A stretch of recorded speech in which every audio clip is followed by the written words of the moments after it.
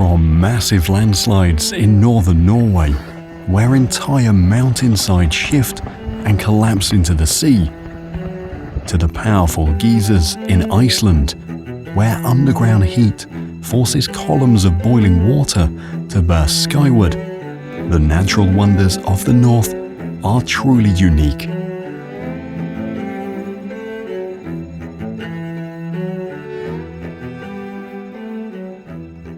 The Nordic countries, Sweden, Norway, Denmark, Finland,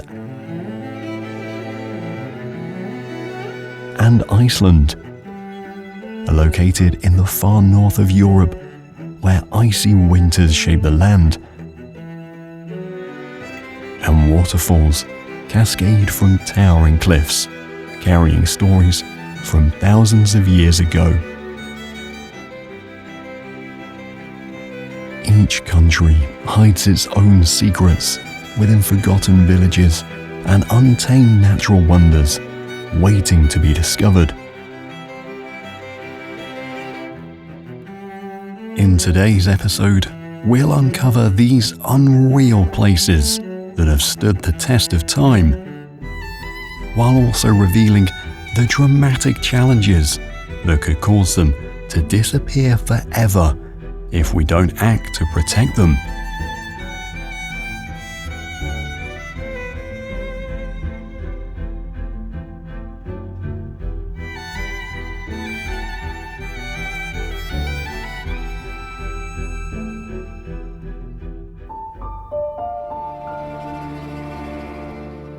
Geological Canyon. This natural wonder is famous for its columnar basalt rock formations and mesmerizing blue-green waters. The rock formations in the canyon are regarded as one of the country's largest collections of land basalt columns.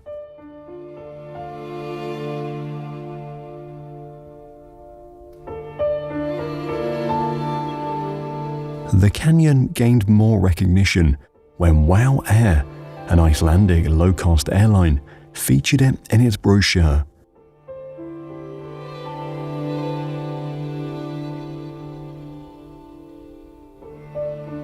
Interestingly, the river transforms into a grey-brown sensation when snow from the area melts in the spring.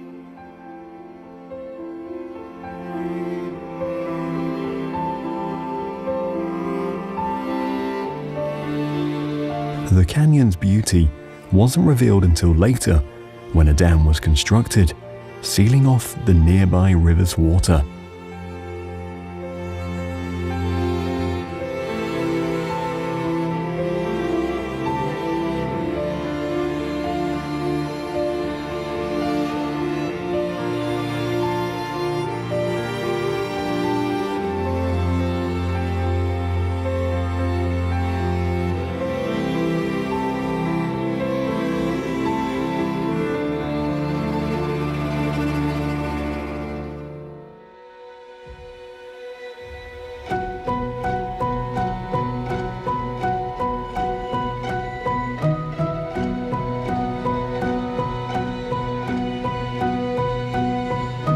On the eastern coast of the country stand the Vestrahorn Mountains.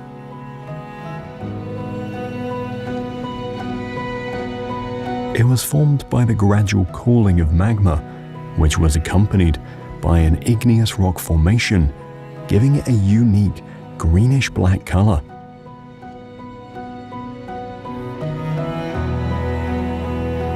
Its stunning features make it an ideal attraction for photographers and enthusiasts.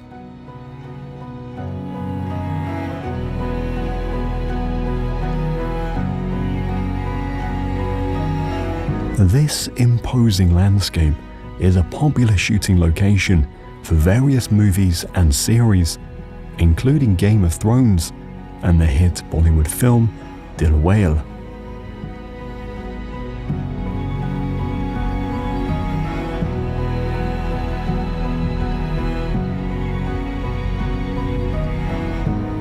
mountains rest in the vicinity of Stockholm Beach. One notable fact about this place is that it serves as the Iceland Air Defense System station to monitor the country's airspace.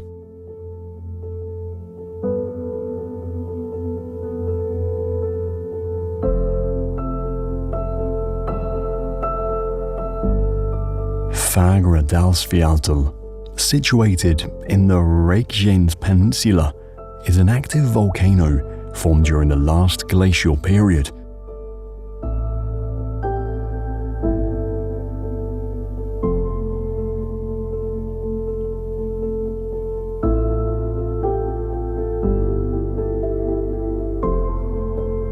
Its flat-topped, steep-sided shape makes it rare among volcanoes worldwide.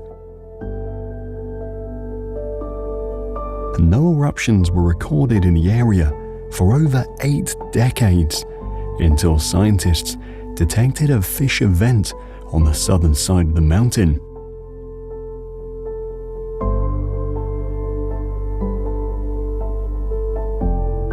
It led to a unique, effusive eruption, suggesting that Fagradalsfjall could eventually transform into a shield volcano.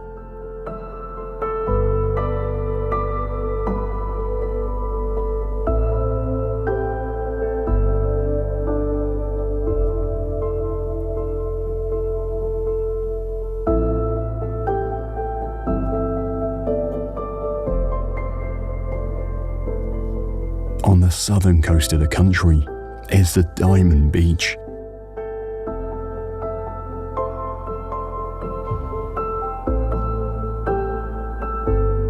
It is renowned for its black sand and the distinctive ice blocks that give the place its name.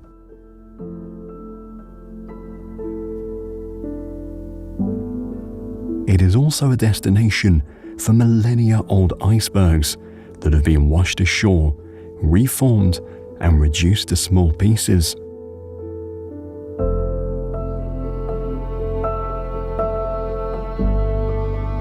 One interesting feature of the beach is its reputation as a popular proposal spot.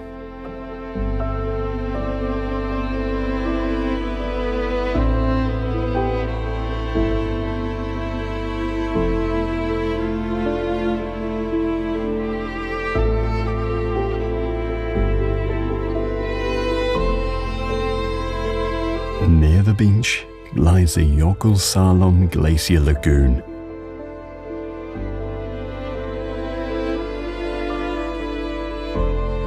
It is a large glacial lake formed by the subsiding glaciers at the edge of the Atlantic Ocean.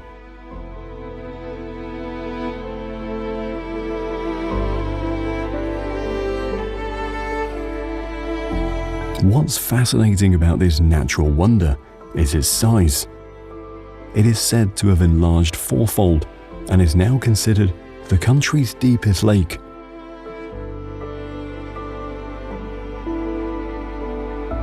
In addition, the site was a location for various Hollywood films such as Batman Begins and James Bond's Die Another Day.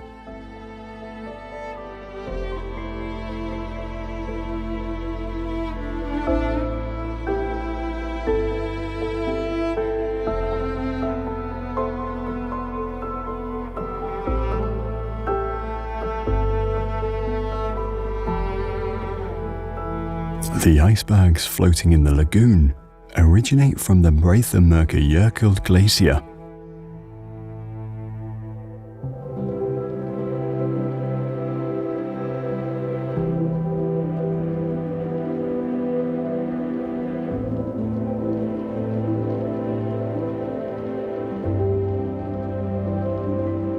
This site is famous for its dramatic scenery, where glacial sheets float calmly in the icy waters.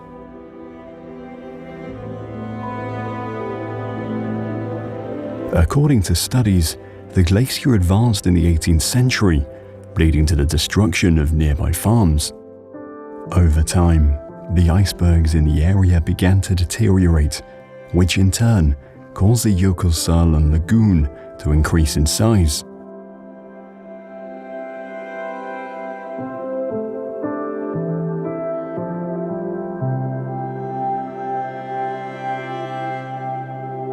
Breiðamerkurjökull is an outlet for the larger Vatnajökull glacier.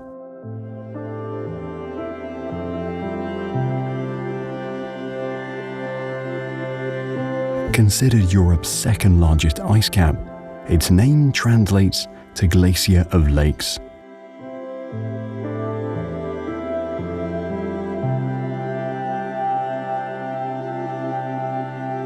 One intriguing story of the ice field revealed the crash landing of a Douglas DC-4, an American four-engined airliner. What makes this place more remarkable is the number of movies and series filmed in its proximity. The glacier served as a setting for the James Bond spy film A View to a Kill and the American reality competition The Amazing Race.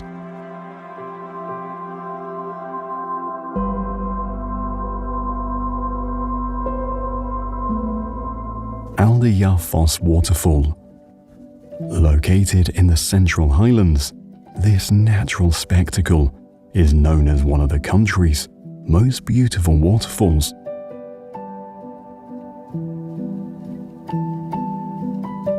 It got the nickname the perfect photographer location for its scenic views and terrain.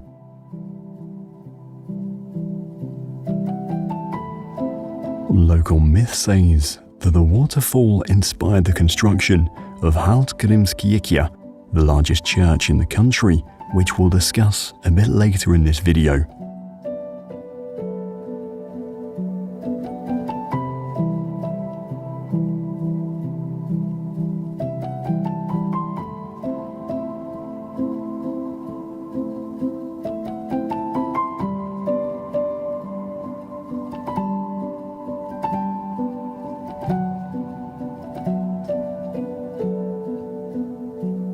The Kvitsirkja Cliff is a stunning sea stack situated in the waters of the Vatnsnes Peninsula. People believe that this monolith was based on an elephant, a rhino, or a living dinosaur.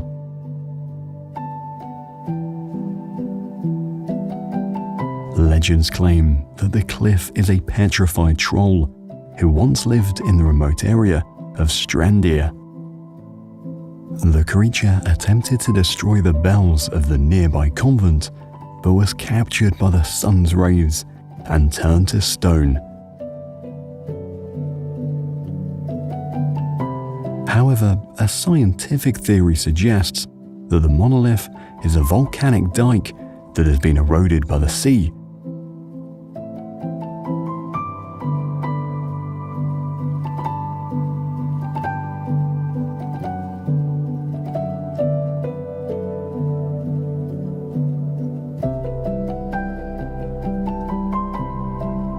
Fjords Canyon, often known as Feather River Canyon, is a striking geological wonder in the southeast of the country.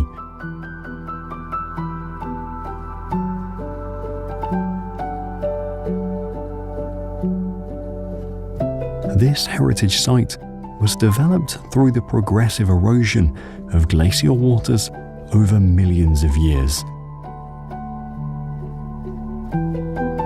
Its popularity increased when Canadian singer Justin Bieber featured it in his music video, I'll Show You. Unfortunately, the spike in tourist activity caused environmental concerns and forced the authorities to close the canyon to visitors.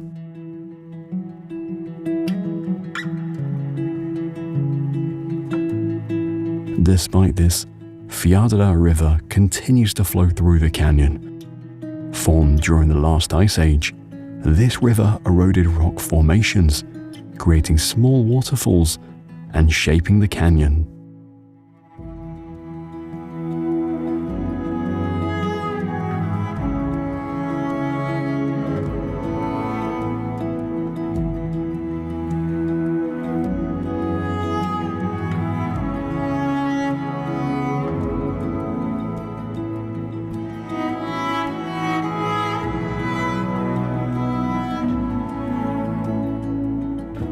Surrounded by glaciers, Lofoten is a composite cone volcano. It was formed by volcanic eruptions dating back to the most recent glacial period.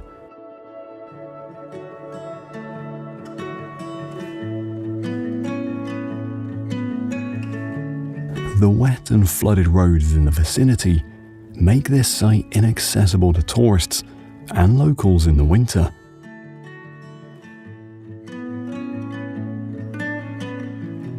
What makes this volcano interesting is its discovery.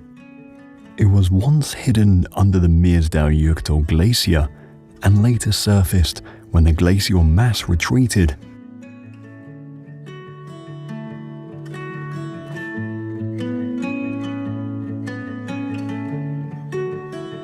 Another notable feature of this terrain is the meaning of its name, Measuring Hill, which is also used by 9 more mountains in the country.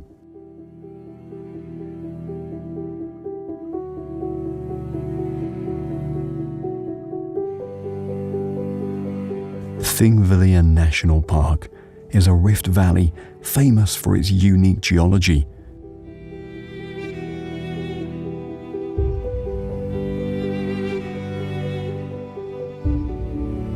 Its name translates to assembly fields, reflecting its history as a site where the country's annual parliament was held.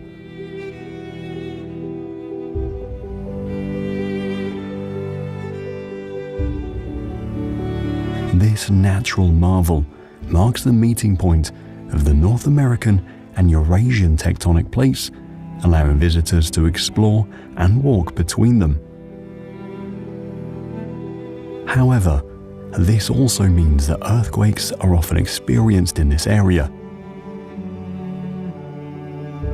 The national park is sometimes referred to as the coin fissure, a nod to the tradition of throwing coins into the cracks. This custom began after King Frederick VIII of Denmark visited the site in the 20th century.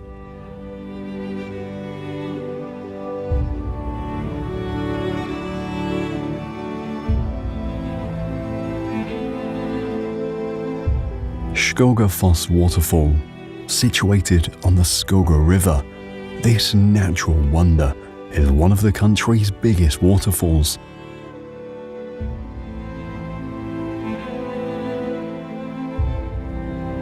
The rainbows formed by the vast amounts of spray in the cascade make it a stunning tourist destination.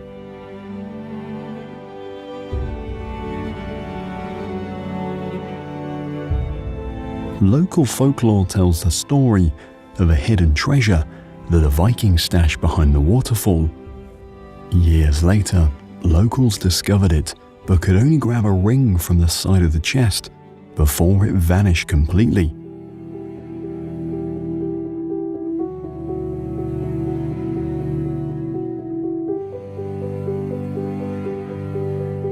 Another interesting fact about the waterfall is that it turned grey over a decade ago when the Eyjafjallajökull volcano erupted and covered it in ash.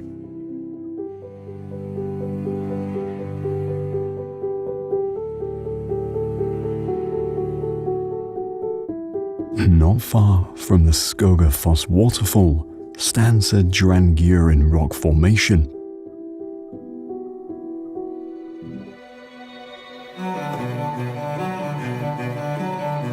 Icelandic legends say that a strong man placed this impressive boulder at its location, turning it into the home of the elves.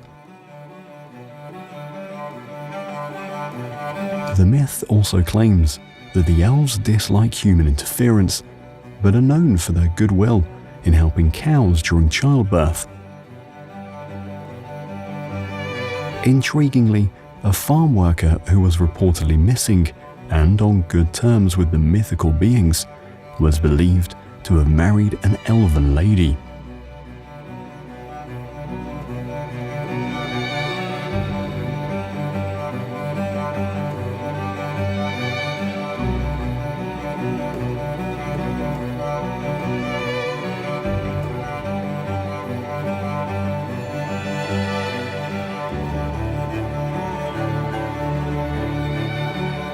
The Blue Lagoon is a widely known geothermal spa situated in a lava field near the Reykjanes Peninsula.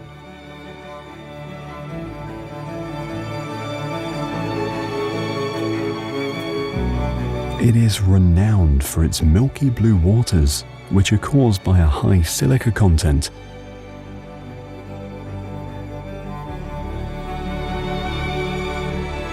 Interestingly, this man-made marvel has proven beneficial effects on psoriasis, a skin disease.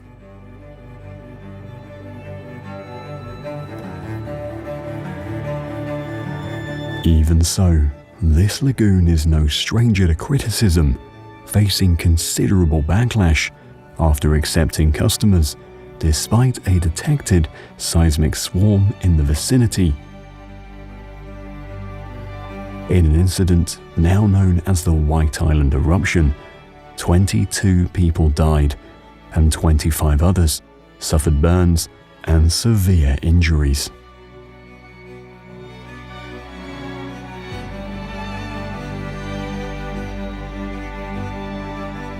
The Geyser Geothermal area is a remarkable place in the southwest of the country. It is well known for its dramatic hot springs and active geothermal features. Within the area's boundaries is the Great Geyser. It was the first geyser to be discovered by Europeans 8 centuries ago. What makes this wonder remarkable is that it only becomes active after strong earthquakes and then remains dormant afterward. Unfortunately, it has been inactive for a period, with eruptions becoming unpredictable and occurring at intervals of up to 16 years. Another highlight of the Geyser geothermal area is the Stroka Geyser. Contrary to its less reliable counterpart, this fountain-type thermal spring erupts every 5 to 10 minutes. One troubling incident at the site involved an artist who once mixed food coloring with the hot spring, hoping to make the eruption pink. The artist was subsequently unwelcome, arrested, and fined.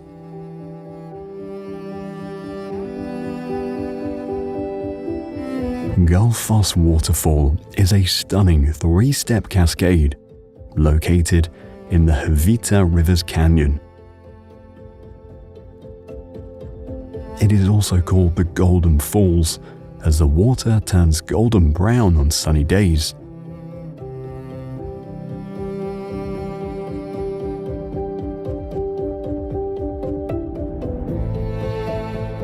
It is notable for its ancient history, which tells the story of the daughter of the waterfall's former owner. The myth claims she threatened to throw herself into the rapids to protect it from exploitation by her father and some foreign investors.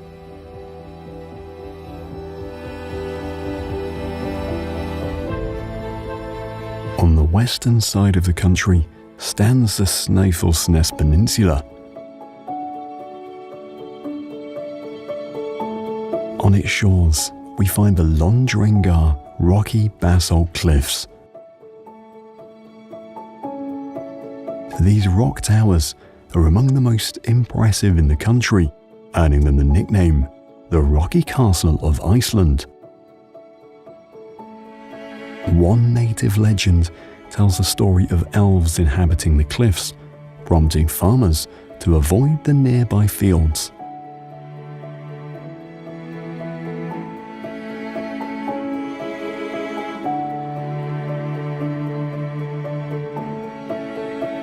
On the same side of the peninsula is the Black Church of Budish.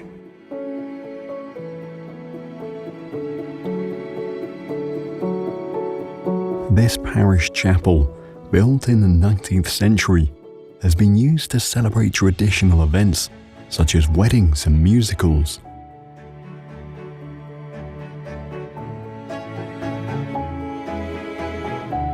What makes the building interesting is the method used to select its construction site. A man spun in circles until he was dizzy, then shot 3 arrows, with the final one determining the location of the construction.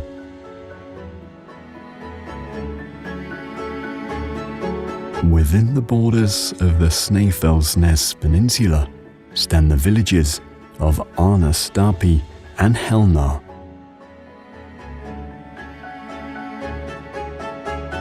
Life in these towns thrived on fishing and trade, making them significant hubs for the country in the past. Unfortunately, economic changes in the following centuries rapidly decreased the population in the area, especially in Helnar.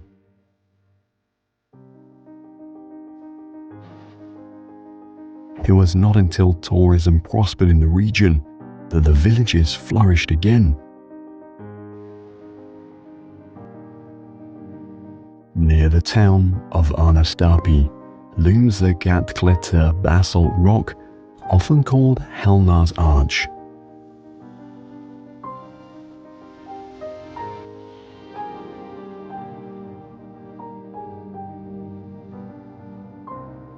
Snæfellsnes Peninsula is also home to the country's most beautiful and photographed mountain, Kirkjafell.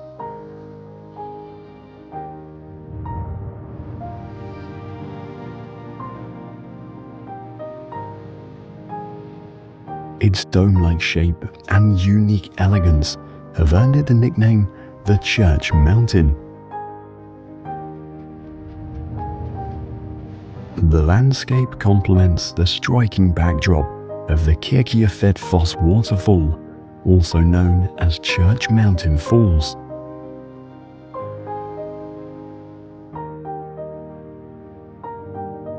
In the past, Danish sailors who visited the area called it names like Sugartop or Coffin.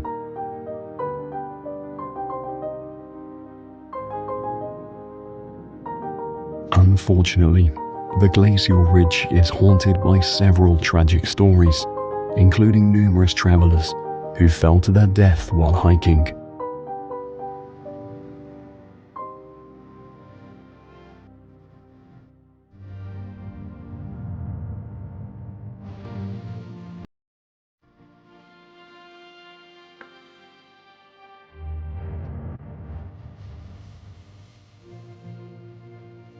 Kirkjafell Mountain forms a small peninsula where Grundarfjörður town is located.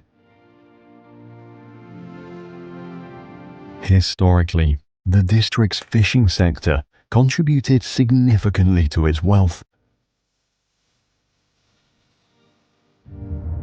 One intriguing aspect of the town is the discovery of ancient artifacts within its territory, highlighting the significant trading activity dating back to the Viking period. The Andi Waterfall is a natural monument situated on the West Fjords Peninsula. It is recognized as the biggest in the region, giving it the nickname Jewel of the West Fjords.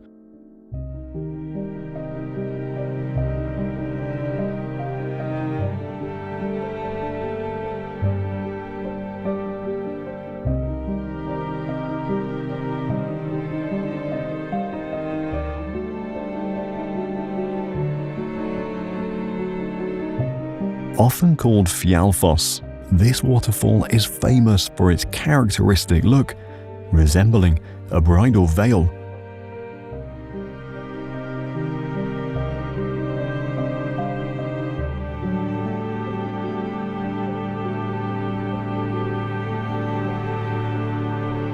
Its local name means thunderous, reflecting the powerful sound of this majestic cascade. Moreover, native myths suggest that a supernatural being resides at this spot.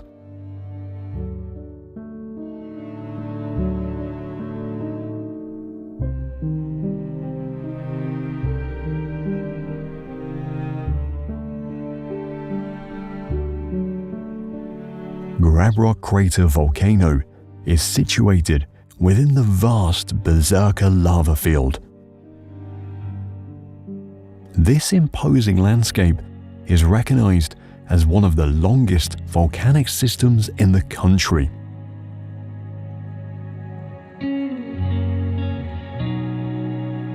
The crater was formed through a fissure eruption that occurred several centuries ago. Interestingly, the crater's name translates to grey pants, which refers to the grass moss on its lower slopes during dry weather.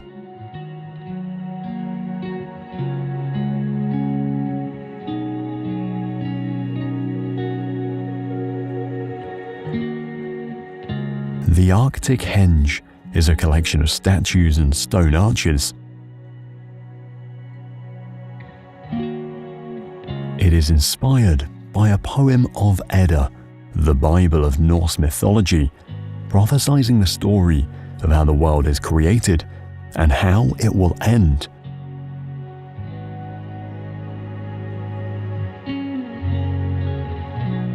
Gothafoss Waterfall, often called the Waterfall of Gods, this serene cascade is remarkably one of the most distinguished natural treasures in the country. What makes this place interesting is the origin of its name. According to local folklore, the Norwegians threatened to invade the country if they didn't convert from the Old Norse religion to Christianity. A law speaker tasked with making the final decision sought guidance from the Norse gods and chose Christianity for the safety of the people. He later threw the statues of the Norse gods into a waterfall, which is now known as Gothafoss.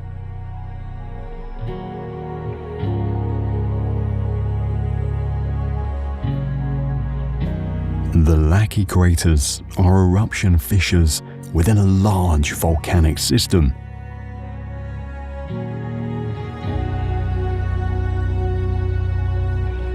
It had the most poisonous eruption in history, lasting 8 months and causing massive damage internationally.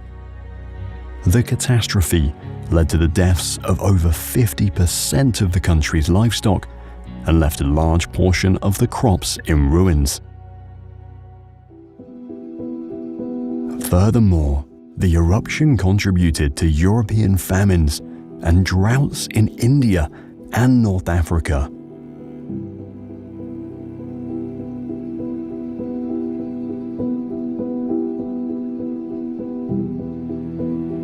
On the southern side of the craters lies the Eldhraun lava field. It is considered the world's largest lava flow, formed during the eruption of the Lackey craters.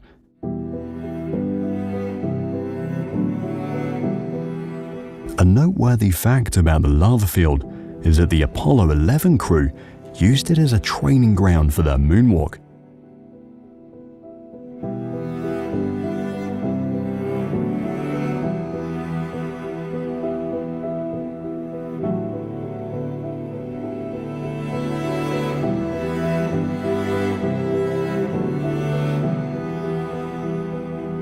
Svartifoss waterfall is famous for its sharp rocks and stunning basalt formations. It was formed hundreds of years ago through solidified lava sculpting itself into pillars.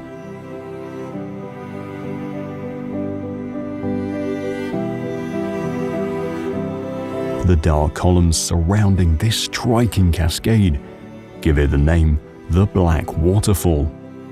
It has inspired various remarkable architectural designs and artworks in the country, including the sculpture Milestones by American abstract artist Richard Serra.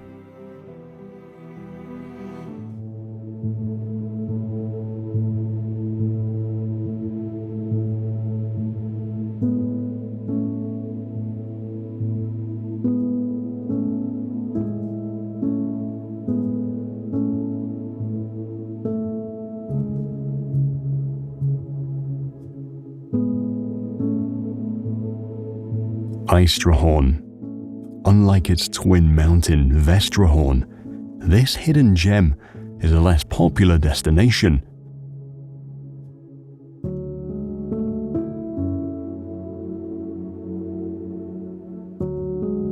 What makes this terrain fascinating is the change in its name.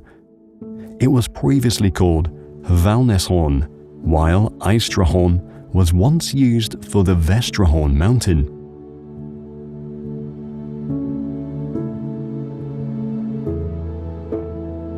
It translates to Horn of the East, highlighting its location in the easternmost part of the country.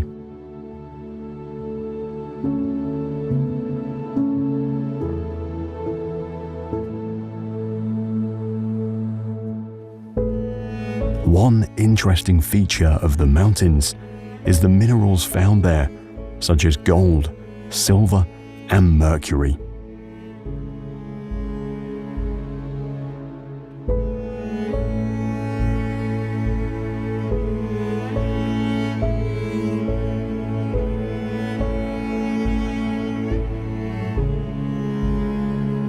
Foss and Granny Waterfalls. These giant wonders, located in the Central Highlands, both originate from the Fossa River.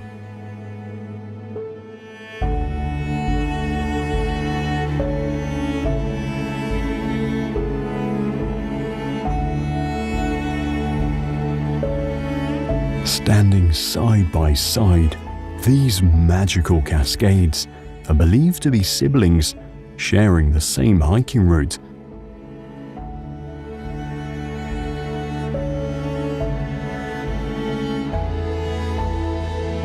Local legends say that a troll once lived behind Hauafoss.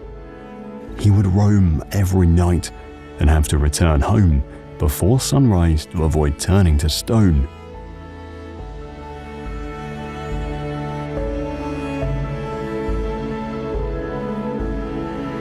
Another version of the folklore suggests that the mythical creature was a female ogre. She once punished a traveler who threw a stone into the falls by dragging him out of his tent at night.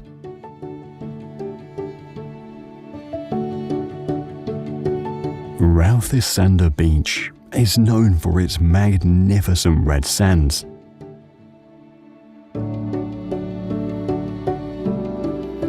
The color changes from yellow and orange to red, depending on the weather and season.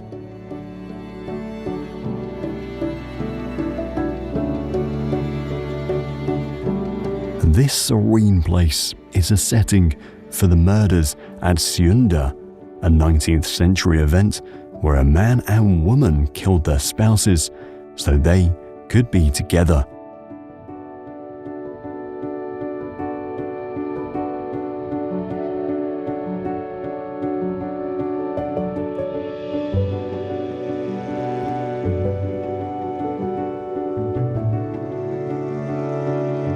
Vestmannaeyjar is surrounded by 15 uninhabited islets.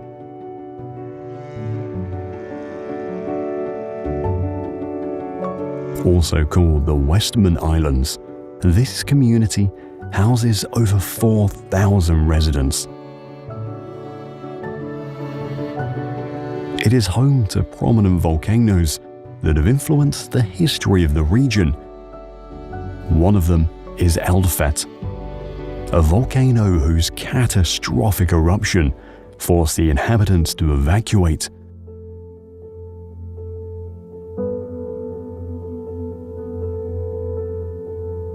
The citizens returned to their homes shortly afterward, refusing to give up the beautiful island.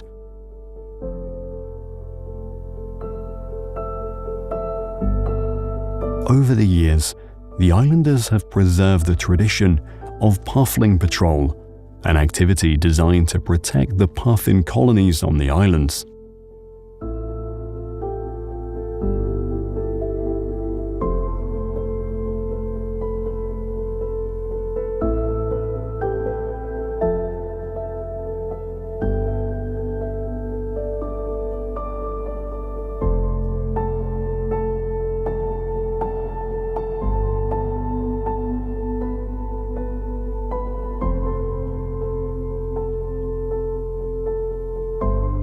One of the amazing sights in the country's southern region is the Seljalandsfoss waterfall.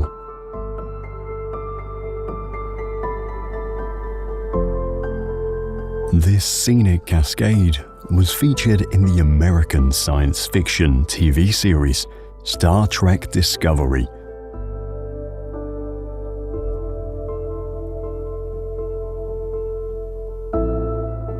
A plan to build a visitor center here sparked controversy and was discontinued, as many feared it would ruin the spectacular view of the waterfall.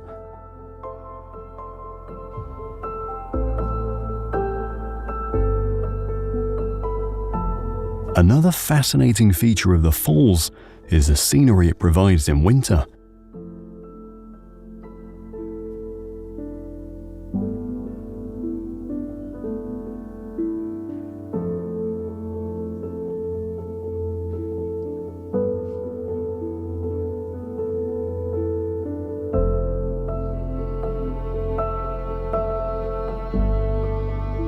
Located on the southern coast is Reynisfjara Black Sand Beach.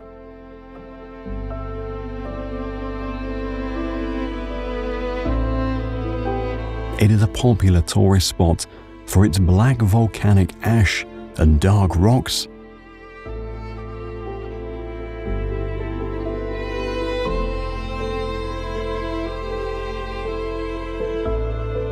Unfortunately, it is considered one of the most dangerous beaches in the country for its sneaker waves. They can appear without warning and are notorious for causing harm, with the latest victim being a Chinese visitor who tragically drowned in 2021.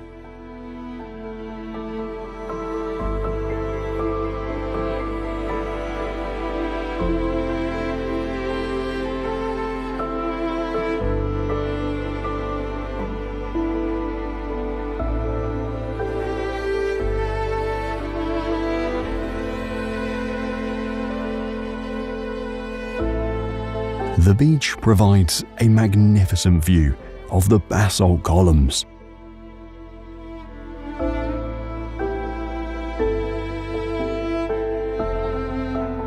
These natural marvels are formed by lava that is cooled after flowing into the nearby ocean.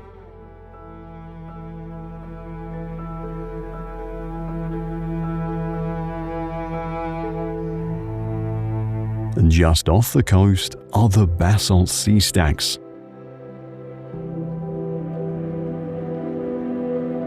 Native myths suggest that these rock pillars were ancient trolls turned to stone by the sun.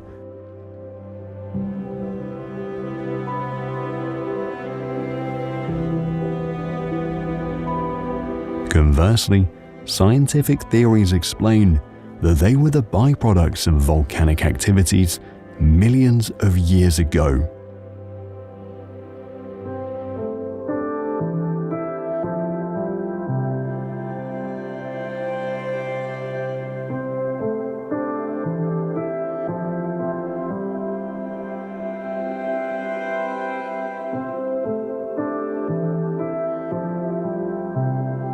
Situated near the Black Sand Beach, Vik Village, also known as Viki Myrtil, offers another angle to see the sea stacks.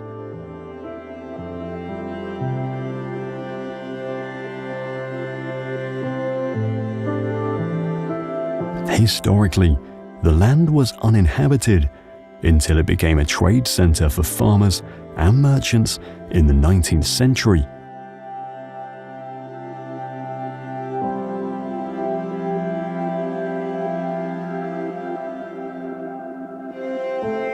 A notable fact about the village is that the US journal Islands magazine once ranked its beach among the top 10 most beautiful on Earth.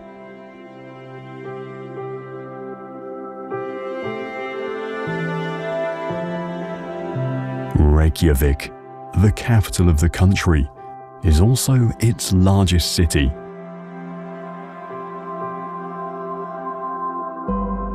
With a population of over 100,000 people, it is a remarkable place, being the center of commerce, fishing, and culture.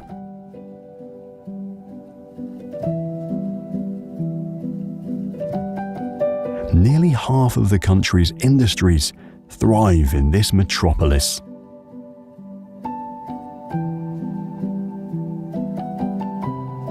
The city showcases the Hallgrímskirkja church.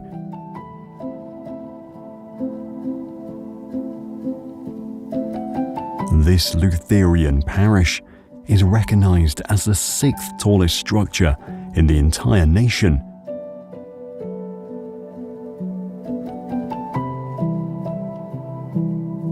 The architects sought inspiration from various landscapes, including Svartifoss and Aldiafoss waterfalls.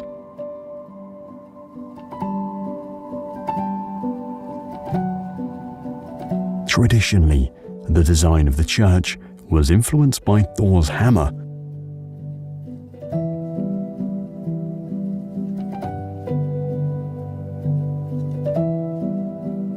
On the city's coast rests the Sun Voyager sculpture. This masterpiece symbolizes the promise of discovery, hope, progress, and freedom.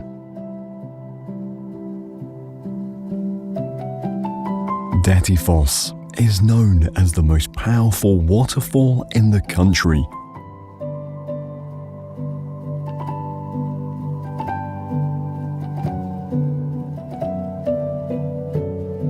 It is often called the Niagara of Europe, signifying its world-recognized beauty.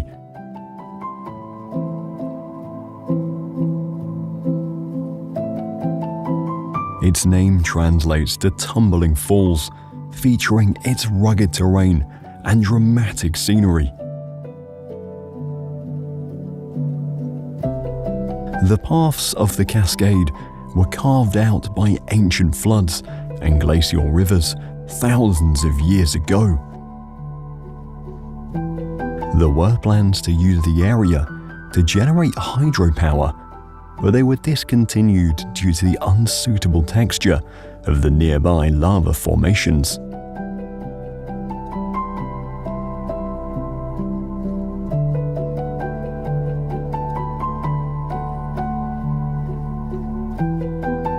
Located on the southwestern edge of the Reykjanes Peninsula is Valanukjamál.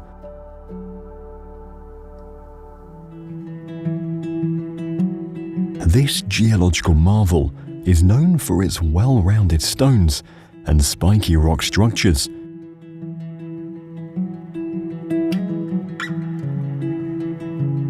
They were formed by powerful storms and extreme bursts of sea waves caused by frequent earthquakes in the area.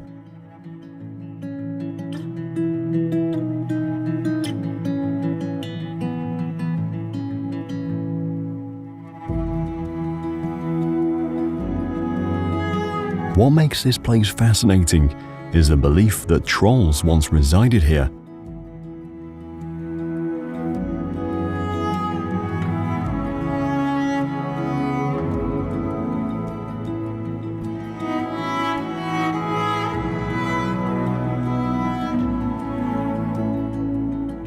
The Lantmannalauja Mountains are known for their impressive peaks. Its abundance of rhyolite, a magma-formed igneous rock, makes this terrain burst with vivid colors.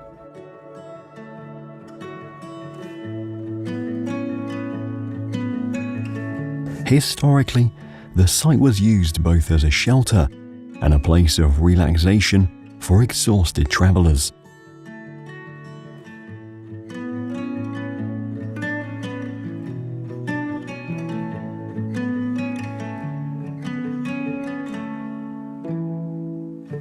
The mountains are home to the Brennisteinssalta, commonly called the Sulphur Wave Crater. This colorful tourist attraction showcases a vast obsidian lava field created by an eruption in the 15th century. Crownfossa Waterfall is a series of creeks and springs cascading out of a vast lava field.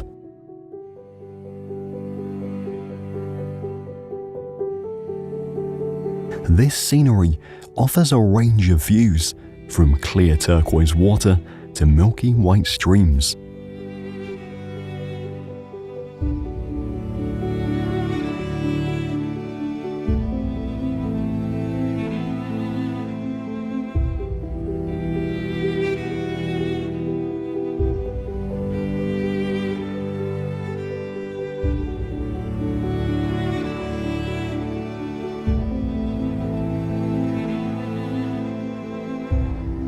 Another gem located upstream along the path is the Barnefoss Waterfall.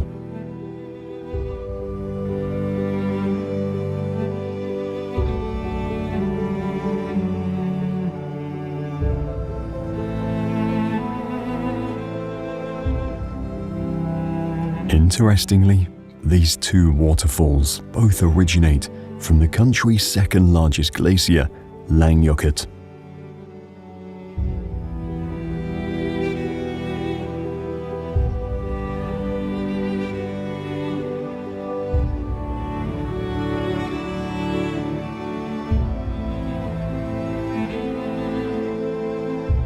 Thorsmork Valley is a mountain ridge situated in the Southern Highlands.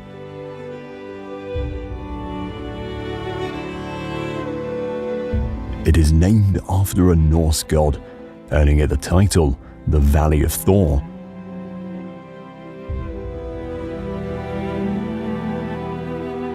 Thorsmork originally refers to the valley, but it is informally used to describe the whole region up to the Eyjafjallajökull Glacier.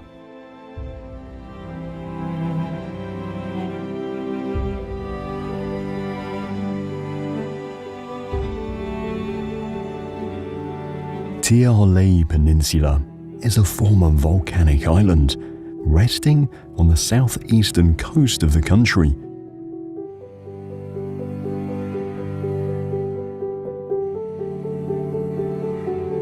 In the past, sea travelers referred to this headland as Cape Portland. What's interesting about this place is that it was created through an underwater eruption dating back to the last ice age. The island, believed to be a century old, is a safe habitat for puffins and seabirds.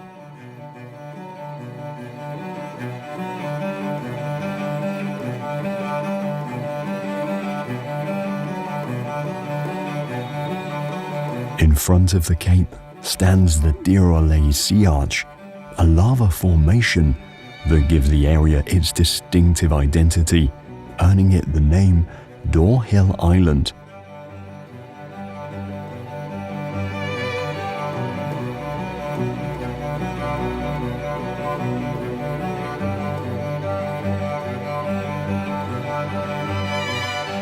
Overlooking the Atlantic Ocean and the Sea Arch is the Tíðarley Lighthouse. Built in the 20th century, this castle-shaped structure is believed to have once hosted a rental suite, which is unfortunately closed now.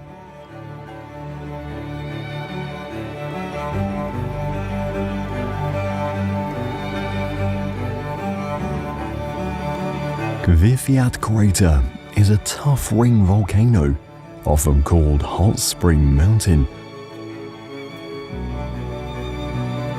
It last erupted several millennia ago and covered the nearby terrain with ash, leaving the surrounding vegetation fragile.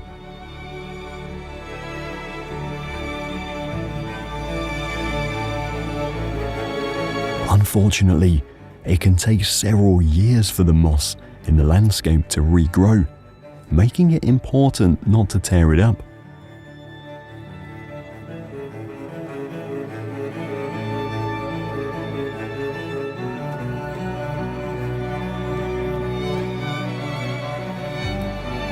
Just near the crater lies the shallow lake of Mývatn.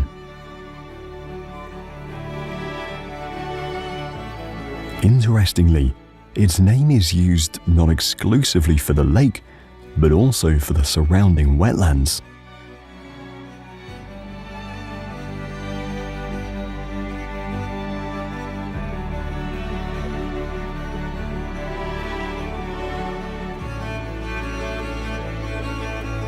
On the lake's northern part, the Krabla volcanic system stands as a dominant key point.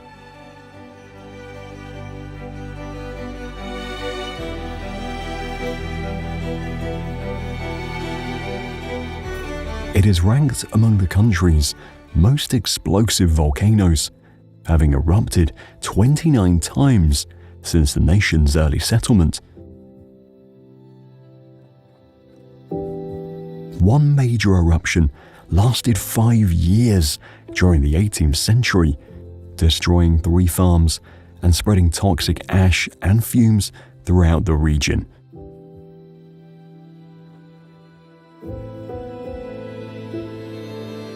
But miraculously, no one was directly killed in this natural phenomenon, now known as the Mývatn fires. One of the most magnificent outlets in the Krabla volcanic system is the Viti crater lake.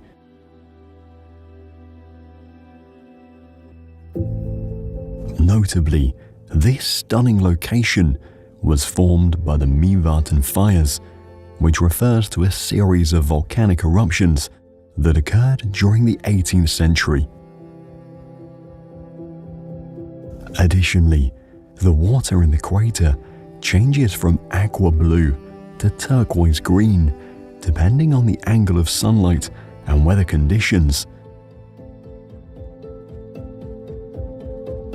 Just a few kilometers away from Viti Crater Lake, you'll find Kuvirish at Njalmafet.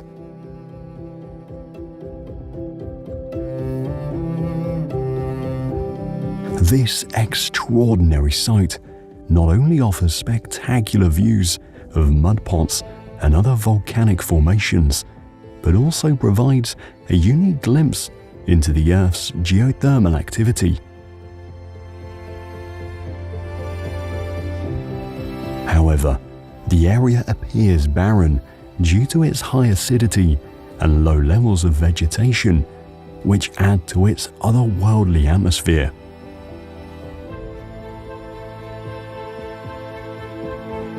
Moreover, a geothermal power plant built nearby has sparked debate, with NGOs raising concerns about its potential negative impact on the environment.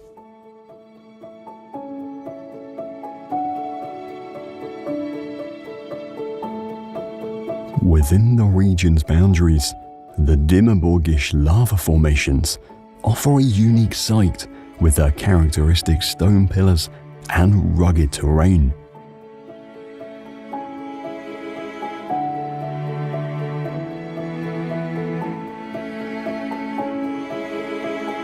These rock landforms, commonly called dark castles, were formed through numerous volcanic eruptions over the centuries.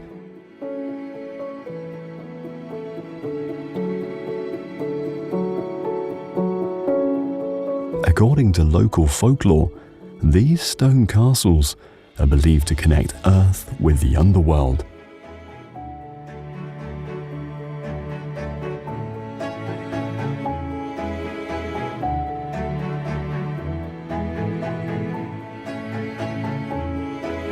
Another myth suggests it is the place where Satan created the labyrinths of hell.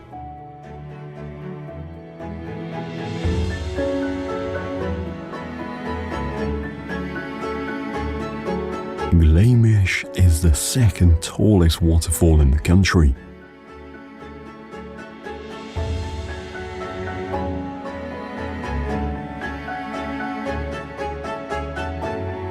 It was once recognized as the most towering cascade in the nation until it was surpassed by another waterfall over a decade ago.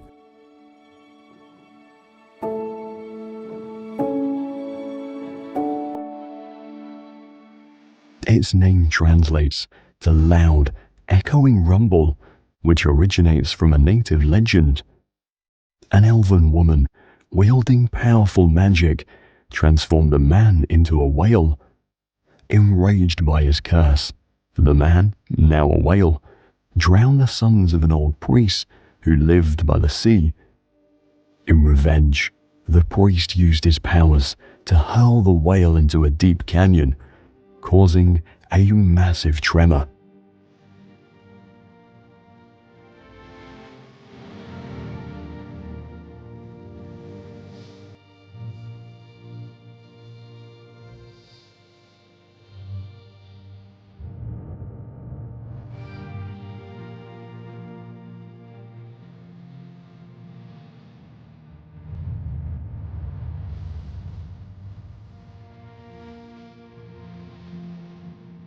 Gyeoin Valley is another wonder known for its ponds, cascades, and imposing ravines.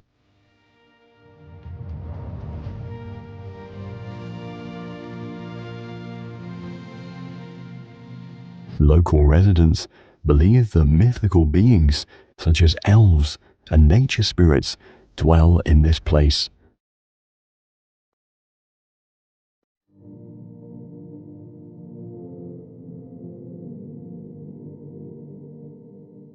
The valley is also home to lava caves, columnar basalts, and spectacular volcanic rocks.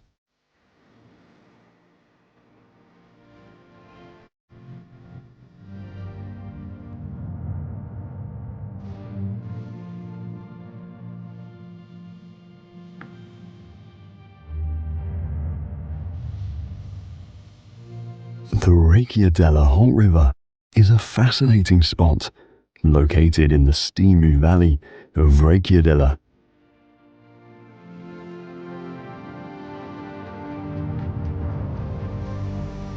Its beauty is linked with danger as it caused severe injuries to a tourist in April 2017.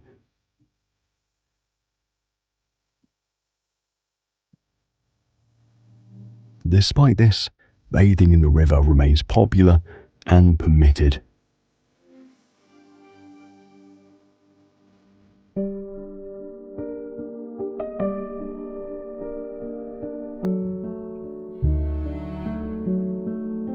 Kvernafoss Waterfall offers a scenic view of the tall cliffs and lush greenery that surround it.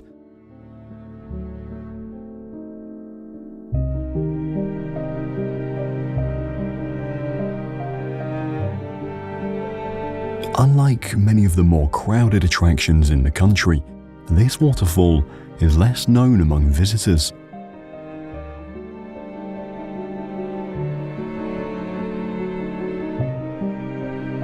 In the summer, the trail behind the falls opens up, providing unique angles and perspectives of the waterfall.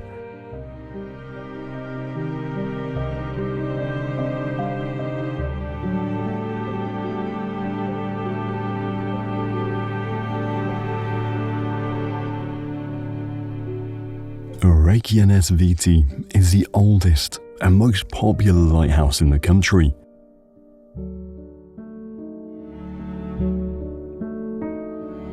The lighthouse is overseen by the Icelandic Maritime Administration, which is an organization responsible for the country's maritime security.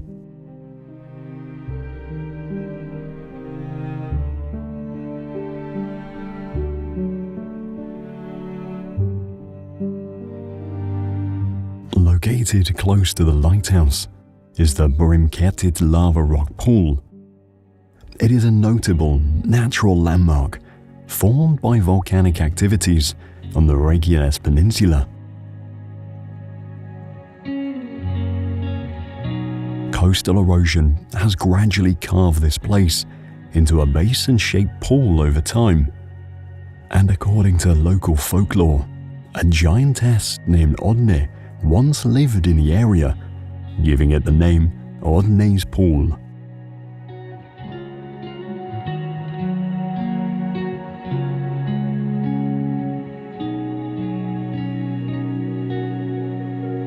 Kerith Crater Lake is a geological marvel situated in the Grimsness volcanic system.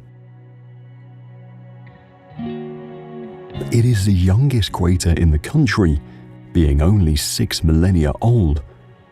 This location is famous for its striking red volcanic rocks, which are due to the rare minerals found in the region.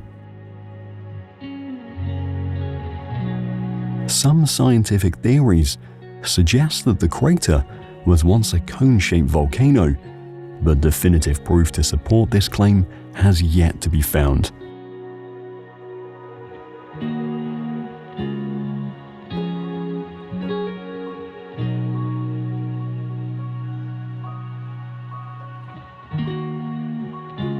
Hengifoss Waterfall. It originates from the Hengifossa River and is known as the third tallest fall in the country.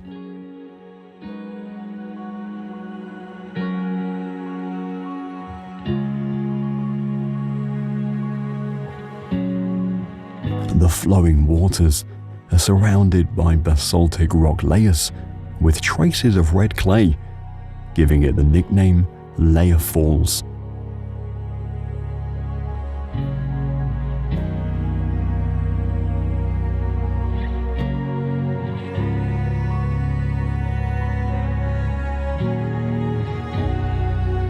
A traditional myth from the Cascade region tells the story of two men who witnessed a group of elves singing a hymn in this mystical setting.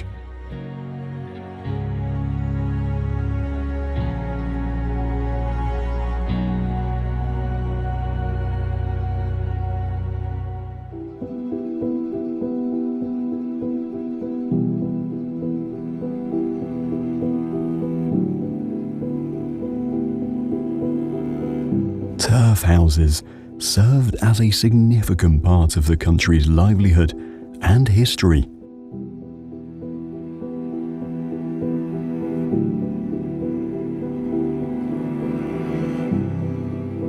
These semi-underground habitats consist of grassy roofs, flat stone foundations, and doors made of birch or driftwood.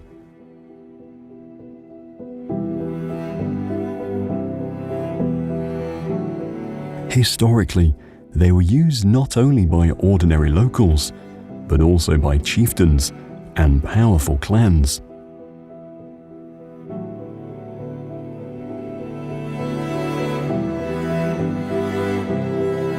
First developed by the Vikings in the 9th century, its style and appearance evolved from longhouses to small, interconnected buildings.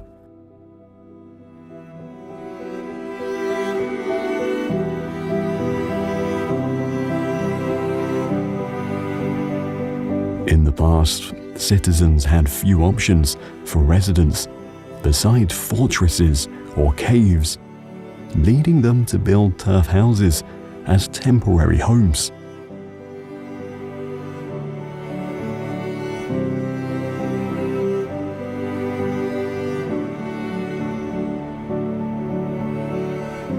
Due to the constant maintenance required to keep the structures in good condition, it became typical to abandon them and construct new ones in different locations.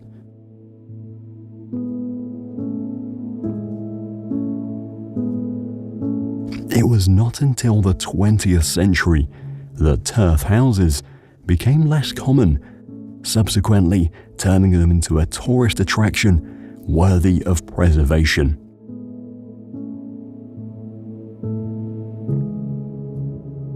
Today, turf houses are being restored and revived, combining modern design with traditional techniques.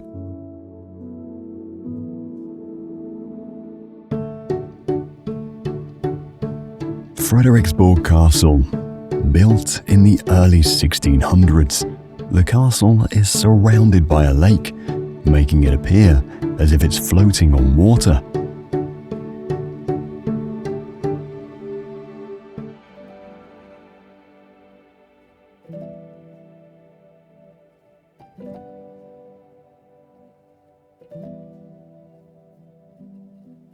Originally constructed as a royal residence, the castle was nearly destroyed by fire.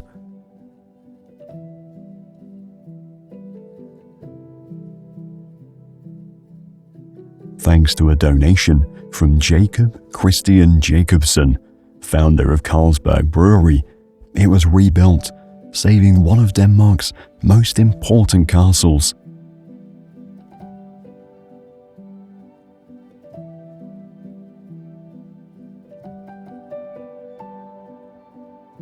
One thing that really impresses visitors is the beautiful gardens around the castle.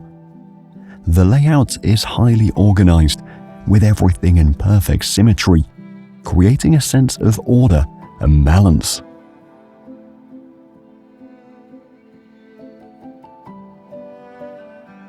Together, the castle and its gardens create a peaceful and grand atmosphere and a breathtaking view for anyone visiting.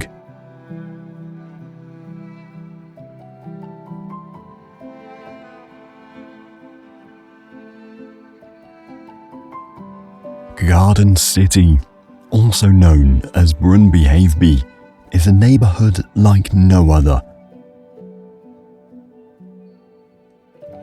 This is one of the very few places in the world where homes are arranged in perfect circles.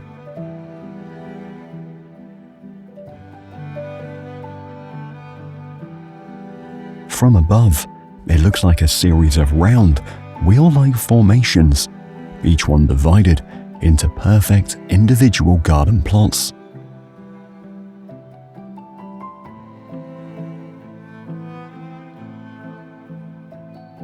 It was designed to encourage social interaction and give people the feeling of living in harmony with nature.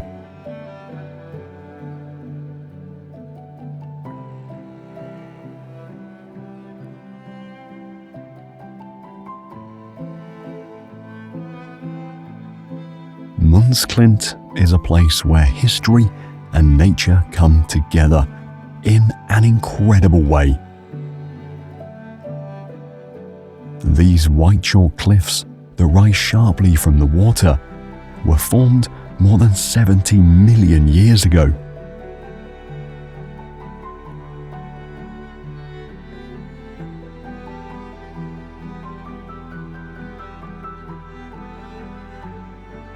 Every year, wind and waves erode the cliffs, slowly breaking off pieces and revealing new parts of the chalk. The beech forest that surrounds the cliffs adds even more to the area's natural beauty, making it a great place for hiking and exploring.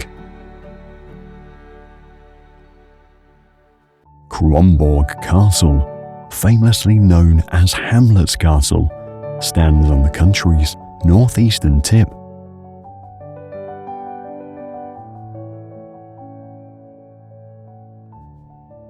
This castle was built in the late 16th century by King Frederick II and has served many roles throughout its history.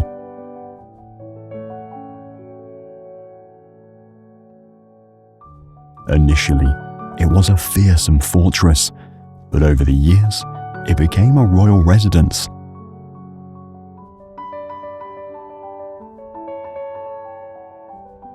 One of the most interesting facts about Kronborg Castle is its connection to William Shakespeare's famous play Hamlet. Although it's uncertain if Shakespeare ever visited the castle, the setting of Elsinore in Hamlet is based on Kronborg.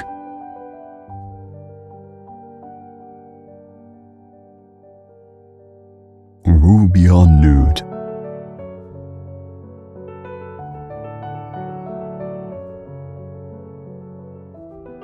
This lighthouse, built in 1900, stands near the edge of a cliff in the northwest corner of the country.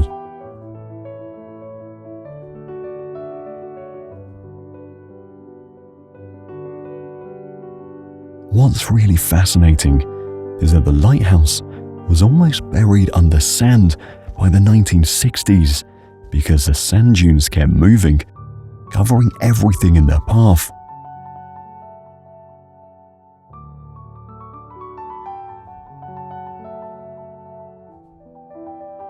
Despite being abandoned in 1968, the lighthouse became a tourist attraction.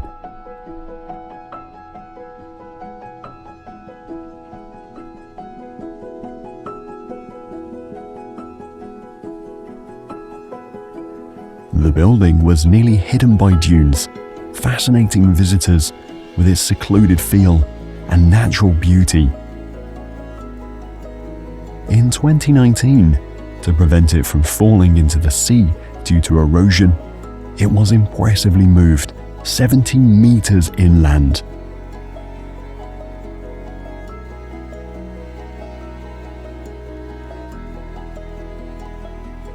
Skagen. This unique spot is where two seas, the Baltic and the North, meet but do not mix. Instead, they crash into each other right before your eyes, creating a line of swirling water that's clearly visible.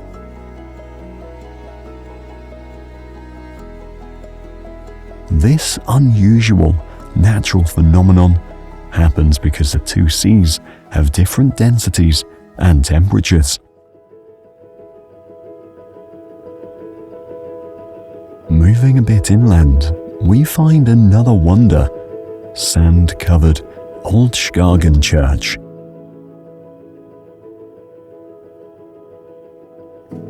Originally built in the 14th century, it was once the largest church in the region.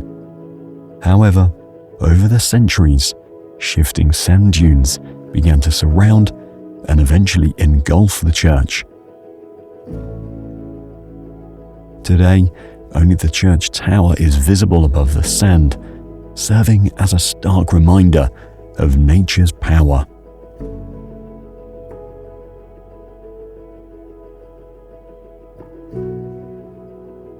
Copenhagen, the capital of Denmark, is home to over 600,000 people and sits on the eastern coast of the island of Zealand. The city is famous for being one of the happiest in the world, where the quality of life ranks exceptionally high.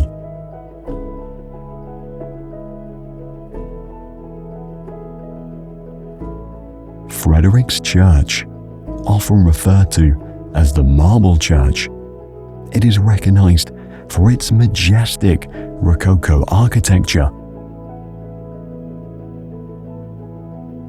Construction started in 1749, but came to a halt in 1770 due to budget cuts.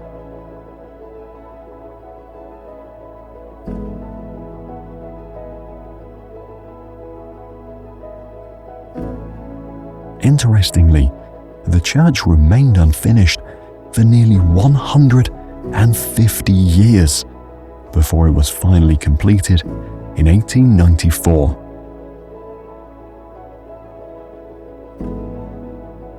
Rosenborg Castle stands proudly, built in the 17th century by one of Denmark's most famous kings, Christian IV. This castle has witnessed over 400 years of history.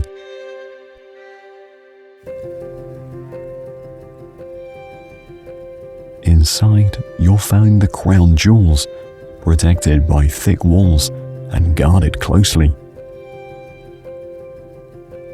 These jewels are still worn by the Queen of Denmark on special occasions, connecting the past with the present in a very real way.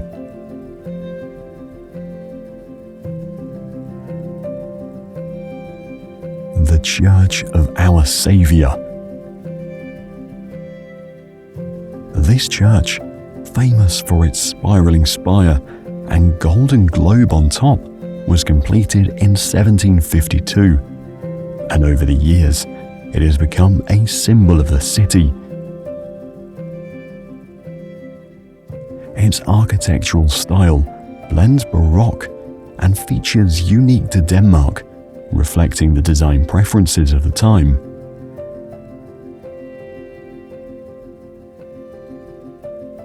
While many churches have bells that ring for services or special occasions, the Church of Our Saviour has a carillon with 48 bells, making it one of the largest in Denmark.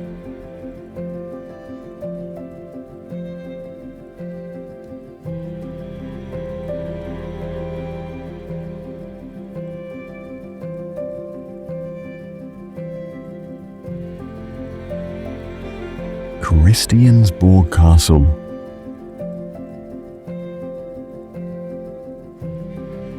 This castle is where the Danish Parliament meets, the Prime Minister works, and the Supreme Court makes big decisions.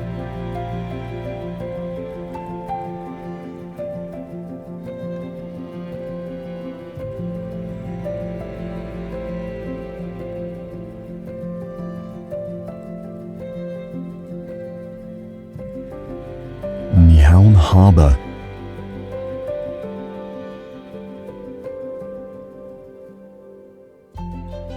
This harbour is famous for its bright, colourful houses lining the waterfront, which are hundreds of years old. One of the most interesting houses in Nyhavn is number 9, which is the oldest house in the area, dating back to 1681. This area holds a special connection to Hans Christian Andersen, the famous Danish fairy tale writer. He lived in Nyhavn for many years and wrote some of his famous stories, like The Tinderbox and The Princess and the Pea, while living there. Originally, this place was a busy commercial port where ships from all over the world would dock. Today, it is transformed into a bustling area full of restaurants, cafes, and a favourite spot for both locals and tourists to gather.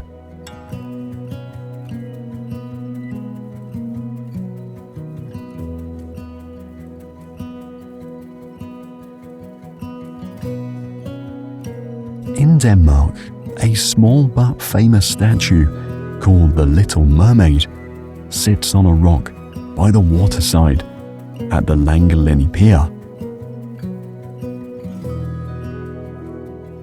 The story behind the statue is linked to the fairy tale written by Hans Christian Andersen. This fairy tale tells the story of a sea mermaid who gives up everything to be united with a young, handsome prince on land.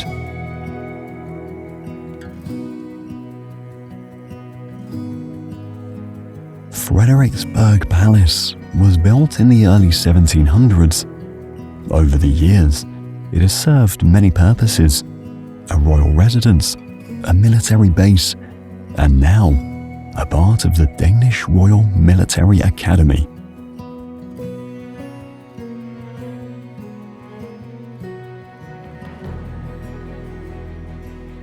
One of the most striking features of Frederiksberg Palace is its Baroque architecture, which stands out with its grand style and detailed decorations.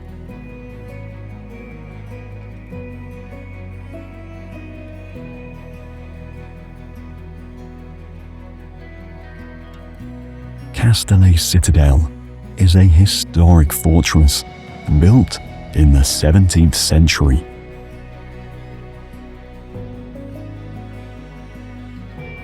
One of the most interesting features of Kastellet is its layout. The design is like a star with 5 points, which was a popular style for military fortresses built during this period.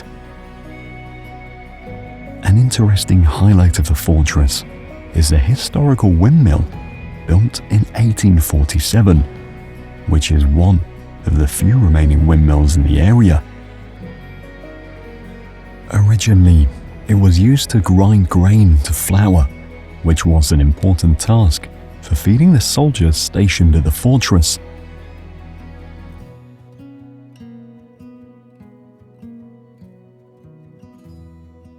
Hammershus Castle. It is the largest medieval fortress in Northern Europe, and its walls hold stories from as far back as the 13th century. This castle was built around 1250 as a stronghold to protect the interests of the Archbishop of Lund. Over the centuries, it has seen numerous battles and sieges as different rulers and nations fought to control this strategic point.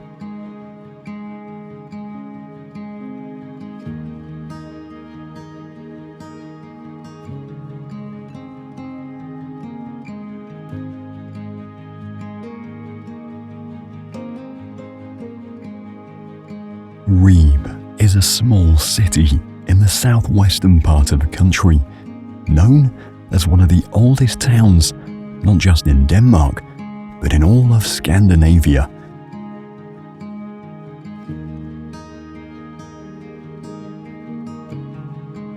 Records tell that people have lived in Ribe since around the year 700.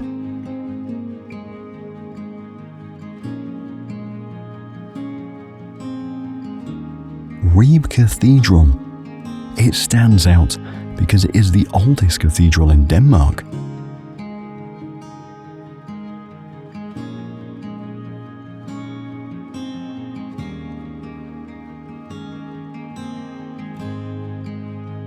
Aarhus Cathedral. Constructed in the 1200s, this cathedral is a masterpiece of the Romanesque and Gothic architectural styles.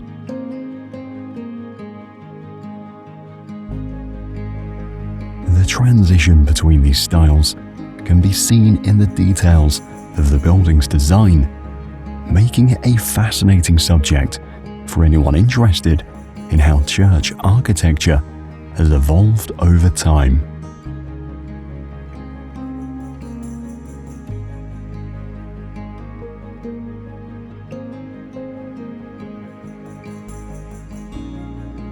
The Infinite Bridge isn't just any bridge, it's designed to be an art piece.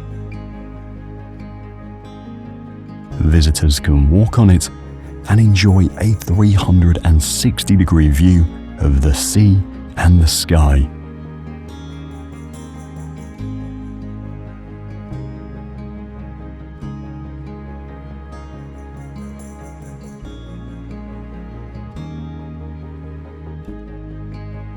One fascinating aspect of the Infinite Bridge is that it stands where there used to be an old wooden pier back in the 1800s.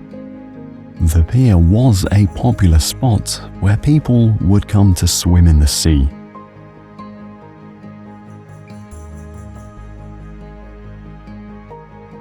The Faroe Islands are a group of islands in the North Atlantic Ocean. They are part of the Kingdom of Denmark, even though they're closer to Scotland and Iceland than to Denmark.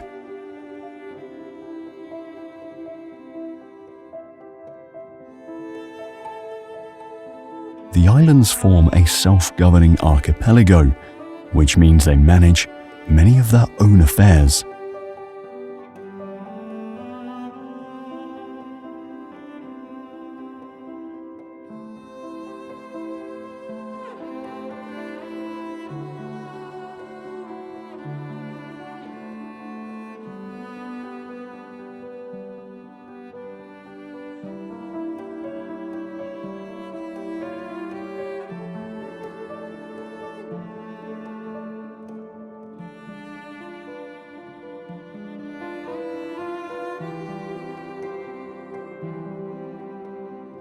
Tucked away behind high mountains, Gussadella is a small village that for years was one of the most isolated spots in the Faroe Islands.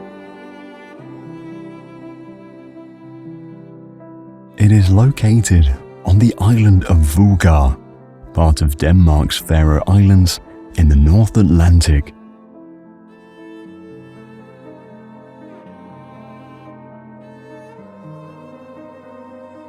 This remote village is known for its enchanting atmosphere and the dramatic Møllefossa waterfall, which plunges directly into the ocean.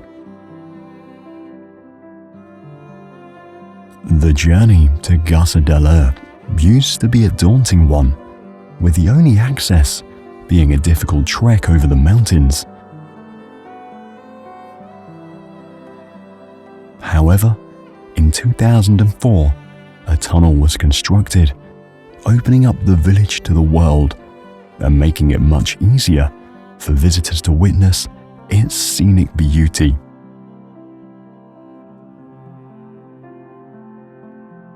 Mikladala village.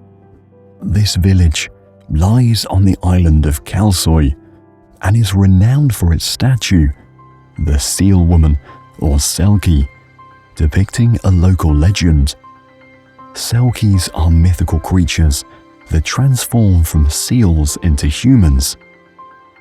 The statue tells the story of a Selkie who, after being forced to marry a local man and start a family, eventually finds her hidden seal skin and escapes back to the sea, longing for her true home.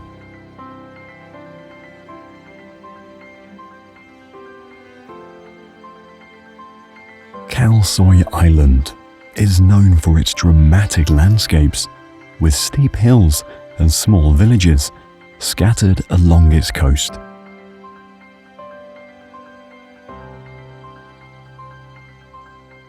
The island is famous for the Kalla Lighthouse, which stands on a high cliff overlooking the sea.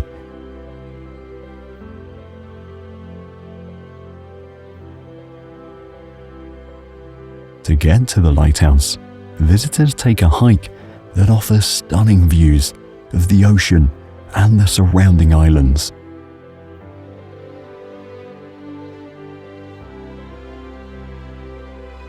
One of the most fascinating things about Kalsoy is its small population.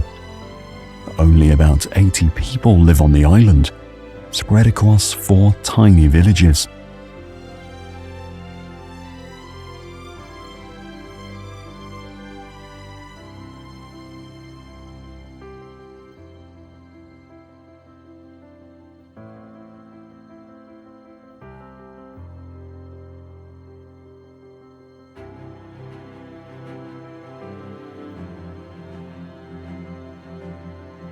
This small community relies on a single main road that runs the length of the island and a ferry that connects Kalsoy to other parts of the islands.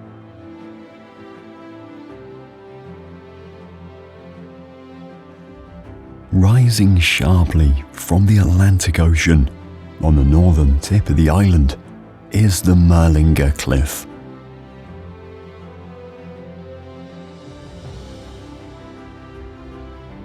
The cliff has an unusual point that many say looks like a bird's beak jutting out into the ocean. Reaching the cliff requires a tough hike with rocky paths and sharp edges, offering more and more expansive views as you climb.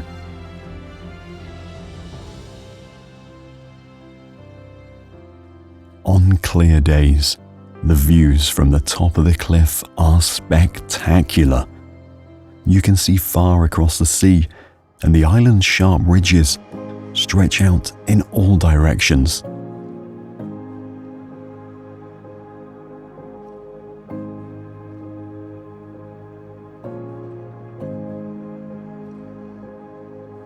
The Witch Finger, or Troskonafinger, is one of the tallest freestanding sea stacks in the Faroe Islands.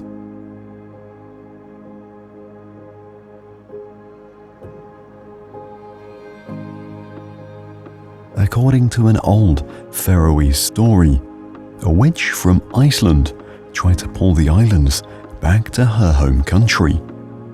but was caught by the sun and turned to stone, leaving behind this towering finger as evidence of her failed attempt.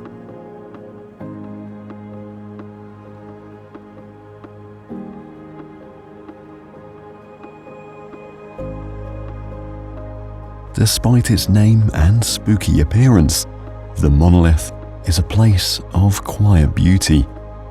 The contrast between the rock's sharp, pointed shape and the smooth ocean below leaves a lasting impression on those who visit.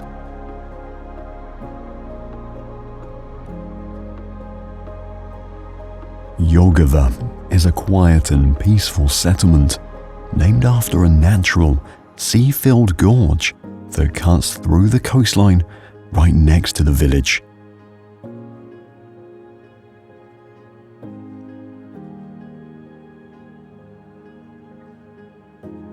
This long, narrow gorge has served as a natural harbour for centuries, providing a safe place for fishermen to dock their boats.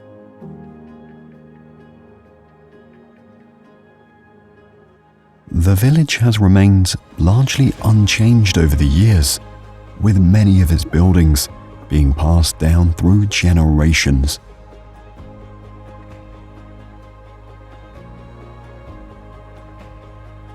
Despite its remote location, Jorgava attracts visitors who want to experience the simplicity of village life.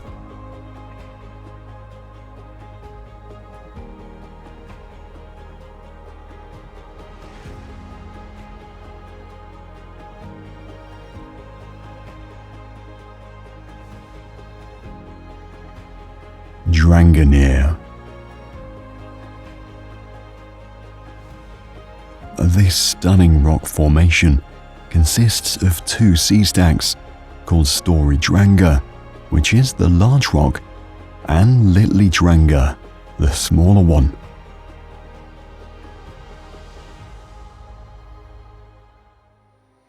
What makes this place iconic is its massive arch, which looks like a giant stone gate rising out of the ocean.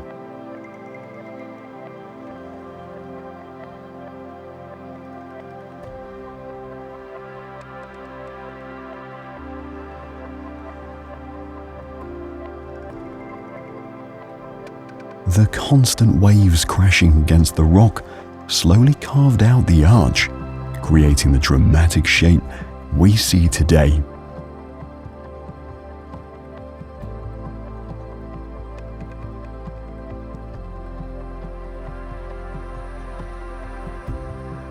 This arch is so large that small boats can pass through it.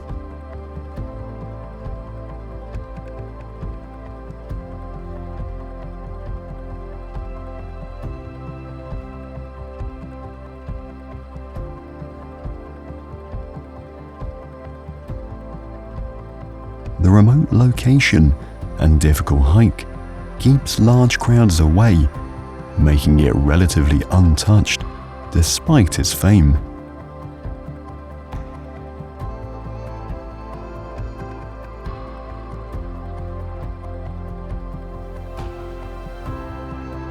As you admire the towering sea stacks, it's hard to miss the nearby islet of Tindholmer.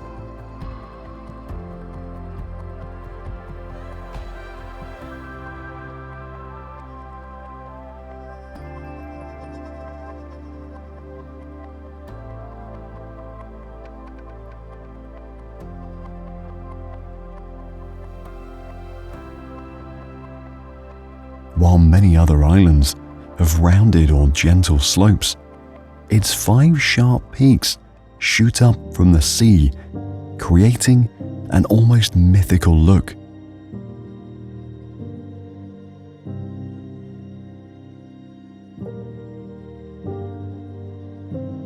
The name of the islet comes from the Faroese word tind, which means peak, making it clear that the peaks define this island.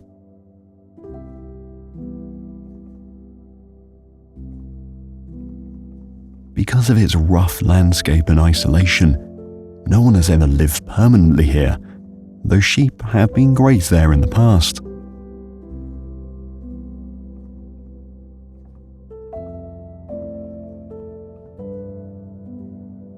Saxon is a small village set in a deep, quiet valley surrounded by tall mountains.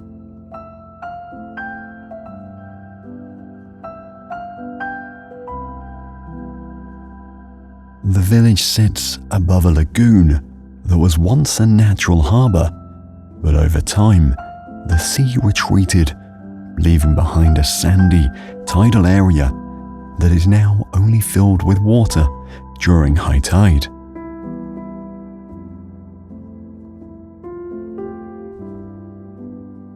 The area itself is made up of traditional Faroese houses, many of which have turf roofs.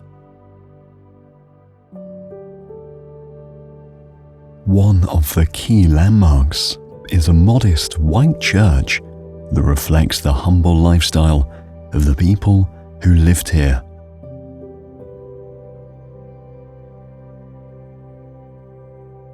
Visitors often take trails that lead to higher ground, where they can see the sweeping views of the valley, the lagoon, and the Atlantic Ocean in the distance.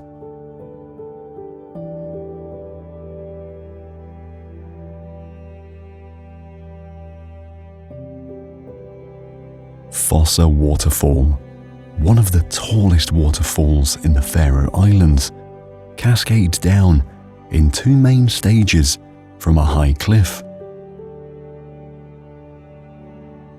The upper stage of the waterfall flows into a pool, and from there, the water continues down to the base of the cliff. When there's heavy rain, the waterfall becomes even more powerful, with water rushing down the rocks with great force.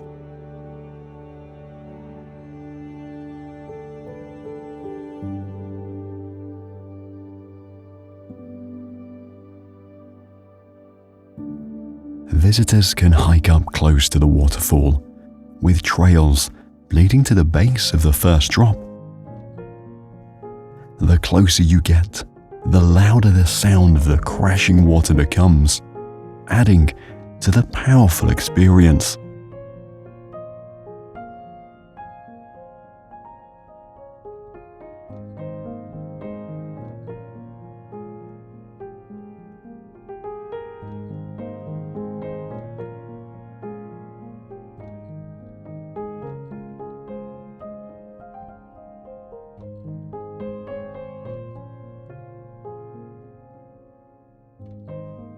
Klakka is a mountain known for the combination of easy access and incredible scenery, setting it apart from many other peaks in the region.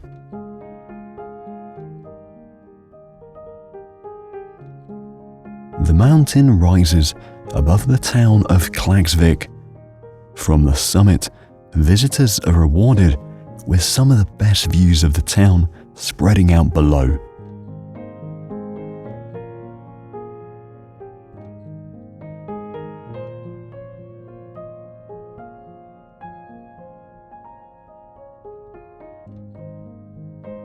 Klaksvik's location, nestled between two fjords, with the water on both sides of the town, makes it feel almost like an island itself. The second largest town in the islands, known for its strong fishing industry, has provided safe passage for fishing boats for generations. Tjörnavik is one of the oldest villages on the islands, with traces of Viking burial sites, which shows how long people have lived in this area.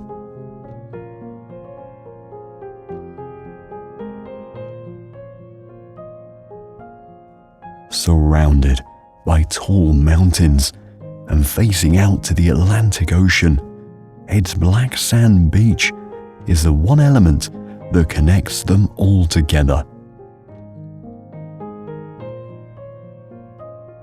While it may seem isolated, the beach has been an important part of the village for centuries, providing access to the ocean for fishing.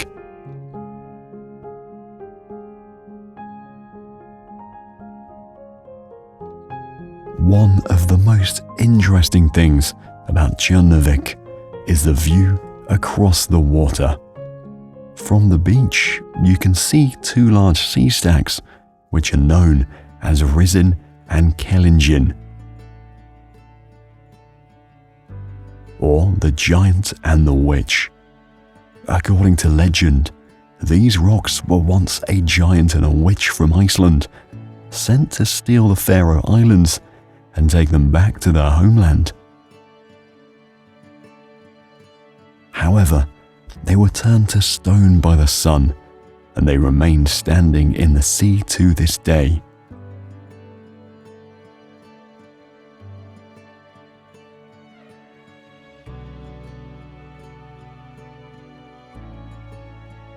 Mykines Island is a place where nature reigns. The island is small and isolated, with only a few people living there year-round, and visitors who come to experience the untouched nature and the peaceful atmosphere.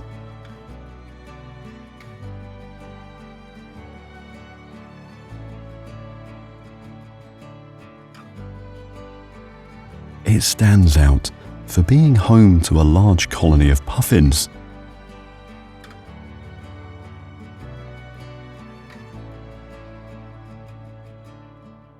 These puffins dig burrows into the steep cliffs and return each year to breed, making Mykines a lively spot during the summer months.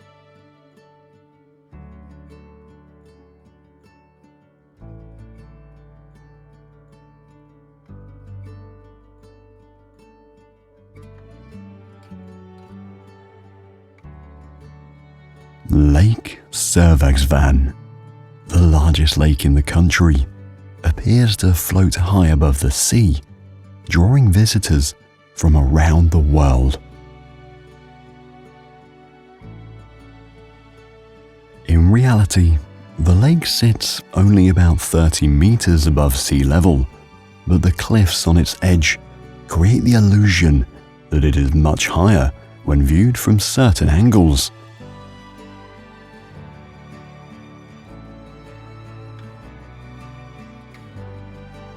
The lake stretches inland, surrounded by rolling hills and rocky terrain, and eventually flows into a waterfall called Borsdalafossa, dropping straight into the Atlantic Ocean below.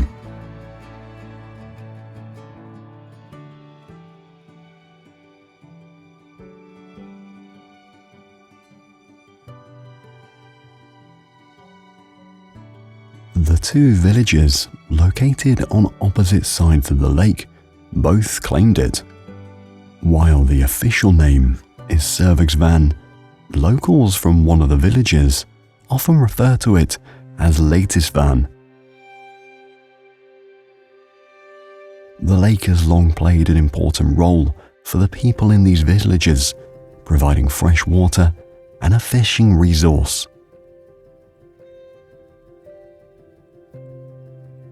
Surrounded by towering mountains and a fjord, Funningur is a quiet and peaceful place that feels far removed from the busy world.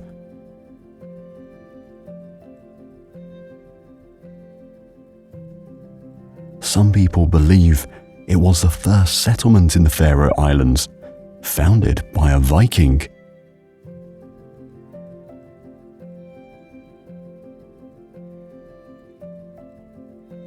One of the most popular hikes there leads to Slættaratinda. From the top of the mountain, hikers are rewarded with incredible views of the surrounding islands and the Atlantic Ocean.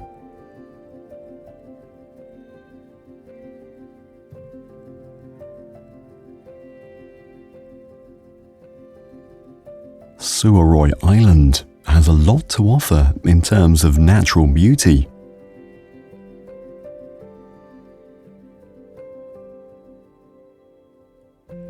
One of the most popular destinations is Bienesvärd.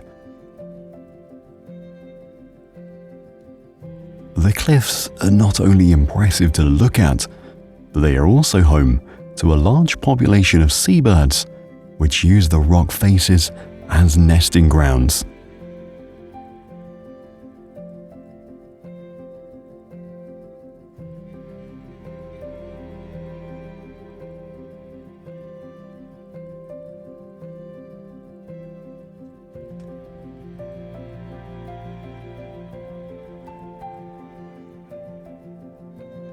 On the western coast of the island is Asmundastakkar. It stands tall in the ocean, separated from the main island, and its isolated position makes it look almost otherworldly.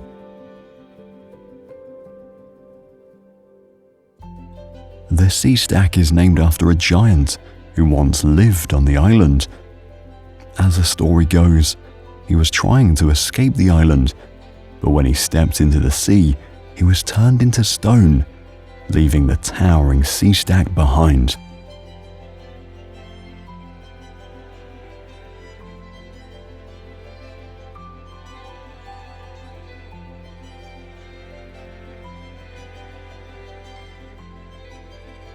Kolstrup Sogn Church is a historic church built in the Middle Ages.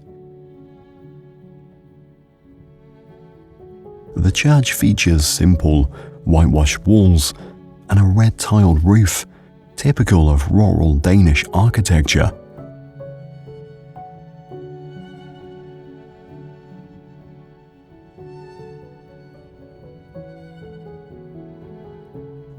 One of the church's key features is its bell tower, which houses an ancient bell that has called villagers to prayer for hundreds of years.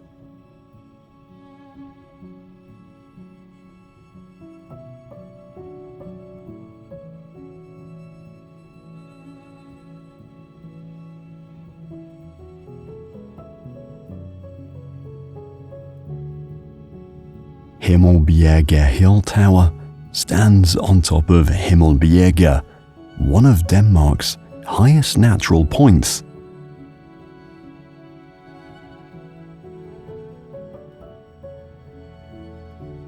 The tower was built in 1875 to honor King Frederik VII, who is remembered for signing the Danish constitution, transitioning Denmark into a constitutional monarchy.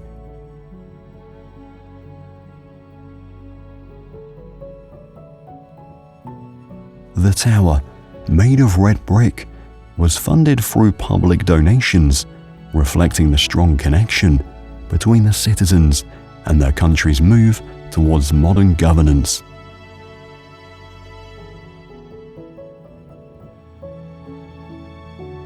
Visitors can climb to the top of the tower and see wide views of the surrounding landscape, which stretches out in all directions.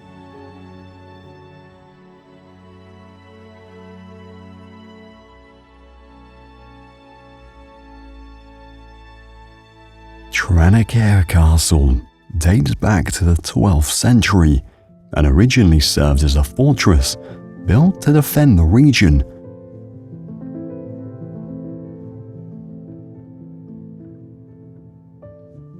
Over time, it evolved into a grand red brick residence, reflecting different architectural styles from its various renovations.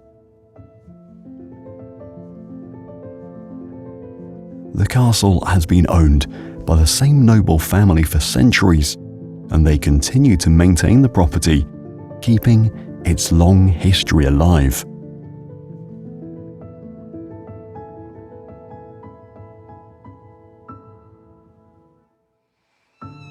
Jägersborg Dierhaven is a large forested park, home to over 2,000 free roaming deer. One of the most interesting parts of the park is the Hermitage Palace, a small hunting lodge built in 1736.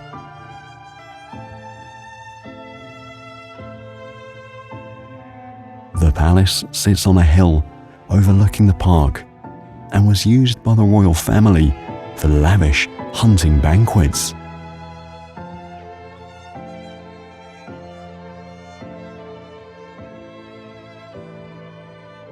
Greenland is the world's largest island, located between the Arctic and Atlantic Oceans.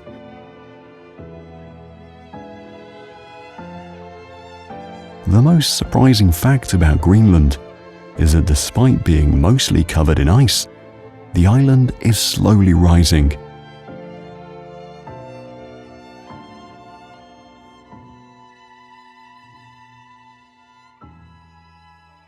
As the ice melts and reduces weight on the land, the earth beneath it rises, changing the landscape in ways that scientists are still trying to understand.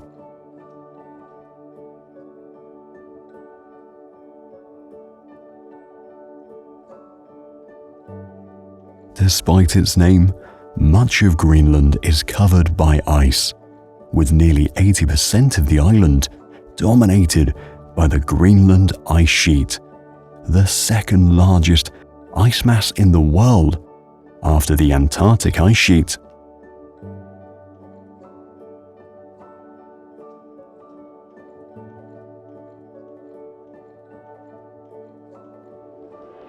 While it may seem like a frozen, unmoving mass, the ice sheet is constantly shifting. Glaciers at the edges of the ice sheet slowly flow toward the sea, carving off large icebergs that float into the ocean.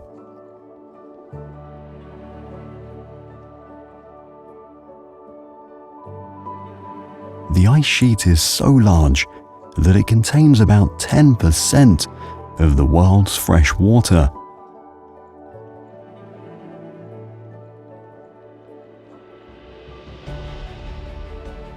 However, with its rapid melting due to climate change, it serves as a powerful reminder of the urgent need to address global warming.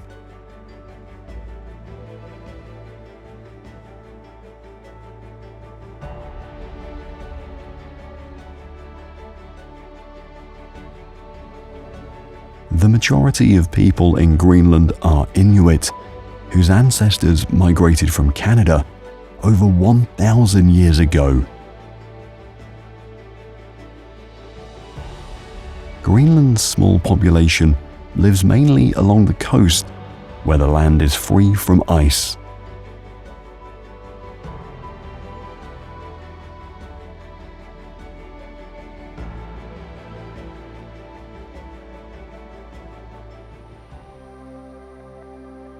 One of the coastal towns is Ilulissat.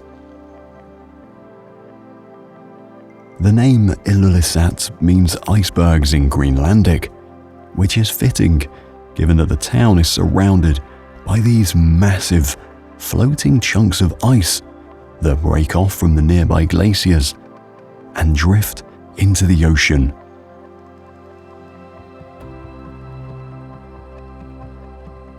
The town's close relationship with the ice and the Arctic environment has shaped its history, culture, and economy.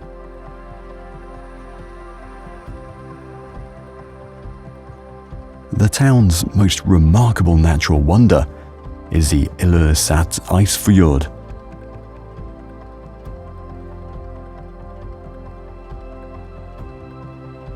The ice fjord is renowned for its enormous icebergs, which break off from the Surmek Glacier, one of the most productive and fast-moving glaciers in the world.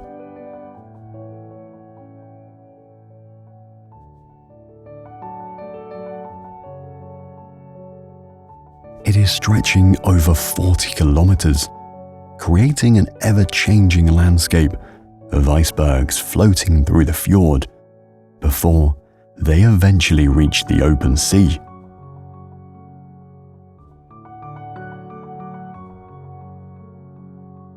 It has become a key area for climate research as it offers a real-time view of how global warming is affecting the Arctic.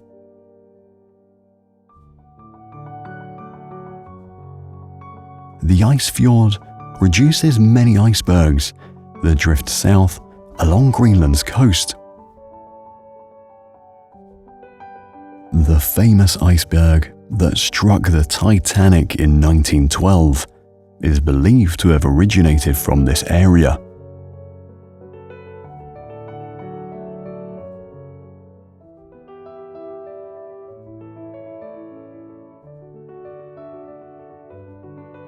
Ristafallet Waterfall, located in the heart of Sweden, is one of the most beautiful waterfalls in the country and has been featured in many famous movies.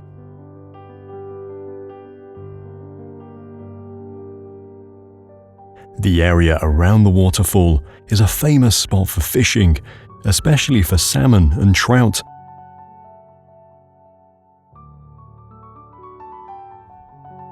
Gotland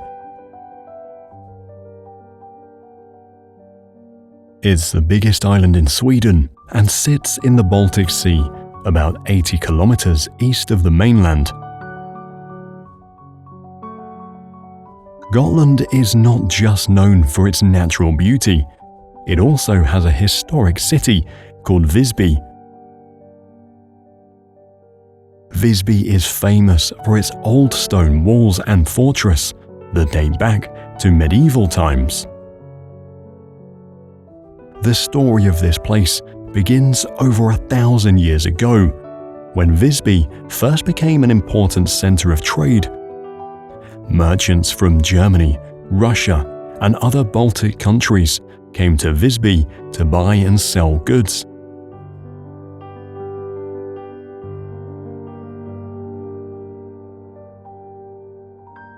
The city grew very rich from this trade. In the 12th and 13th centuries, the people of Visby built a huge stone wall around the city to protect it.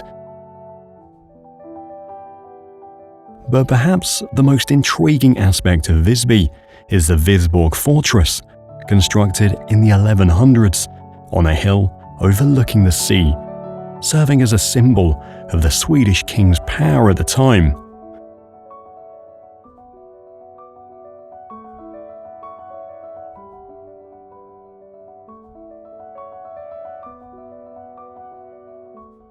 From the historic walls of Visby, a short journey outside the city leads to the striking coastal formations known as Gotland's Rauka.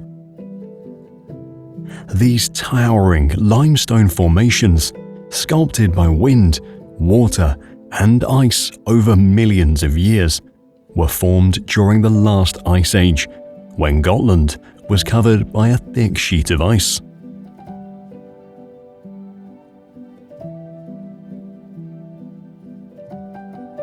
The story of Kalmar Castle begins over 800 years ago.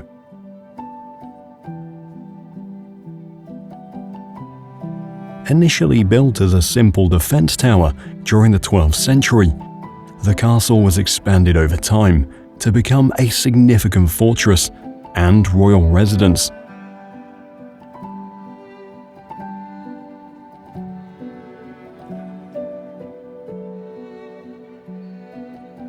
One interesting fact about Kalmar Castle is that it was the site of a dramatic siege in 1611 during the Kalmar War between Sweden and Denmark. The Danes bombarded the castle with cannons for 3 months, but the Swedes refused to surrender. Remarkably, the castle walls withstood the assault, a tribute to their strength and durability.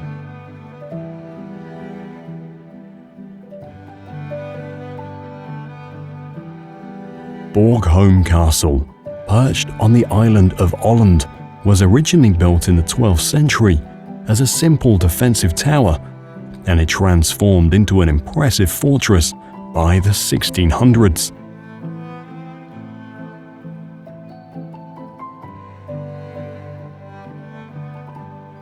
The castle played a strategic role due to its location near the Baltic Sea.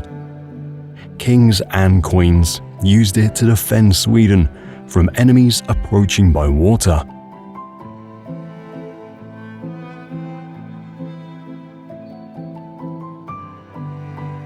Over the centuries, the castle evolved with additions that made it larger and stronger. Remarkably, the palace then sat abandoned for a century until a great fire in 1806 left it in ruins. And perhaps the most amazing fact about Borgholm Castle is that the Swedish pop group Rockette filmed 6 music videos here in 1989, including their international hit Listen to Your Heart.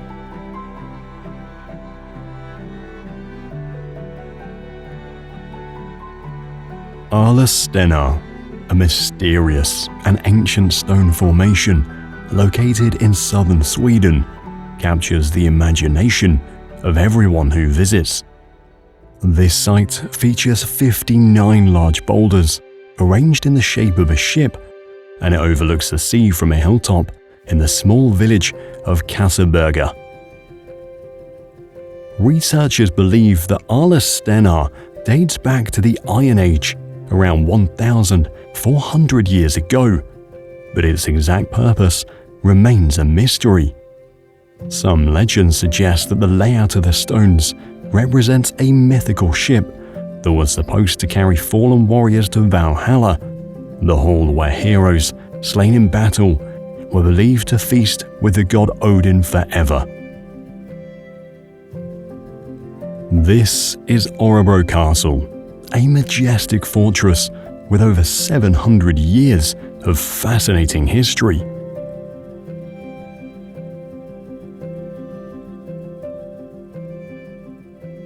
The castle has been rebuilt and expanded many times over the past 7 centuries, and as you walk through the castle, you can see the different building styles from each time period.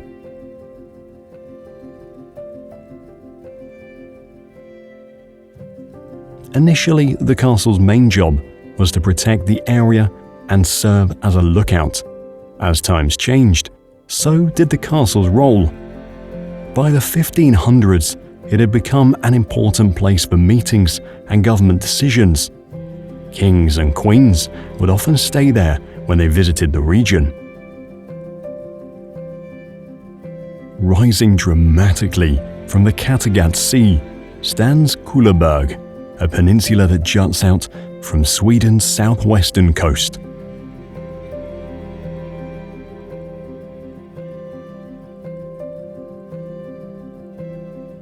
This rocky area, which formed over 100 million years ago, shows just how powerful nature can be.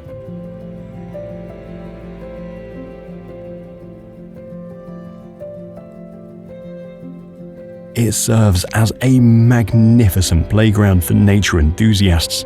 Visitors flock here to trek along winding paths that culminate in spectacular ocean vistas.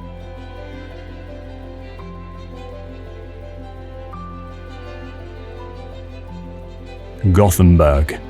This city started its journey over 400 years ago, founded by King Gustavus Adolphus as a port on the west coast of Sweden.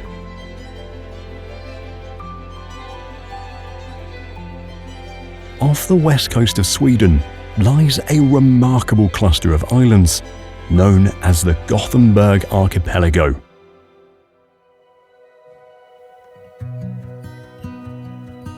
Formed by the relentless forces of glaciers during the last ice age, this stunning landscape is a mosaic of rocky islets, sandy beaches, and picturesque fishing villages.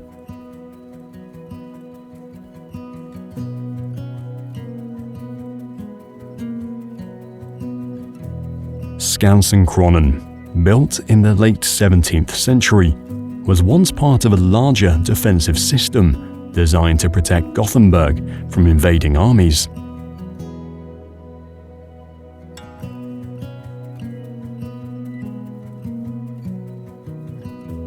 Skålaholm Castle, a grand building constructed in the late 1800s, sits on the southwestern coast of Sweden, overlooking the North Sea.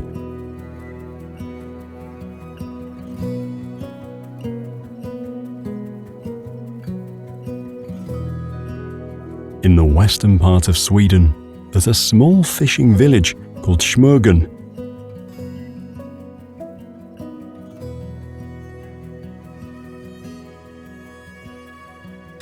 This place is famous for its wooden boardwalk, lined with old houses, painted in bright colors.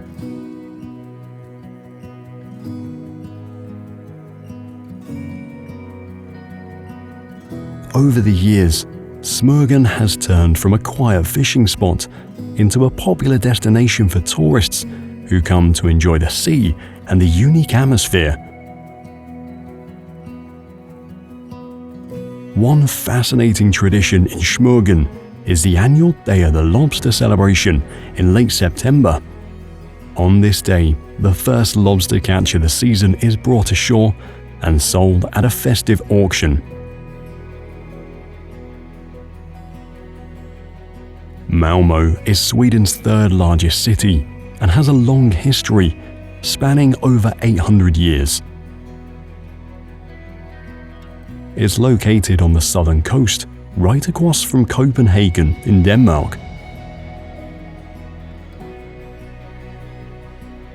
For a long time, Malmö has been an important place for trade, helping to connect Sweden with the rest of Europe. However, Malmö isn't just about its past.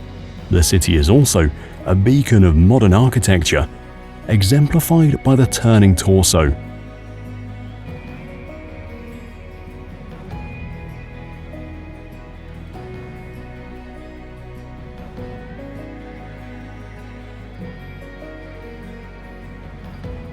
Another interesting spot in Malmö is Kungsparken Park. This beautiful park, established in the late 19th century, is one of the city's oldest and most cherished green spaces.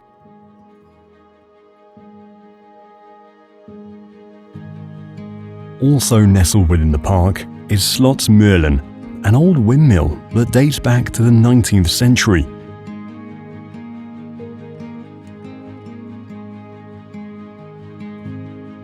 Originally, Slottsmøllen was used for grinding grain, a vital process for producing flour for bread making and other culinary uses.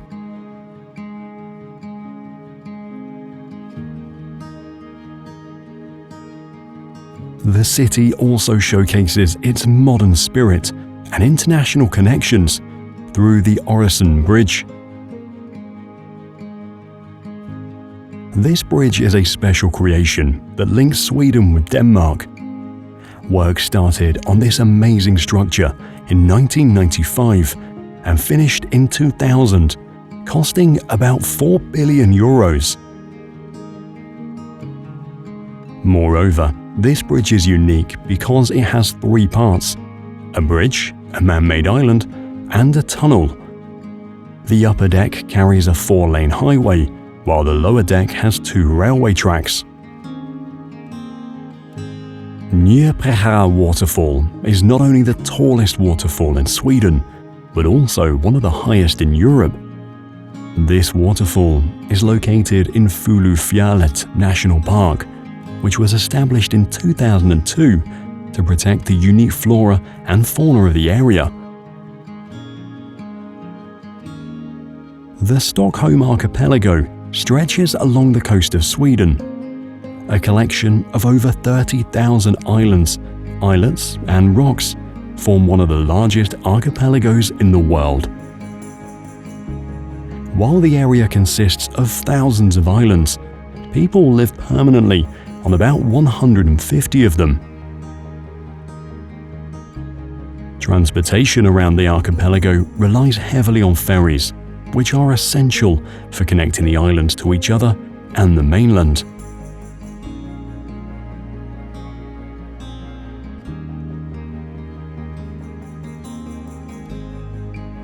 Shifting our focus from the natural beauty of the archipelago, we reach its pulsing heart, Stockholm.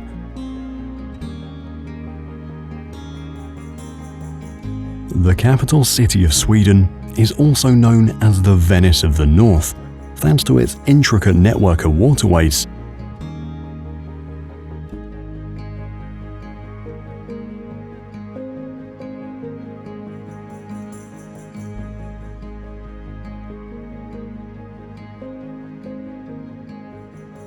Among Stockholm's iconic landmarks is the City Hall. Constructed from 8 million bricks, it houses offices for 200 people who work for the municipal council. City Hall's tower, with its spire featuring the golden 3 crowns, is one of the most recognizable silhouettes.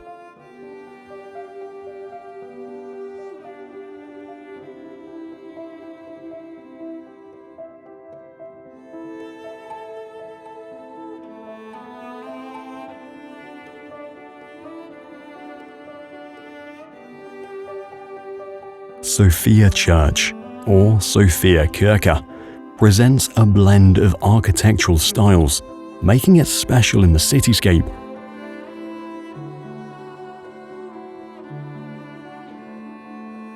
One of the most interesting facts about Sofia Church is that it sits on one of the highest points in Stockholm. Many come to admire the church not only for its architectural beauty and spiritual significance, but also for the panoramic views it provides.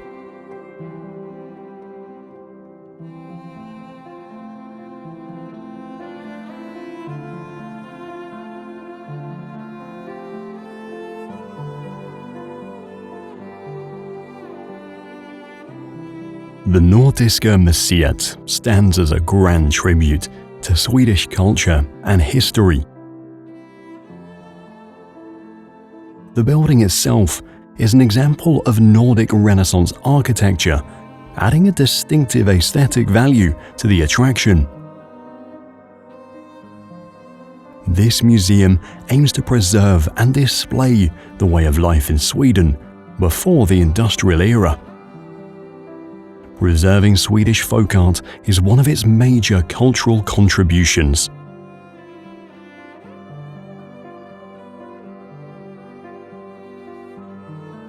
Gamla stan, or the Old Town, is the historical heart of Stockholm.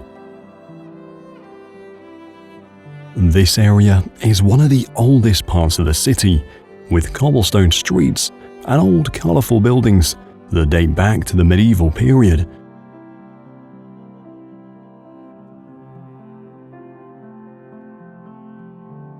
An interesting fact about Gamla stan is that it was once considered a slum. However, it transformed over time and is now one of the most sought-after areas in the capital.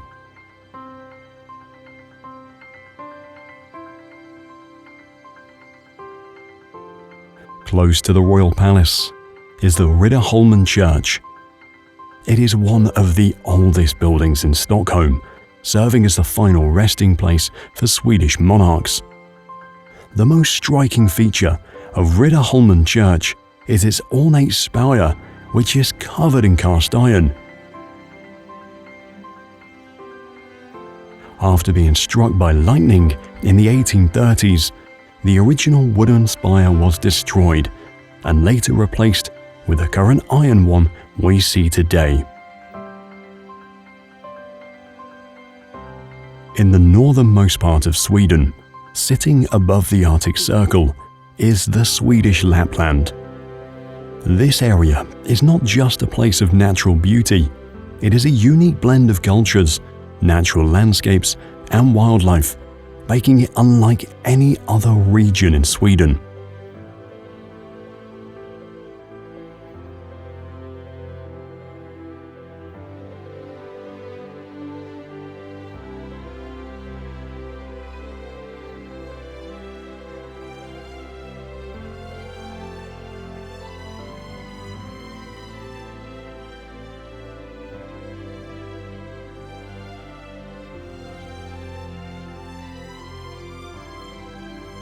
The centerpiece of Lapland is the town of Kiruna. It was originally built because of the iron ore found in the area, one of the largest and richest iron ore deposits in the world. In winter, it's a wonderland of snow, and during the summer, the sun doesn't set for several weeks due to a phenomenon known as the midnight sun.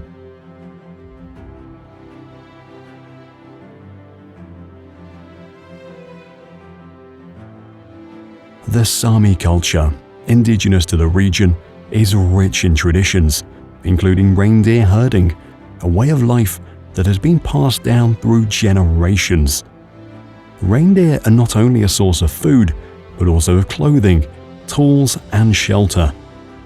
Known for their close connection to the land, many Sami continue to speak their native language, despite modern influences of the surrounding Scandinavian cultures.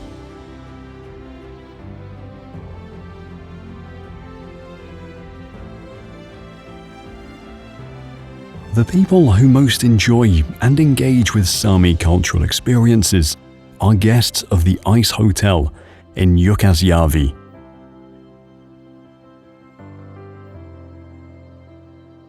Every winter, this unique hotel is rebuilt using giant blocks of ice from the nearby Torn River.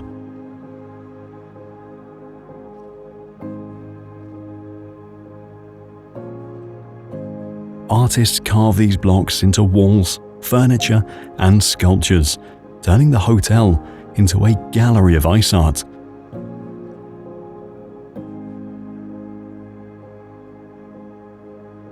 Visitors sleep in rooms made entirely of ice, on beds made of ice covered with reindeer skins, and special sleeping bags to keep warm, offering a magical setting.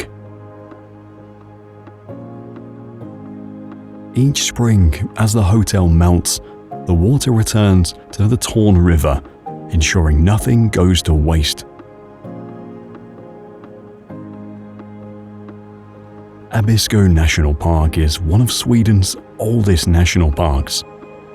The terrain varies widely, featuring a mix of mountainous terrain, lush vegetation, and crystal clear water flowing through it. Because it receives very little rainfall each year, the skies are very clear, making it one of the top destinations in the world for viewing the Northern Lights.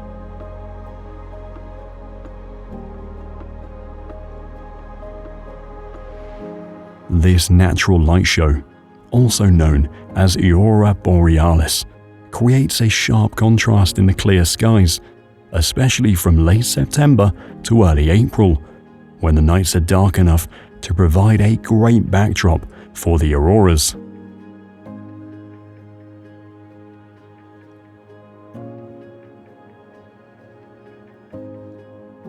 Tarnforsen, located in the region of Jämtland, is the country's largest waterfall. In the winter, the waterfall undergoes a stunning transformation. Parts of the waterfall freeze, creating stunning ice formations that attract tourists and photographers from all over the world.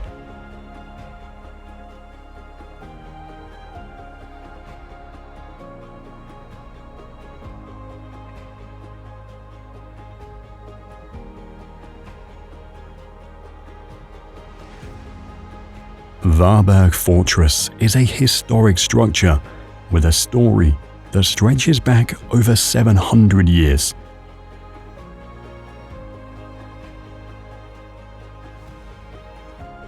Its strategic location on the coast made it an important point of defense against sea invaders.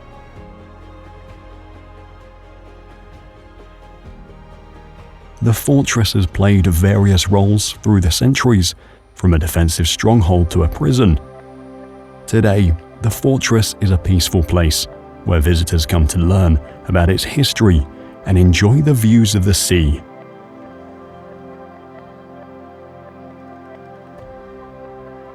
Lake Siljan was formed by a meteorite impact over 377 million years ago. Legends say that the lake is home to mythical creatures and spirits, tales that have been part of folklore for generations.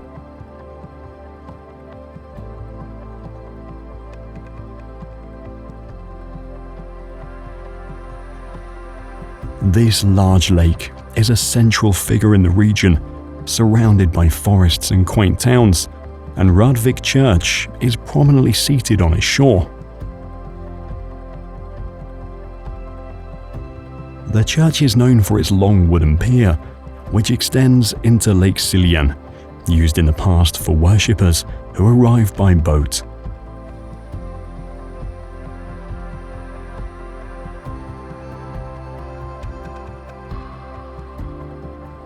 In the heart of Lund, a city in southern Sweden, we find a remarkable structure, Lund Cathedral.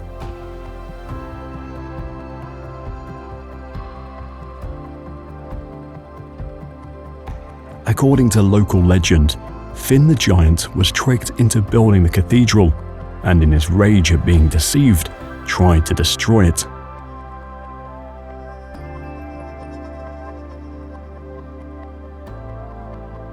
Marstrand, a charming island on the west coast of Sweden, is a place where two distinct worlds coexist. One is the town of Marstrand, which serves as a hub for sailing and boating in Sweden, hosting an annual, prestigious sailing competition.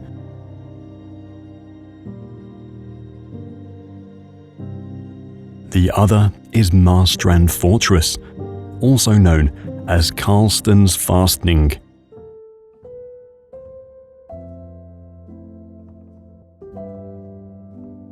The fortress was built to protect Sweden from maritime invasions, and over the centuries served not just as a military bastion, but also as a prison. This combination of maritime culture and historical architecture defines Marstrand, making it a unique place to explore.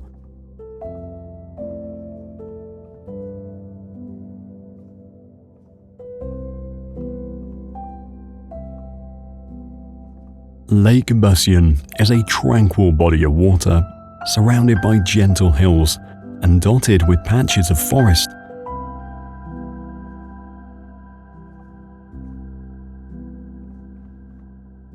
It is believed that a mythical creature resides in its depths, often described as a friendly spirit that watches over the lake and its visitors.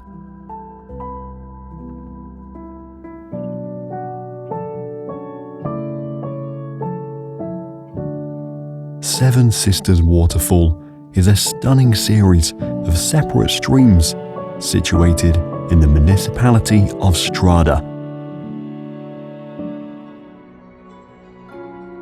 Framed by Norway's natural beauty, the Seven Sisters are considered the most photographed fall in the country.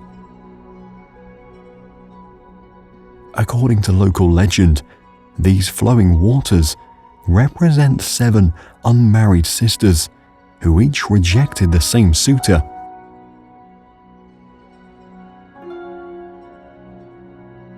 This destination is most impressive when the water flows at its peak during spring and early summer.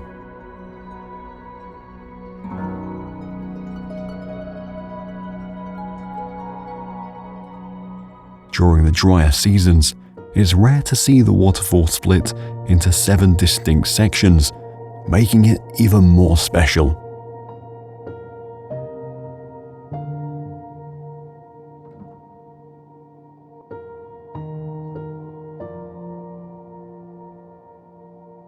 The waterfall gracefully cascades down the cliffs of Geiranger Fjord, an imposing inlet known for its dramatic scenery.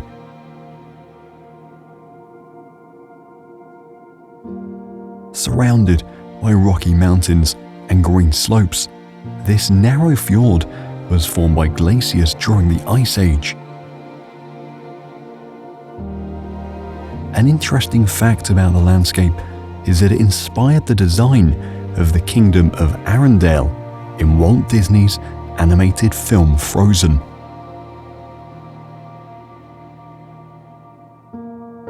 Unfortunately, the area faces the constant threat of erosion from the nearby mountains, which could lead to a catastrophic collapse and potential tsunami.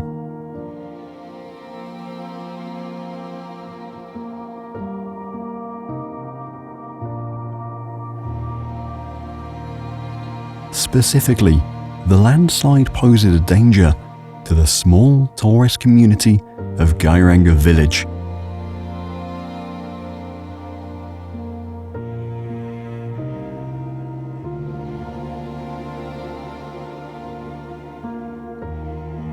To prepare for such an event, the authorities installed sirens to warn villagers in case of a potential disaster.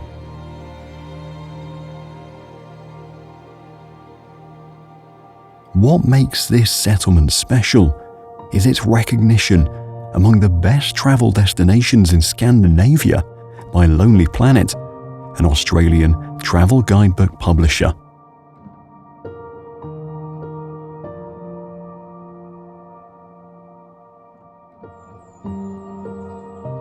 Senja Island.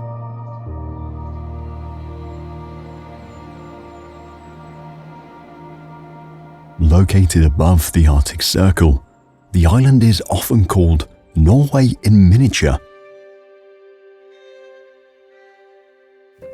It is known for its rugged peaks and serene fjords, particularly those found in the Senja Mountains.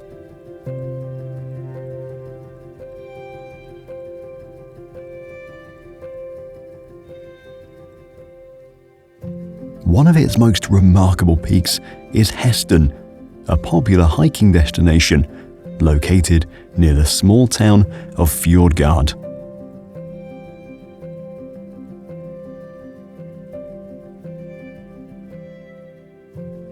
Native folklore says that a mythical horse once roamed these mountains, which is why they're sometimes referred to as the horse.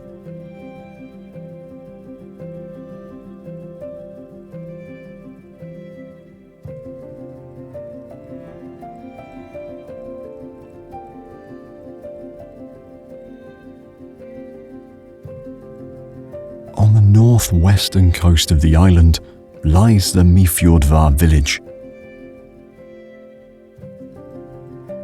This historic fishing town, home to hundreds of residents, is known for its traditional wood houses and scenic harbour.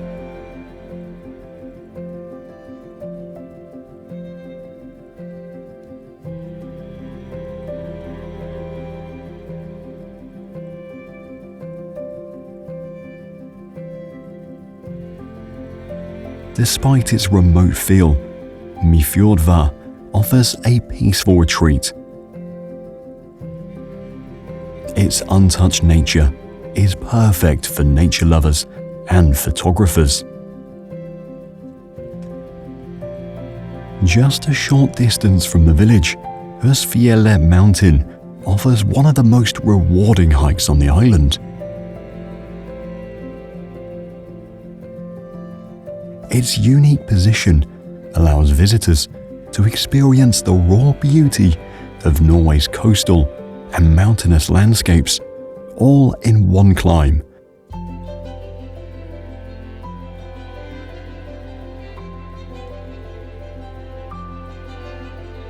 One fascinating feature of the summit is its formation, shaped over millennia by powerful glacial erosion, leaving behind the dramatic landscape that defines the mountain today.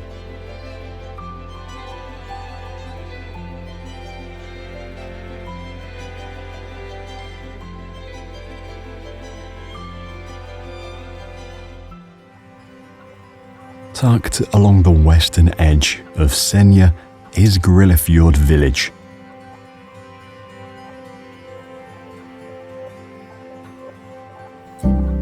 This charming coastal settlement is known for its colourful houses and a lively yet peaceful harbour.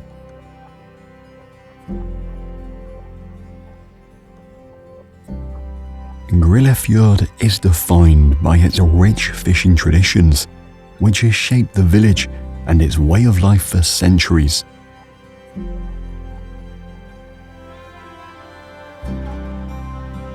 Offering a striking contrast to the rugged coastal villages is Østfjord Beach.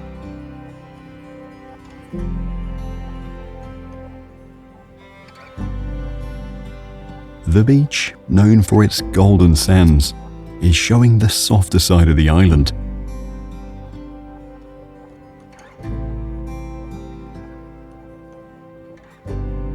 Just beyond this tranquil beach, the rugged peaks of the iconic Devil's Jaw rise sharply from the sea.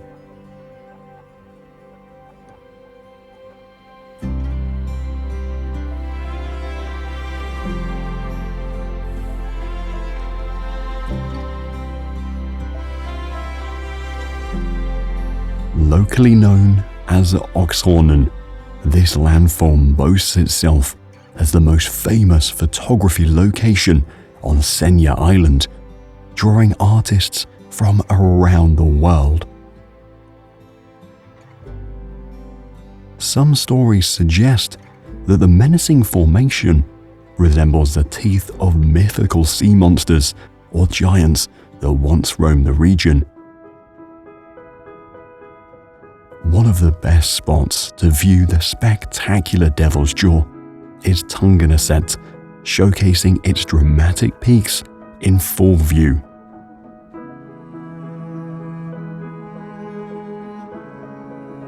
Hasøy is a picturesque fishing village situated in the Senja municipality. This small town features a unique look of its busy harbours and colourful vessels, highlighting the region's livelihood.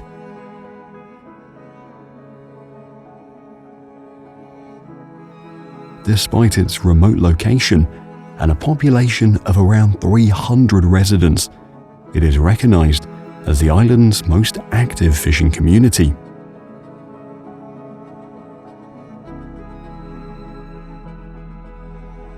Marmaslottet.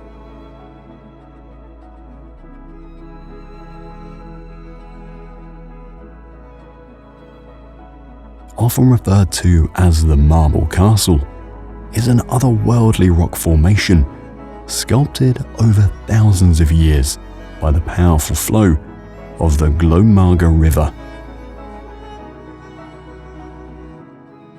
Its dazzling blue waters come from Svartisen, a glacier we'll discuss later in this video. Its smooth, swirling shapes and striking white marble appearance create a surreal landscape, making it one of Norway's most unique natural wonders.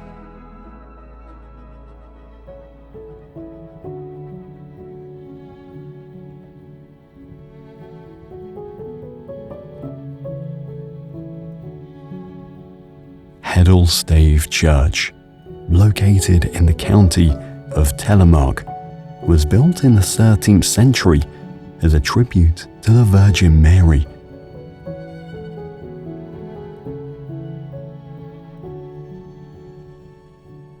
It is one of the 28 remaining stave churches in the country and is considered the largest of them all.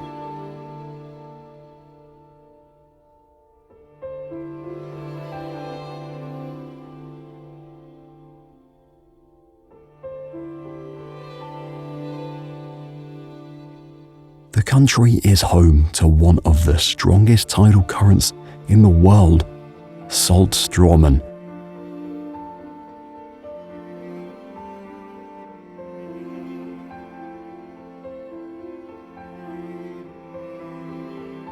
Its name translates to water flow, highlighting the impressive nature of this phenomenon.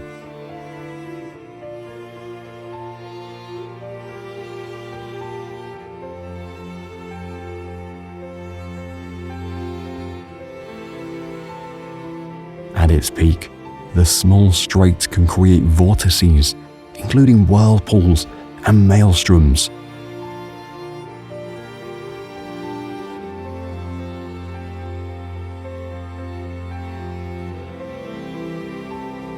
Although it has existed for 2,000 to 3,000 years, its current form was shaped only after the post-glacial rebound.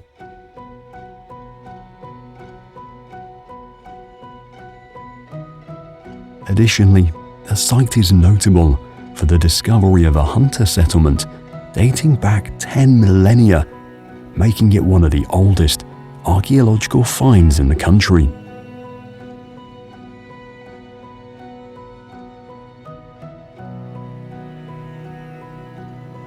Waterfalls often referred to as the Valley of Waterfalls, is a famous twin cascade in the region.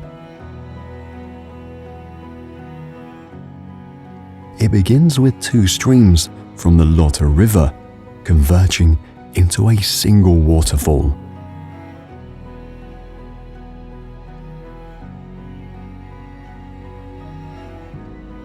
The two cascades flow down from the same mountain but remain separate, creating this striking visual effect.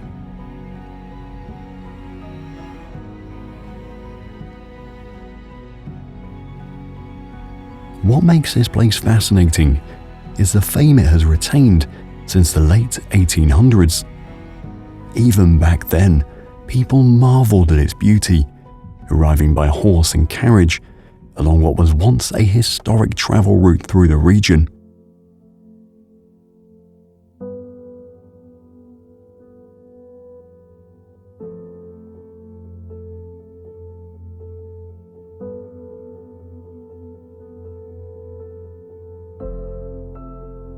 Close to the waterfall is Buabreen Glacier.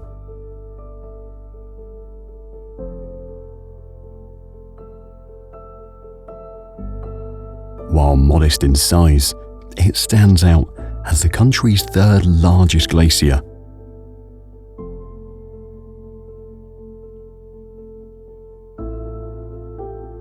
What's truly surprising about Buabreen is how accessible it is. People can hike up to see this icy giant up close, following trails that wind through sceneries that change with the seasons.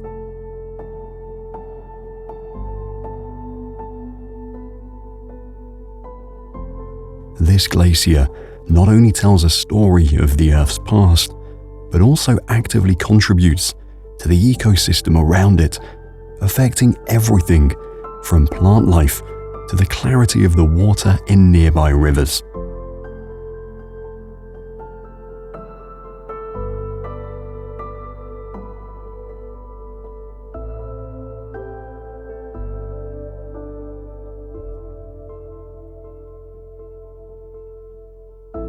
For those planning the journey, the best time to visit is from late spring to early autumn, when the paths are most accessible and the risk of sudden weather changes is lower.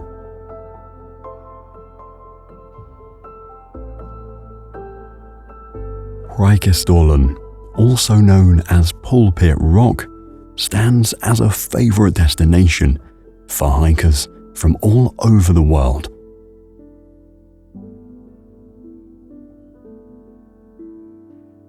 Interestingly, despite its popularity, Preikestolen was not shaped by human hands.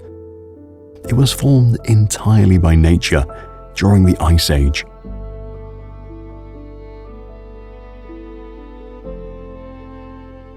Ranked among the world's most notable viewpoints, the cliff was featured in the American action spy film made in 2018, Mission Impossible Fallout.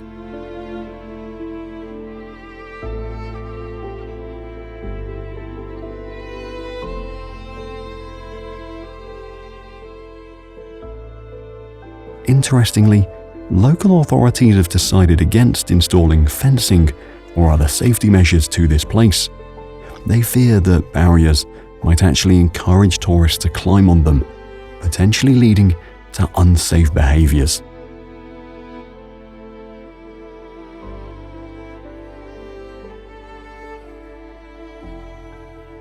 The dramatic landscape of Preikestolen offers more than just a trekking experience. It overlooks the stunning Fjord, a deep, narrow waterway that carves its way through the rugged terrain of Norway.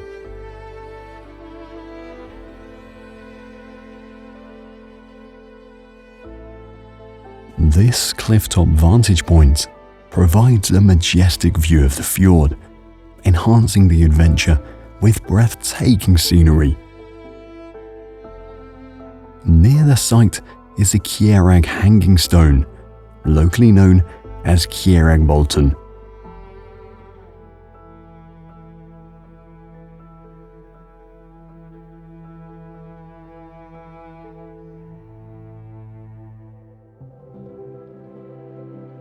The Atlantic Ocean Road stands as a marvel of engineering, bridging Faroe Island with the mainland across a nearby peninsula.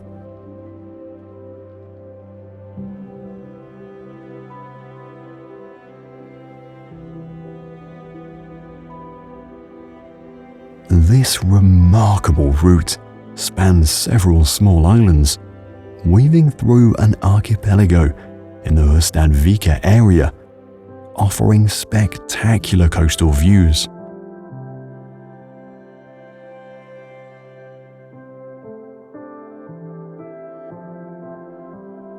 Initially envisioned as a railway, the ambitious project was later transformed into a scenic road that skirts the edge of the ocean. Now, the Atlantic Ocean Road not only serves as a critical link for transportation, but also as a popular location for filming automotive commercials.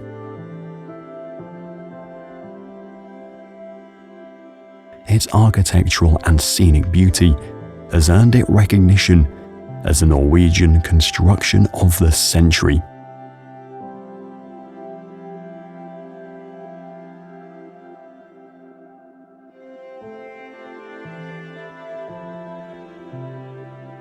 Langfossen Waterfall is located in the west of the country, along the Fjorden, a deep fjord surrounded by towering mountains. The most surprising fact about Langfossen is that it has been named one of the top waterfalls in the world by major travel magazines. This ranking puts it among other famous waterfalls, like Niagara Falls. Yet, unlike some of these more popular spots, Langfossen remains mostly untouched and natural, adding to its wild beauty.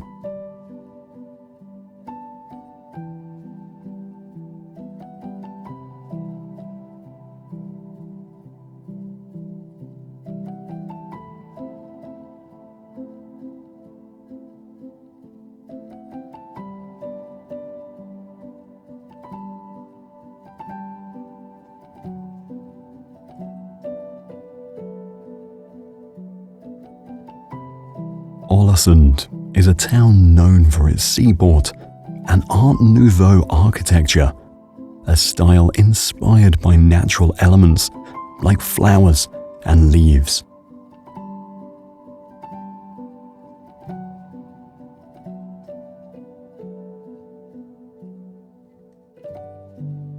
According to local legend, the area was founded by Gangarolf, a legendary Viking chief.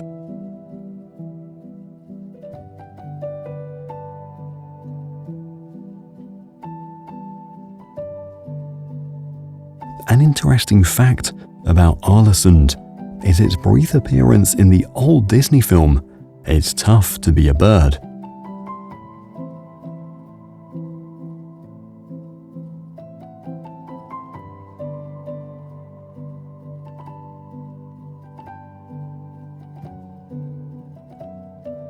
Lofoten Lake is a remarkable natural wonder, known for its clear blue waters and the surrounding lush greenery.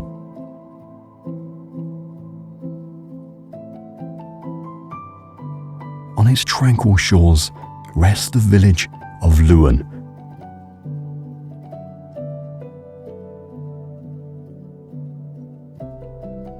However, the lake's past is marked by tragedy. In the early 20th century, landslides triggered two devastating tsunamis that wiped out farms and homes along the lake's edge.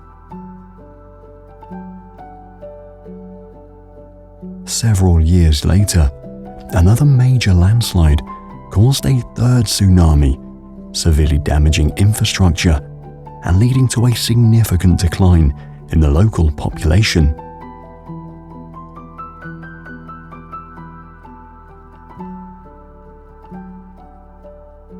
Despite these past disasters, Lofoten and the Luen area are now safe and attract many visitors.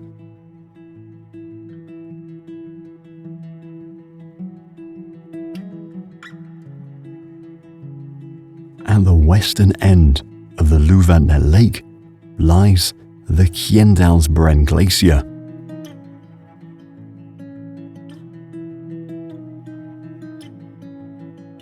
This location is known for its mesmerizing scenery, featuring delicate layers of ice and steep surrounding cliffs.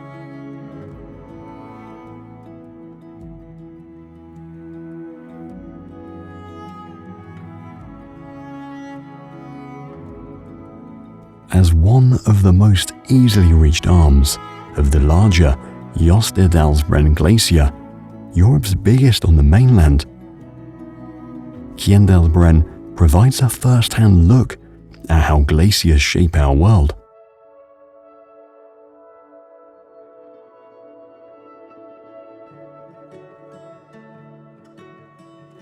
However, this glacier is also a prime example of the impacts of climate change. It has been retreating quickly, pulling back hundreds of meters over the past decades. As we move from the retreating edges of Kjendalsbren, we come to its source, the Jostedalsbren Glacier. Covering an expansive area, this glacier acts like a colossal ice cap, feeding many smaller glaciers and shaping the landscape beneath it.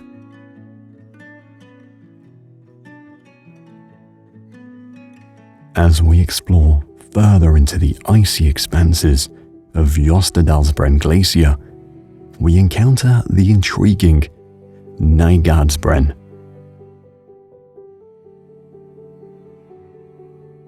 This glacier grabs attention not only with its physical beauty, but also with its somber past. Nygaardsbren's name carries a dark history. During a harsh cold spell in the 18th century, the expanding glacier claimed 9 farms, swallowing them whole under its relentless ice.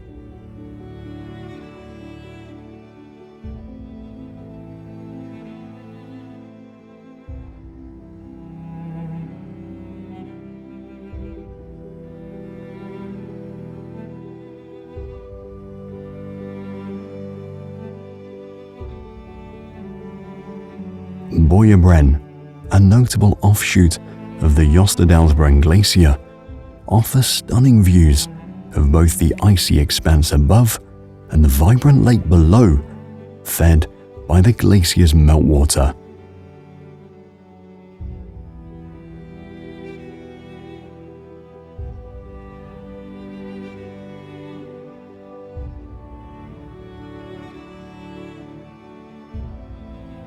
The lake's vivid blue-green hues, a result of minerals from the glacier, enhance the area's picturesque quality.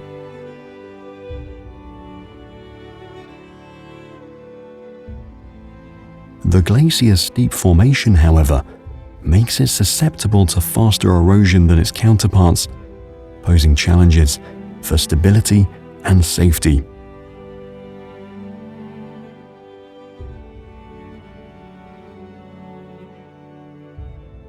Briksdalsbren, one of Jostedalsbren Glacier's most accessible and frequented arms, has captured global attention. It stood out by continuing to grow at a time when other European glaciers were shrinking. Unfortunately, recent measurements indicate that the glacier is now in decline, with the possibility of eventually disconnecting from Jostedalsbren.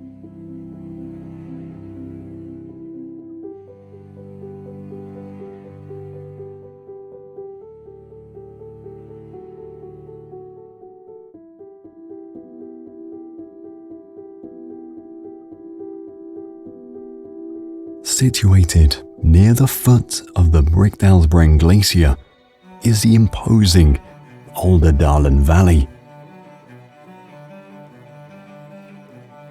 It is home to a historic Åland parish church, which serves as the region's centre of Christianity. Just a stone's throw away from the valley, Åldervatnet Lake stretches out as a slender waterway, split into two equally stunning halves.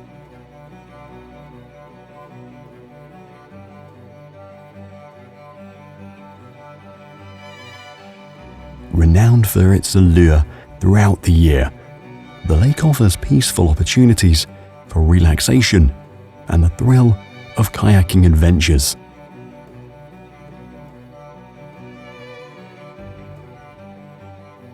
Adding to its charm, Åldervatnet Lake is also the source for Ålder Mineral, a locally sourced mineral water.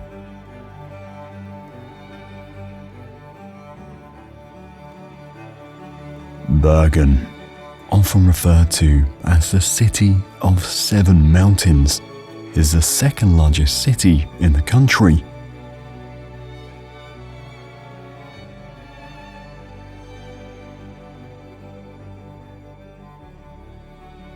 Bergen is known for its frequent rainfall, with an average of 231 days of rain per year.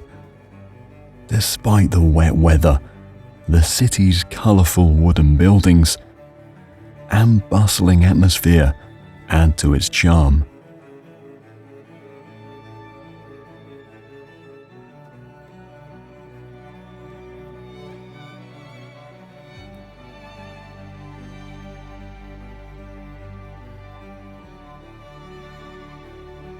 Bergen is famous for its colourful wooden houses along the historic Bryggen Wharf.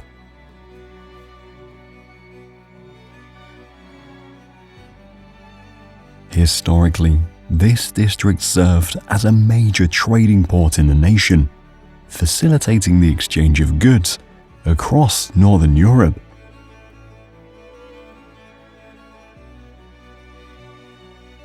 Bryggen became Norway's first UNESCO World Heritage Site, gaining the status in the late 1970s.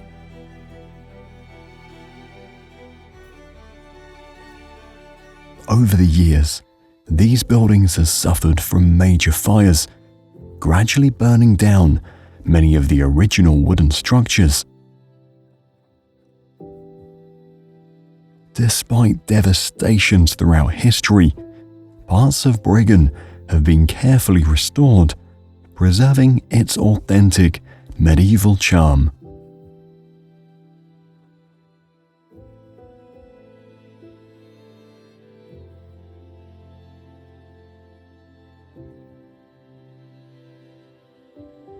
On the western side of the country lies the historic Romsdalen Valley.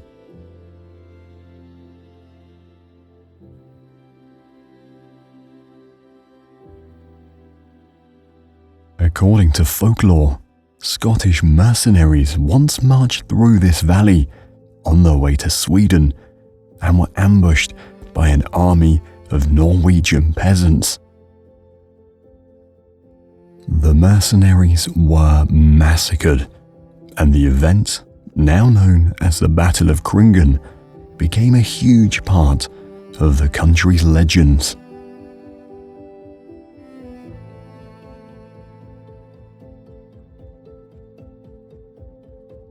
The valley is home to towering mountains, renowned for their dramatic cliffs, jagged peaks, and overhanging sections.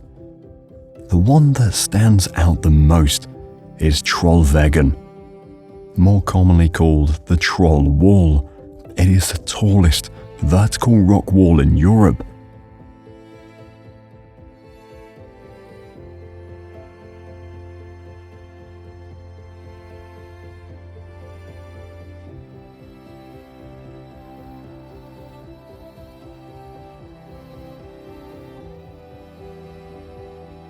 The sharp, slender rock formations at the top are believed to be trolls who, caught by the sunrise, were turned to stone before they could return home.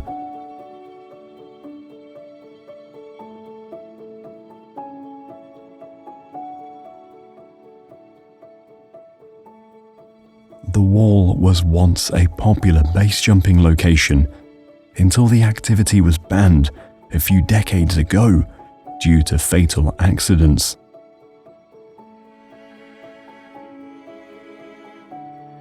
Winding through the same mythical terrain is Trollstigen.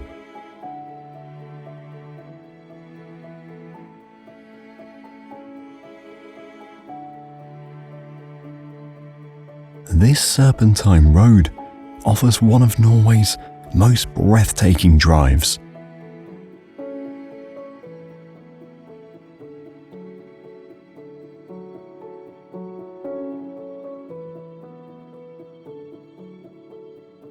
Local legend claims that mystical trolls used to roam the roadway every night, making this place known as the Troll's Path. Trollstigen is considered one of the world's most dangerous roads due to its steep inclines, 11 narrow hairpin bends, and dramatic drops.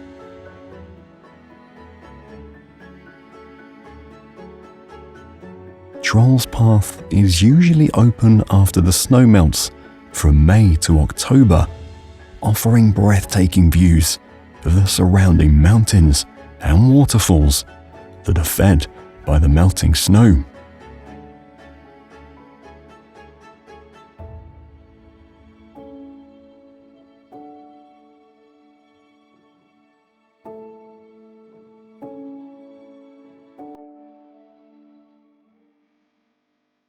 Borgen Stave Church is one of the best preserved and most iconic stave churches in Norway, dating back to around 1180.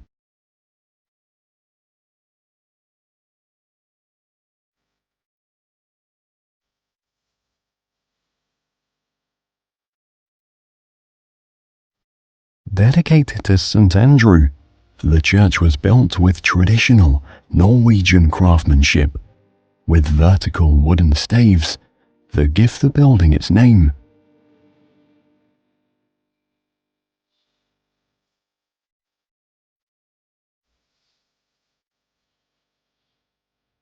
Its unique architecture features a tiered roof adorned with intricate carvings, including dragon heads, which are believed to offer protection from evil spirits.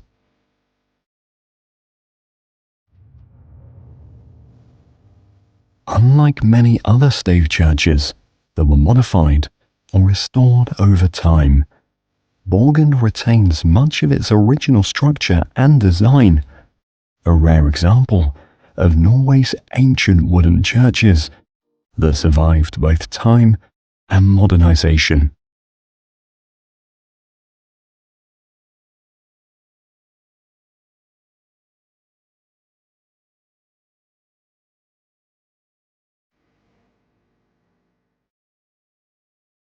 Monafossen is a stunning, isolated waterfall located near the village of Fjord.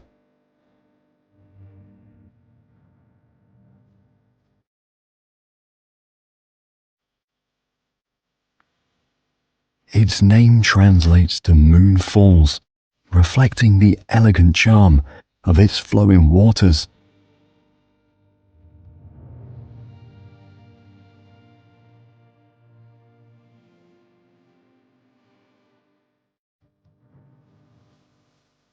Due to its remote location and lack of nearby development, it has remained almost completely untouched by human activity.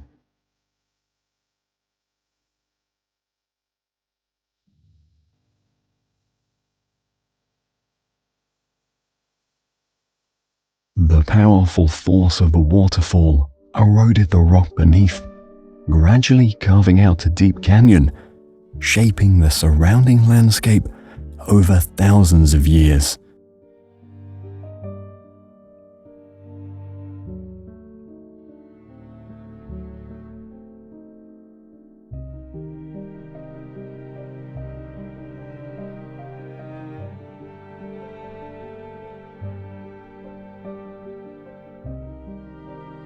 Fjord earned the nickname King of Fjords for being the largest and deepest fjord in the country.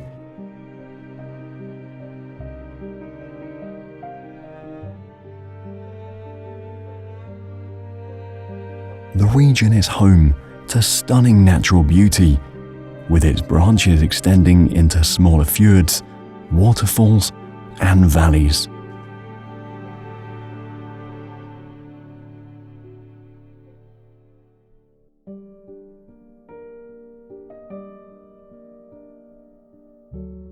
One of these branches is Fjord, renowned for its fascinating narrow scenery.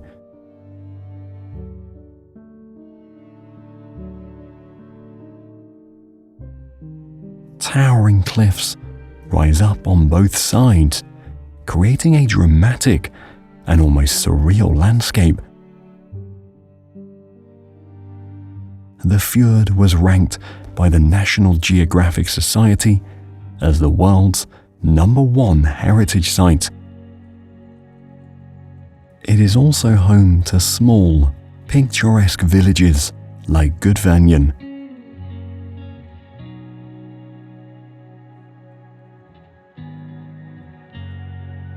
Although it is home to a small number of residents, the village embraces its Viking heritage and maintains a strong connection to the surrounding nature.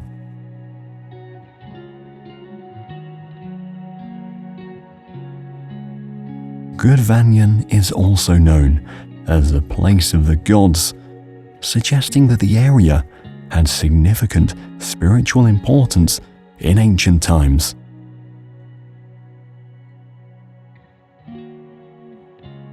On the southeastern edge of the village is the Kjellfossen waterfall, one of the most prominent cascades in the region.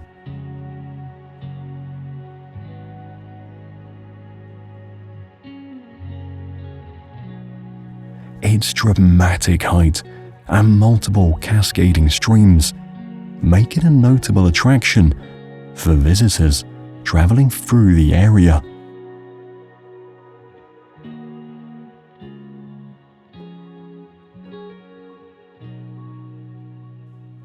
Fjord, another branch of the mighty Fjord, is part of the same stunning fjord system. The fjord is known for its serene beauty, with small villages nestled along its shores.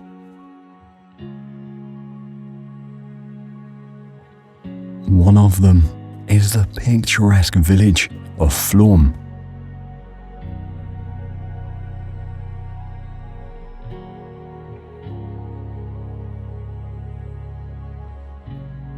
Surrounded by towering mountains and cascading waterfalls, the village offers a variety of outdoor activities.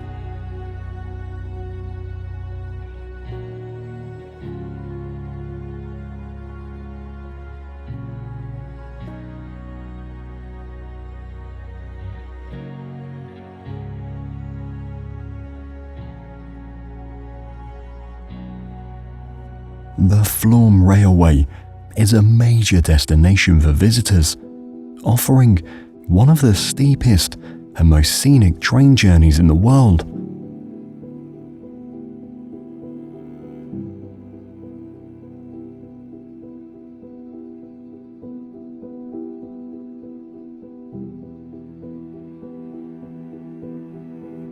Another highlight of the village is the Flåm Parish Church, built in 1667, which has stood for centuries as a key part of the community's heritage.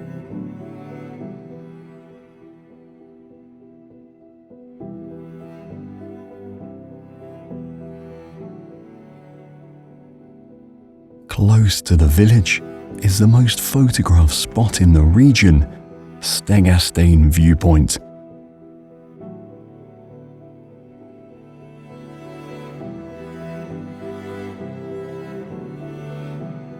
The platform, constructed in the 21st century, extends 30 meters out from the mountainside above the Ålands Fjord.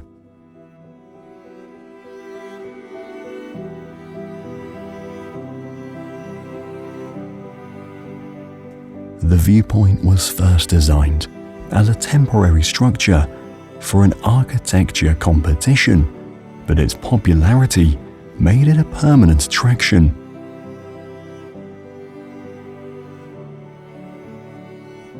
Up here, visitors can enjoy the feeling of floating above the fjord, as the wooden and glass structure provides clear views of the surrounding waters and snowy mountains.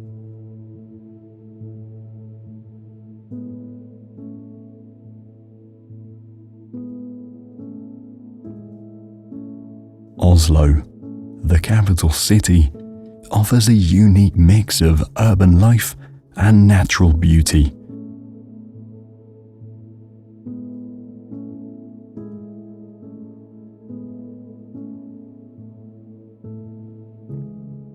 Historically, Oslo has been a market town and trade hub since the end of the Viking Age. Now, Oslo is one of the greenest capitals, with over 2/3 of the city covered in nature, and has ambitious plans to become carbon neutral by 2030.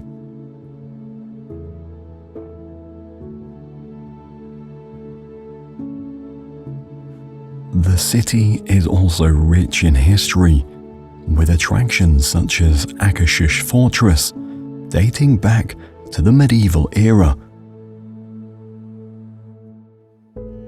The fortress was built to protect Oslo from foreign enemies. Over the years, it has served a range of purposes, including a military base, a prison, and a royal residence. Now, the fortress is a historic landmark, offering visitors insights into Norway's military and royal heritage.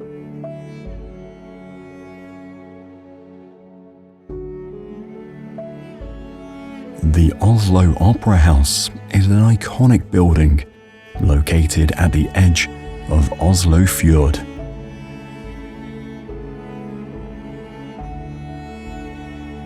Completed in 2008, it is the home of the Norwegian National Opera and Ballet. The design of the building was inspired by the idea of an iceberg floating in the water, with its sharp, angular shape mimicking the natural landscape of Norway.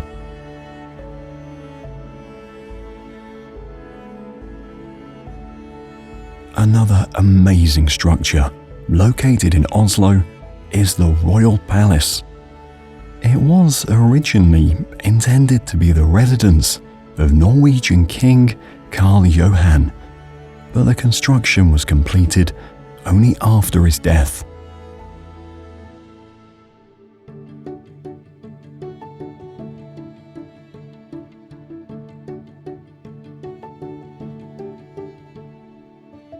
Frogner Park is the biggest public park in Oslo.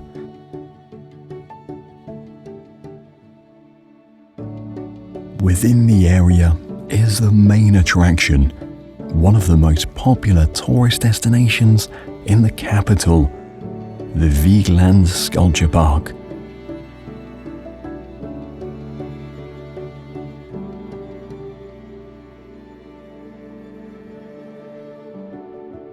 One of the park's most magnificent pieces is the monolith, a towering granite structure featuring 121 intertwined human figures, symbolizing the cycle of life.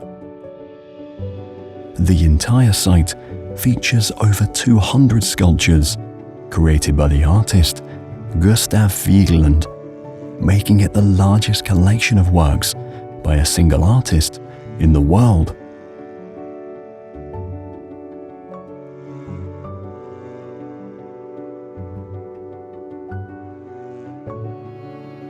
Svartisen Glacier located in the northern part of the country, is Norway's second largest glacier.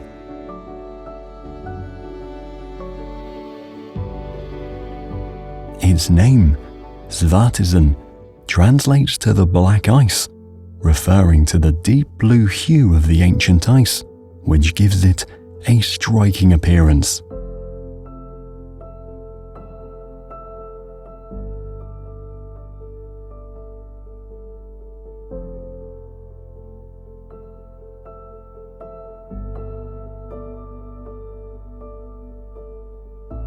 At the foot of the glacier lies the stunning Svartisvatnet Lake, a serene body of turquoise water formed by the glacier's melting ice.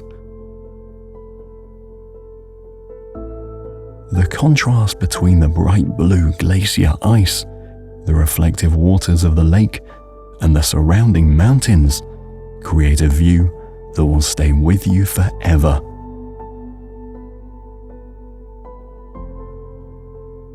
Steinsdalsfossen is one of the most picturesque waterfalls located in the village of Steina.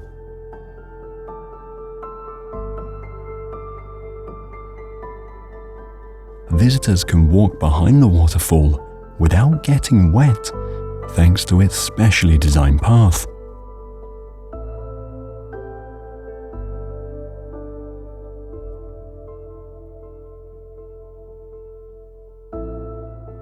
This offers a rare, close-up view of the falling water from a completely different perspective.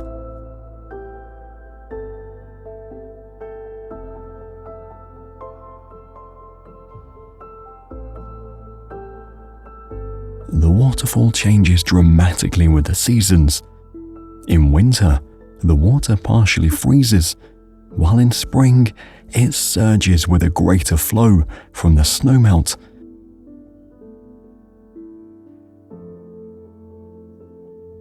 Drakar Leviathan is a huge wooden sculpture designed to resemble a Viking ship.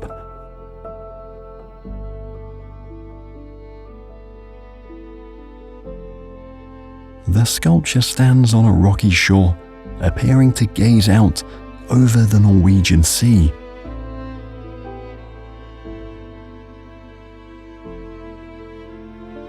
This masterpiece was created as a tribute to Norway's Viking heritage and a symbol of the power of the sea.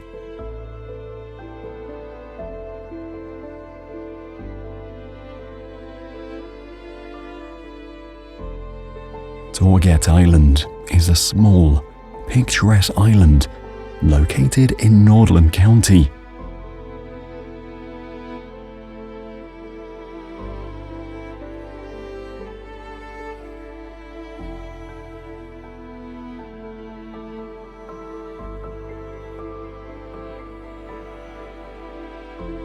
The island is best known for Torgatan Mountain, a distinctive natural landmark that rises from its landscape.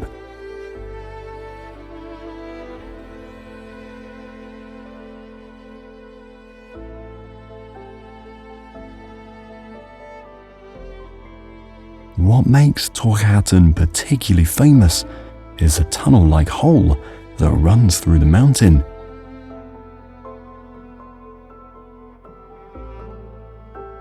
According to local folklore, the hole was created by a troll who shot an arrow at a fleeing maiden.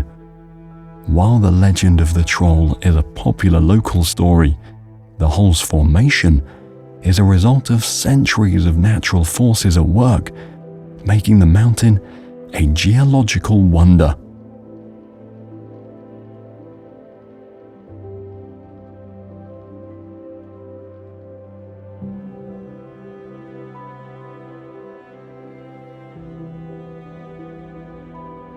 Trolltunga is one of Norway's most iconic and dramatic formations.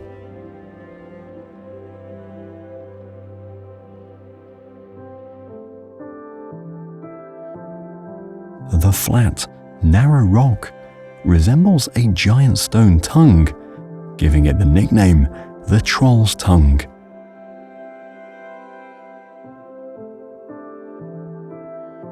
The cliff was formed 10,000 years ago during the last ice age, when the glacier retreated and shaped the ridge.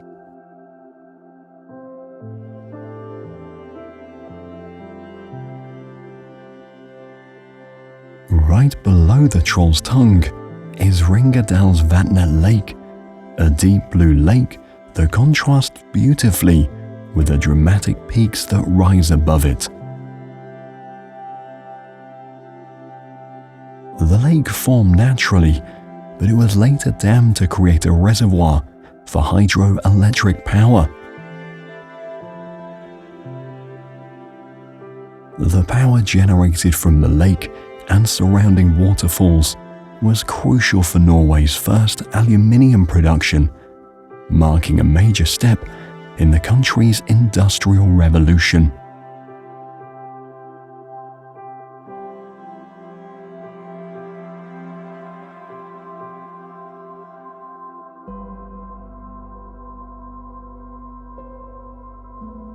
The Verdingsfossen Waterfall.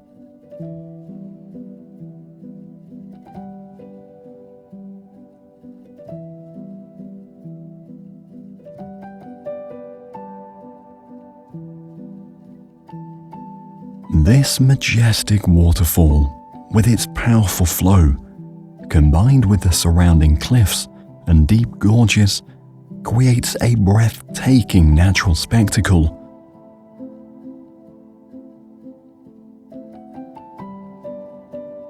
The waterfall was featured in numerous paintings and poems, symbolizing the untamed and majestic nature of Norway's landscapes.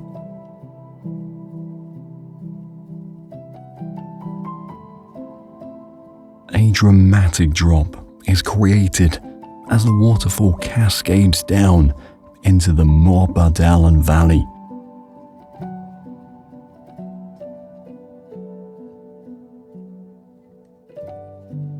This waterfall is a key feature of the canyon, adding to its natural beauty and attracting many visitors.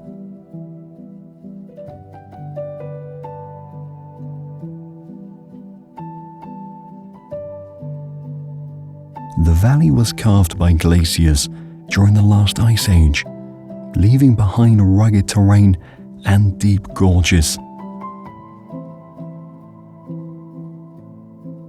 The recently constructed viewing platforms and footbridge allow visitors to safely enjoy panoramic views of the waterfall and the valley.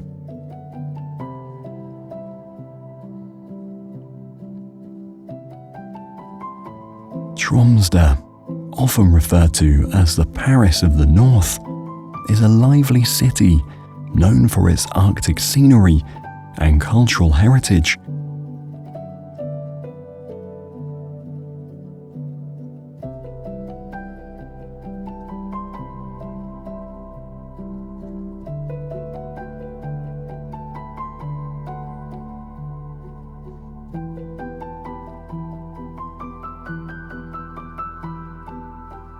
Close to Tromsø are the Lyngen Alps.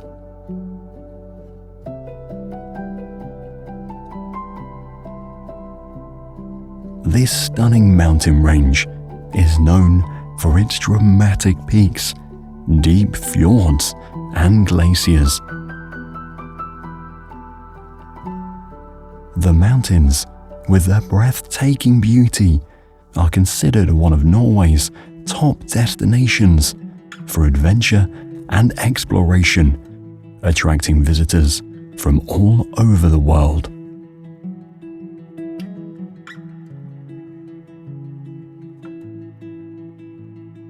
The North Cape, or Nordkapp in Norwegian, is often considered the northernmost point of Europe accessible by car.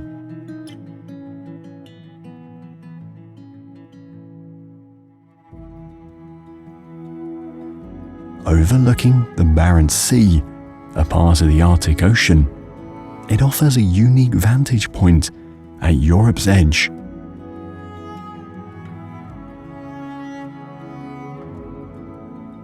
the Cape gained international fame after King Oscar II of Norway visited in the 19th century, cementing its place as a tourist landmark.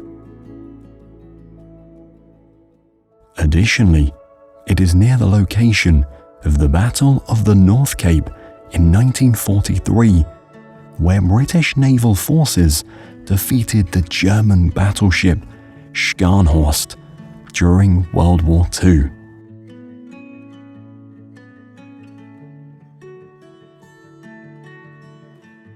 Considered one of the tallest waterfalls in Europe, Mardalsfossen is a significant contributor to the country's hydroelectric production.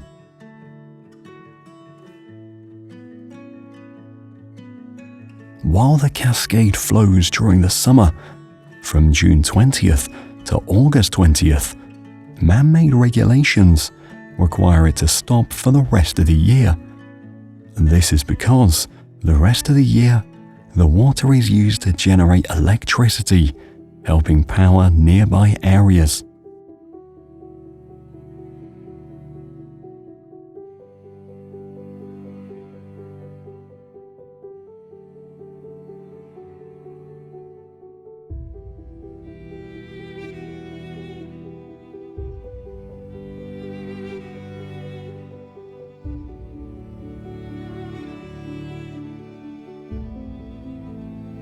Lindesnes Lighthouse stands proudly at the southern tip of Norway, marking a spot where travelers and sailors have turned to for guidance since 1656.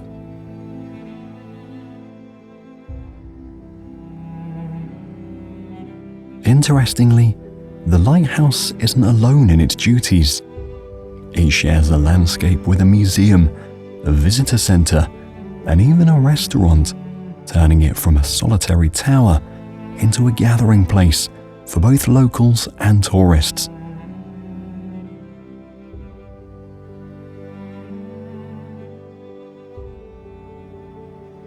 Additionally, during World War II, the Germans converted the lighthouse into a fortified watch point. Remnants of its military use, including tunnels and fortifications, are still visible today.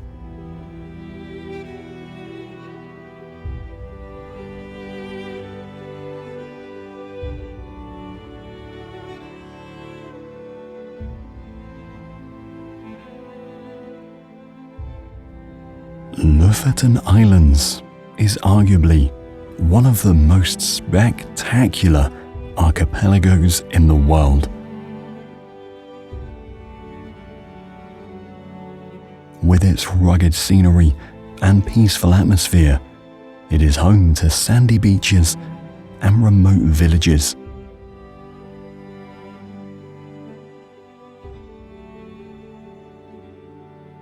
Reina is one of the charming towns in the archipelago, well known for its fishing heritage.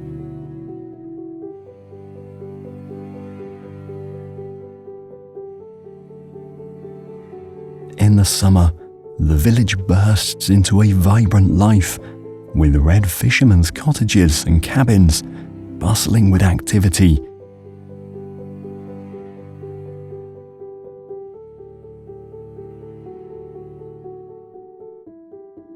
Positioned just above the Arctic Circle, Reina transforms into a picturesque cold wonderland during winter, showcasing a stunning contrast in seasons.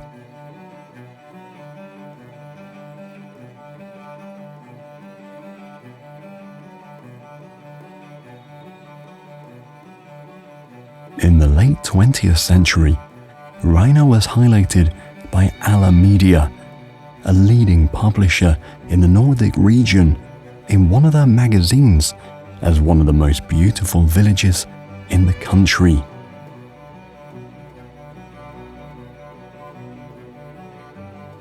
Reina is also famous for Reinabrinda Mountain, which offers breathtaking views of the village and surrounding fjords from its peak, and the hike to the top is popular among both locals and tourists.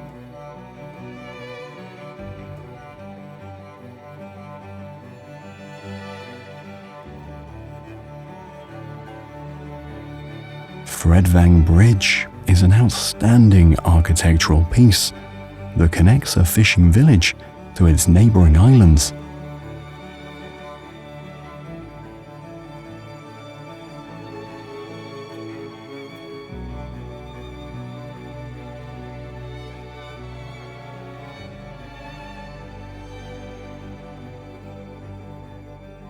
Henningsvaya village is another coastal settlement that thrives on fishing.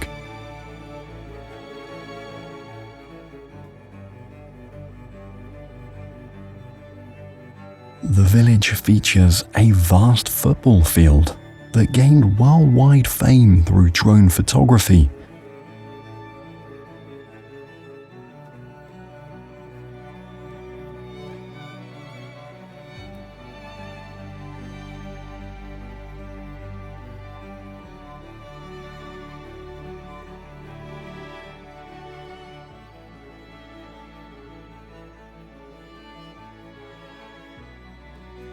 The field was used as a filming location for the Union of European Football Association's We Play Strong video.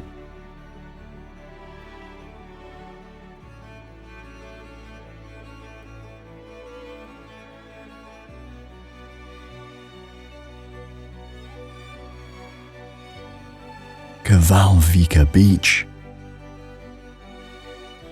Surrounded by steep mountains that plunge directly into the sea, this beach is only accessible by foot through a rugged trail that weaves through the hills.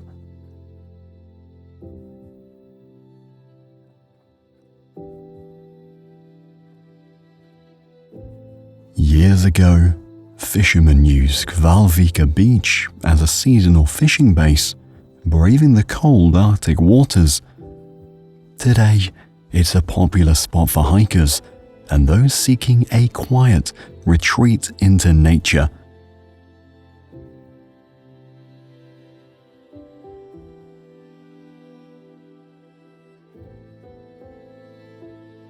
Nussfjord village is one of Norway's oldest and best kept fishing villages. It is famous for its old-style buildings and strong history linked to the sea.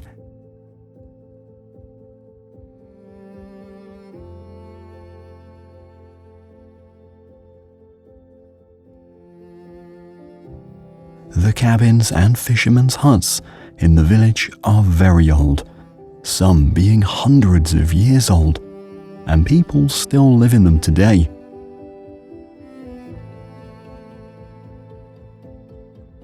Moreover, Nussfjord was a leader in the dried fish trade, starting its path to selling fish in European markets.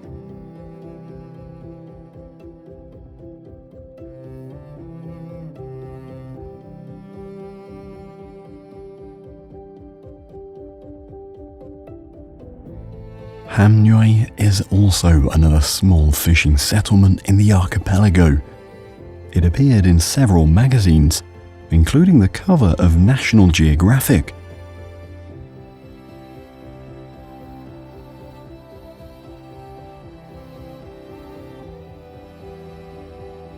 The settlement once had a ferry connecting it to nearby villages and islands, but it was later replaced by more convenient roads and bridges.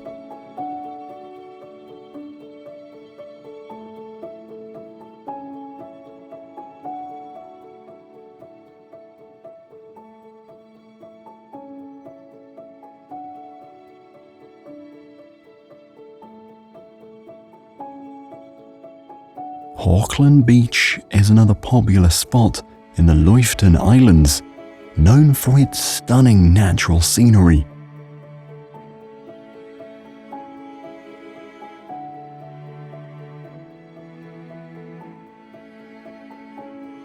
This beach stands out with its fine white sand and clear, turquoise water, which is quite rare so far north, near the Arctic Circle. Despite the cold climate, on sunny days, the beach feels almost tropical, a sharp contrast to the typical Norwegian landscape. The Faroe Islands, part of the Lofoten archipelago, present a fascinating slice of history and Earth's beauty. These islands have been inhabited for thousands of years, with evidence showing that Viking chieftains once ruled the area.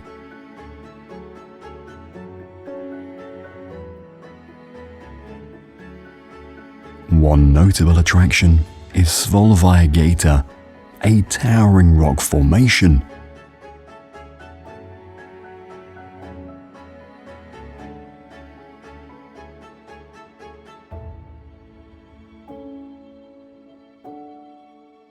The local name translates to the goat of Svalbard, reflecting its iconic shape.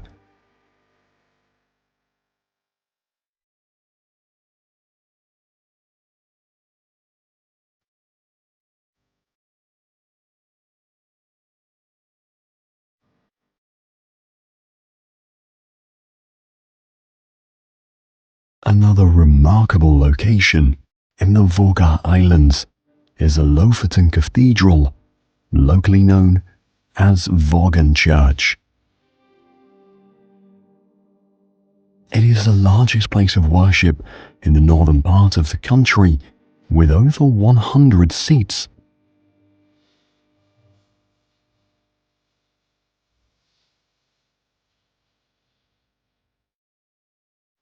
The structure was built to accommodate fishermen visiting the region, offering them spiritual support during the fishing season. What makes the church even more interesting is that it was the site of the country's first national elections.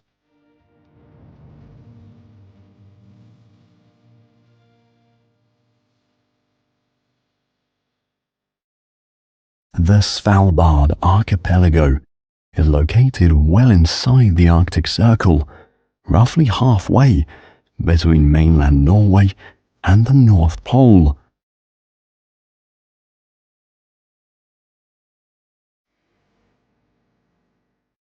The group of islands is known for its dramatic and imposing landscapes, including rugged mountains, vast snowfields, and stunning glaciers.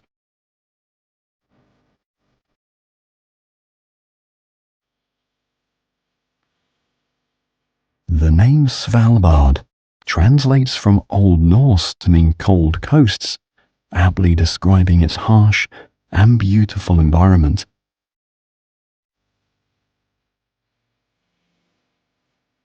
The archipelago was first officially discovered in 1596 by Dutch explorer Willem Barentsz, though it remained relatively obscure for many years afterward.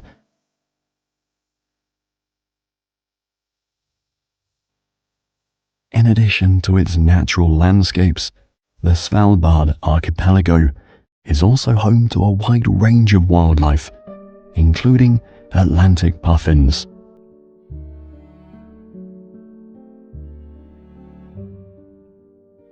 These colorful birds, along with other seabird species, find refuge on the cliffs of the islands, which provide safe nesting sites away from predators.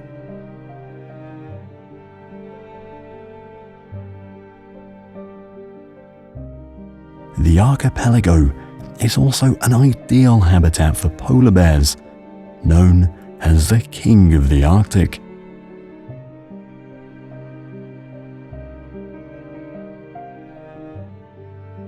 Although these bears were heavily hunted in the past for food and clothing, a law was later established to protect them.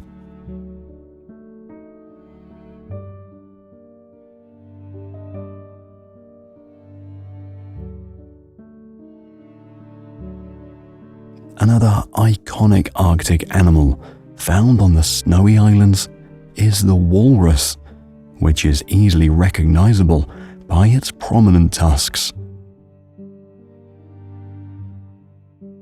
These tusks are not just for show. Walruses use them to help pull their massive bodies onto ice floes.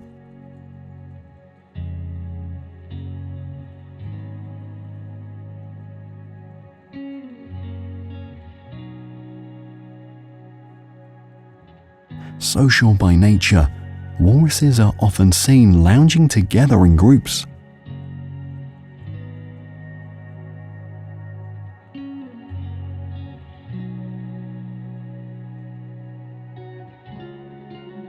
Unique to the region, Svalbard reindeer is a subspecies adapted to the Arctic environment.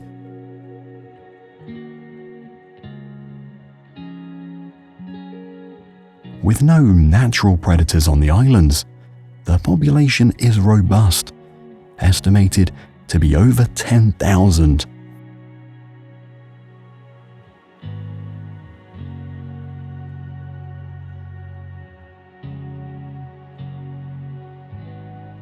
Trondheim is a central city and a major hub for the country's maritime transportation.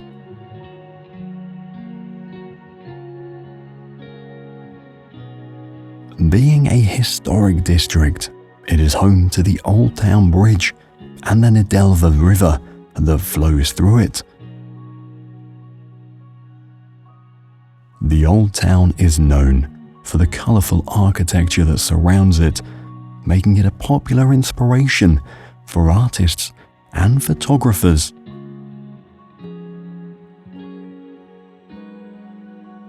Kristiansand Fortress, built following a devastating fire, is located on a hill in the eastern part of Trondheim.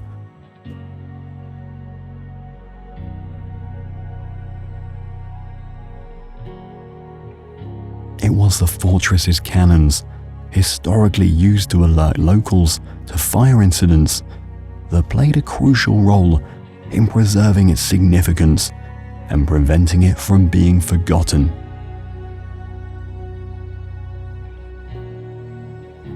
Nidaros Cathedral, constructed over the tomb of Saint Olav, the patron saint of Norway and a celebrated Viking king, is one of the northernmost cathedrals in the world.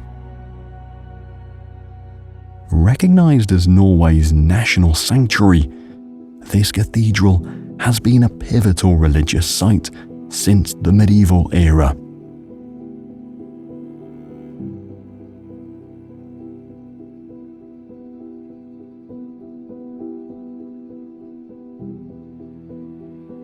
Munkholmen is a notable heritage site located near Trondheim with a significant history that spans many centuries.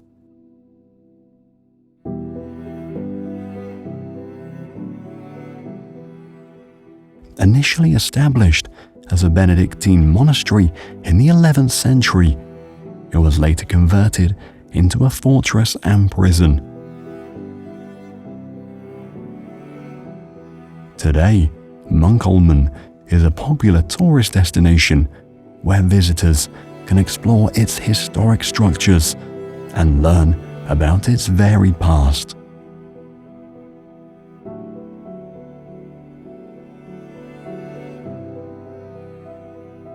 Geothermal is one of the largest canyons in all of Europe, hidden away in the forests of Rendalen and Alvdal, making it a mysterious part of Norwegian nature.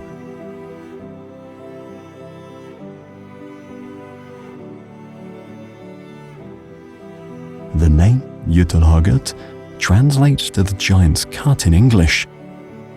It is said that ancient giants, known in Norse mythology as Jötuls, created the canyon with enormous, precise cuts.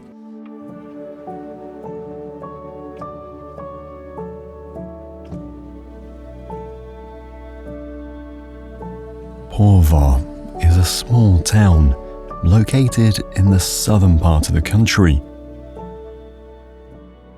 One of the most interesting things about Porvoo is its colourful wooden houses, some of them being 800 years old. A surprising fact about Porvoo is that it was almost destroyed in the early 1500s. The Russians attacked the town and set it on fire. However, the people of Porvoo rebuilt it, and today it stands as a symbol of resilience.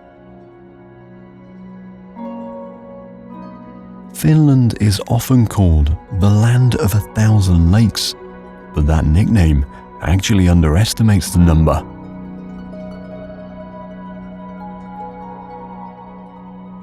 Finnish Lakeland is home to more than 180,000 lakes, making it one of the most lake-filled areas in the world. This fascinating region is full of blue and green, interconnected lakes, islands, rivers, and canals around almost every corner you turn.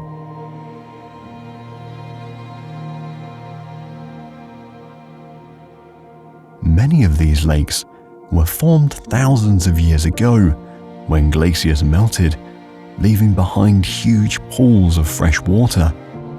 Some of these lakes have been proven to be older than any human civilization, being around for over 10,000 years, far longer than any city or country we know today.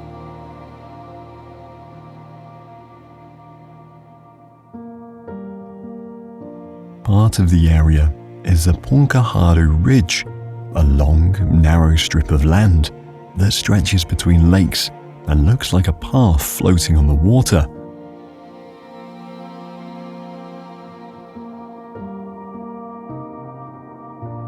One thing that makes Punkaharju stand out is the fact that it's easy to access by road. For anyone who loves nature, driving along the ridge is one of the best places to experience the beauty of the forests and lakes all in one place.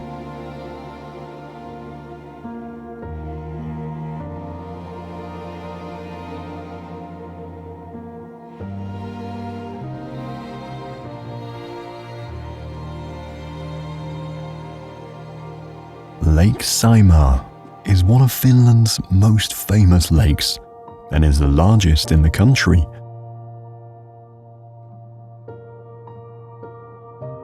It's also one of the biggest in all of Europe, with thousands of islands scattered throughout it.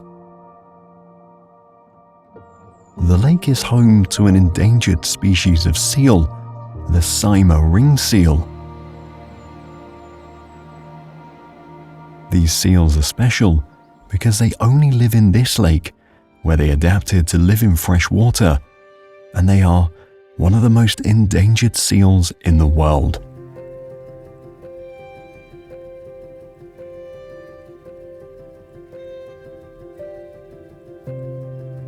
The area around the lake has a lot of history, with Olavinlinna Castle built on one of the islands.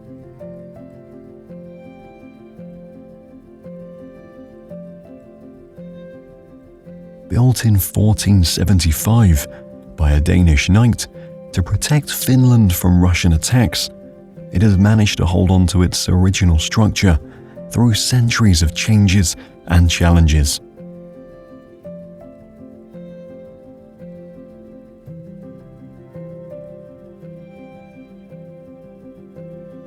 It is known for being the northernmost medieval stone castle still standing in the world. The castle is said to be haunted by the ghost of a monk sealed inside its walls as punishment for betraying the defenders during a siege.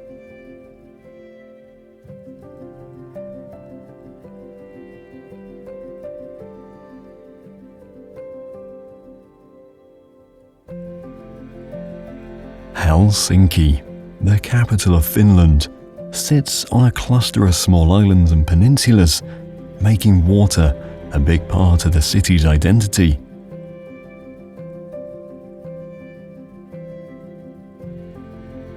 One surprising fact about Helsinki is its extreme daylight changes. In the summer, the sun hardly sets, giving almost 19 hours of daylight during the longest days. This is called the midnight sun. However, in winter the opposite happens. The city experiences long, dark days with only a few hours of sunlight. Helsinki Cathedral is one of the most iconic landmarks in Finland, and is easy to find because it overlooks Senate Square, a large open area where many important events happen. This building is special because it was designed during the time when Finland was under Russian rule. Even though the country was part of the Russian Empire back then, the design looks very much like European-style churches, particularly with its white exterior and tall green domes.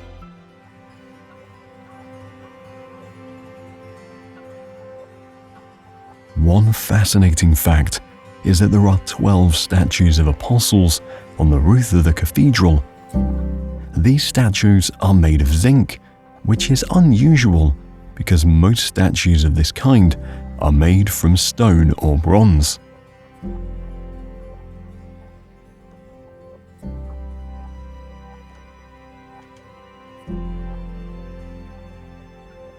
Suomenlinna Fortress is a massive sea fortress that has protected Finland for hundreds of years.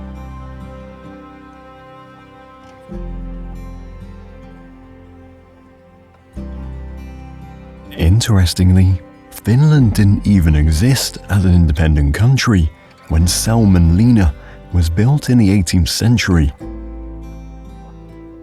At that time, Finland was part of the Kingdom of Sweden, and the fortress was constructed to defend against Russia.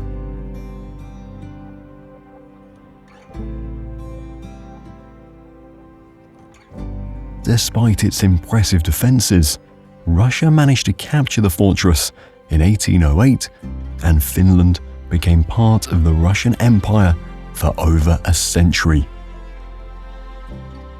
Later, in 1917, Finland finally gained its independence, and the fortress switched hands once again.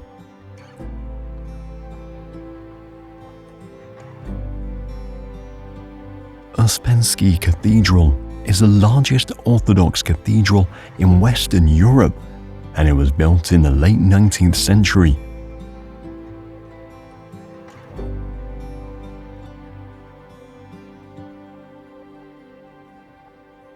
The cathedral's design is heavily influenced by traditional Russian architecture.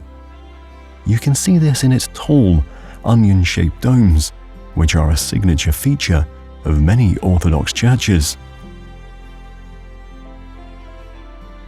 The Parliament building was completed in 1931, during a time when Finland was trying to find its place as a new, independent country.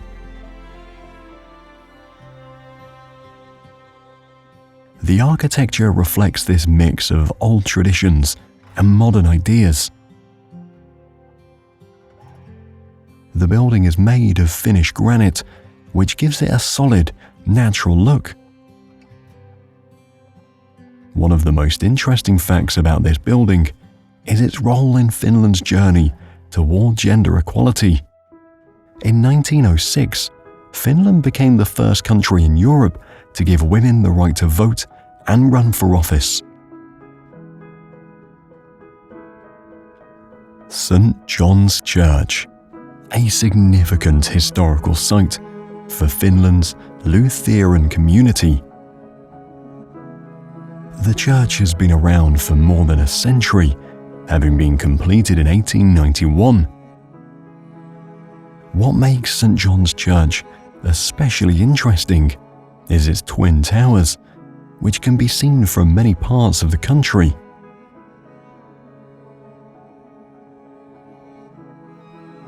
It was designed by a Swedish architect named Adolf Emil Melander, who chose the Gothic Revival style for the church, which was popular in Europe during the 19th century.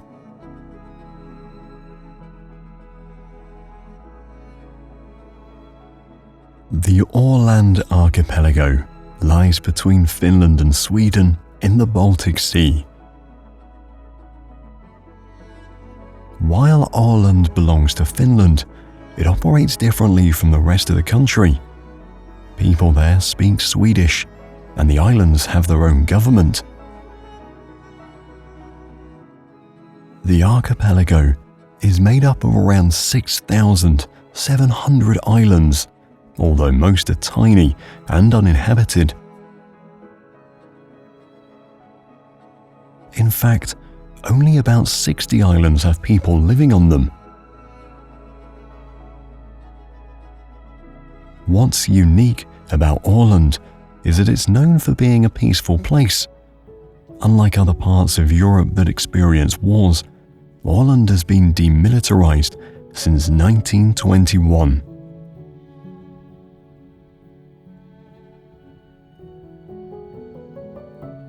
Turku Castle, constructed in the late 13th century, it is one of the oldest buildings still standing in Finland. The castle structure has seen many changes. Initially, it was built as a military stronghold designed to protect Sweden's interests in the region. However, over time, it evolved into a grand residence for Swedish nobility.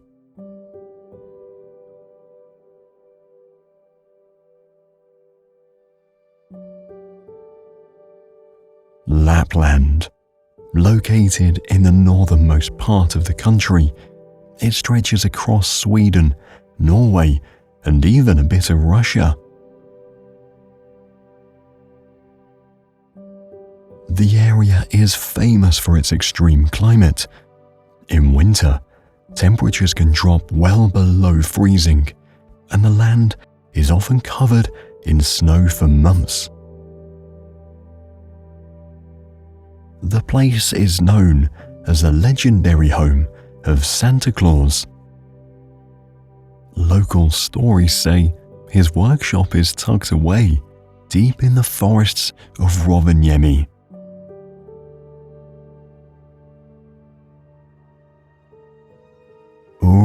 Kekkonen National Park. This place is special because it covers a vast stretch of wilderness that few people have ever fully explored. The park gets its name from Urho Kekkonen, one of Finland's longest-serving presidents.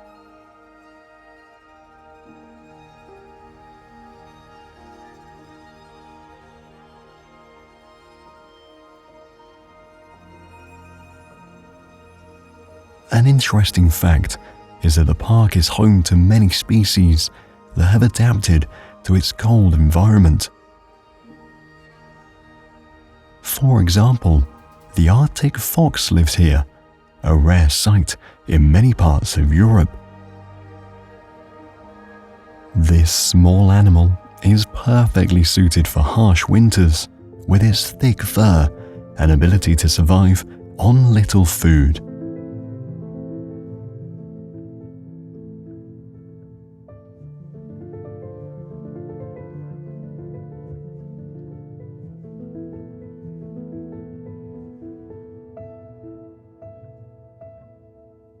Rovaniemi is the official hometown of Santa Claus. People come from all over the world to meet Santa and experience his village.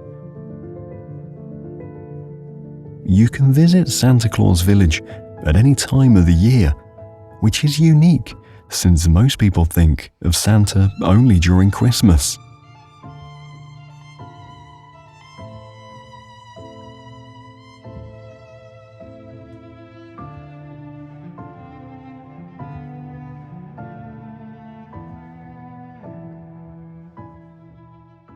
Reindeer are a big part of life in the town.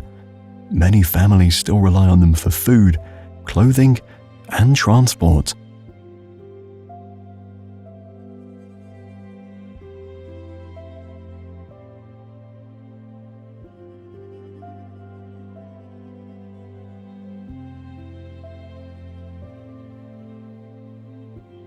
Levi.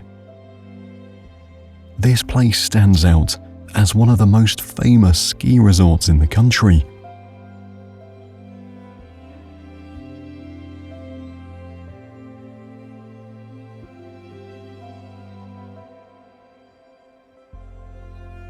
Interestingly, Levi doesn't just attract people in winter.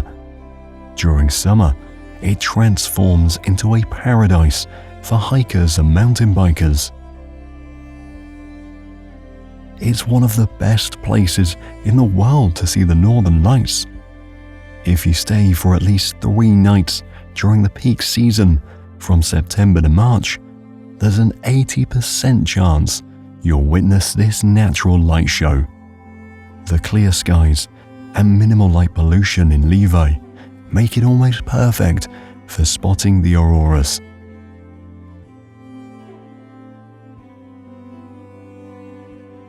In the eastern part of the country, Kuruma Canyon stands out with its rugged terrain and icy falls. People come here in winter not just to see the snowy landscape, but to witness something extraordinary: the frozen waterfalls.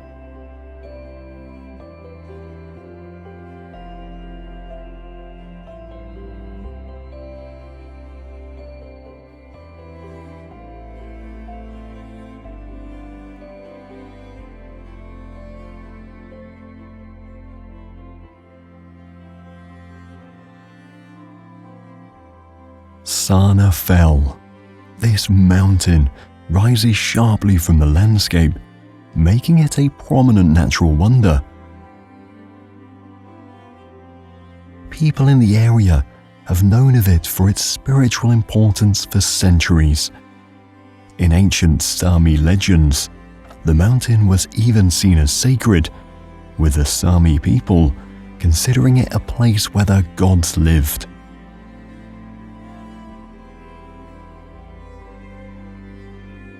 They would climb Sana to offer gifts to the gods and ask for their favor.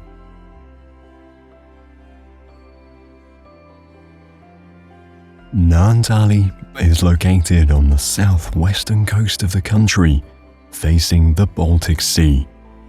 This village has a long history and dates back to the 15th century. It originally grew around a Bridgetine convent, which was an important religious site for centuries. In the winter, Naantali transforms as the sea around it freezes.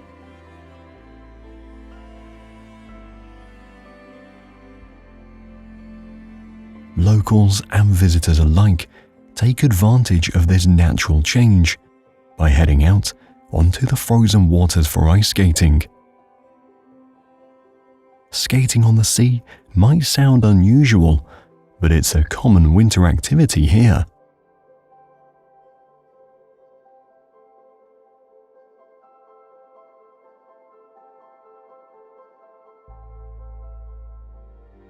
Bengtoa Lighthouse.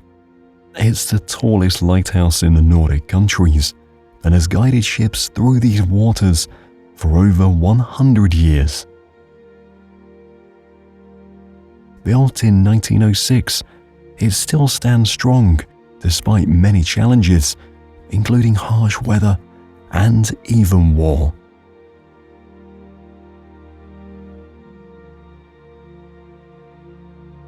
In the southern part of the country, you'll find Tampere, a city with a unique history and identity. One of the most famous facts about this city is its title as the sauna capital of the world. People here take saunas very seriously, and there are more than 50 public saunas. The most famous of these is Rajaporti, the oldest public sauna in the country, still in operation today.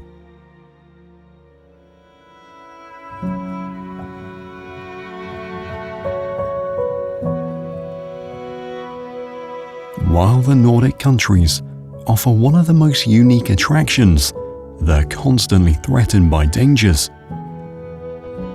For example, in June 2020, a powerful landslide hit a local village called Kragneset near the town of Alta. The ground gave way, causing 8 houses and other buildings to slide into the Norwegian Sea.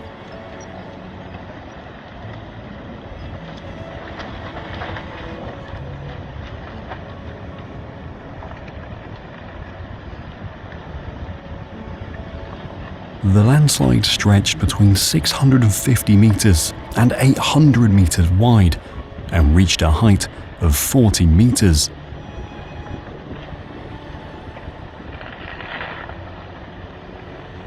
Local resident Jan Egil Bakadal witnessed the event firsthand. He filmed the moment while running for his life as the land crumbled beneath his home. Sadly, his house was one of those lost in the disaster. Fortunately, no one was injured, but the incident serves as a reminder of the dangers that can strike even in such peaceful, scenic places. So it's vitally important to take care of nature so she can take care of us.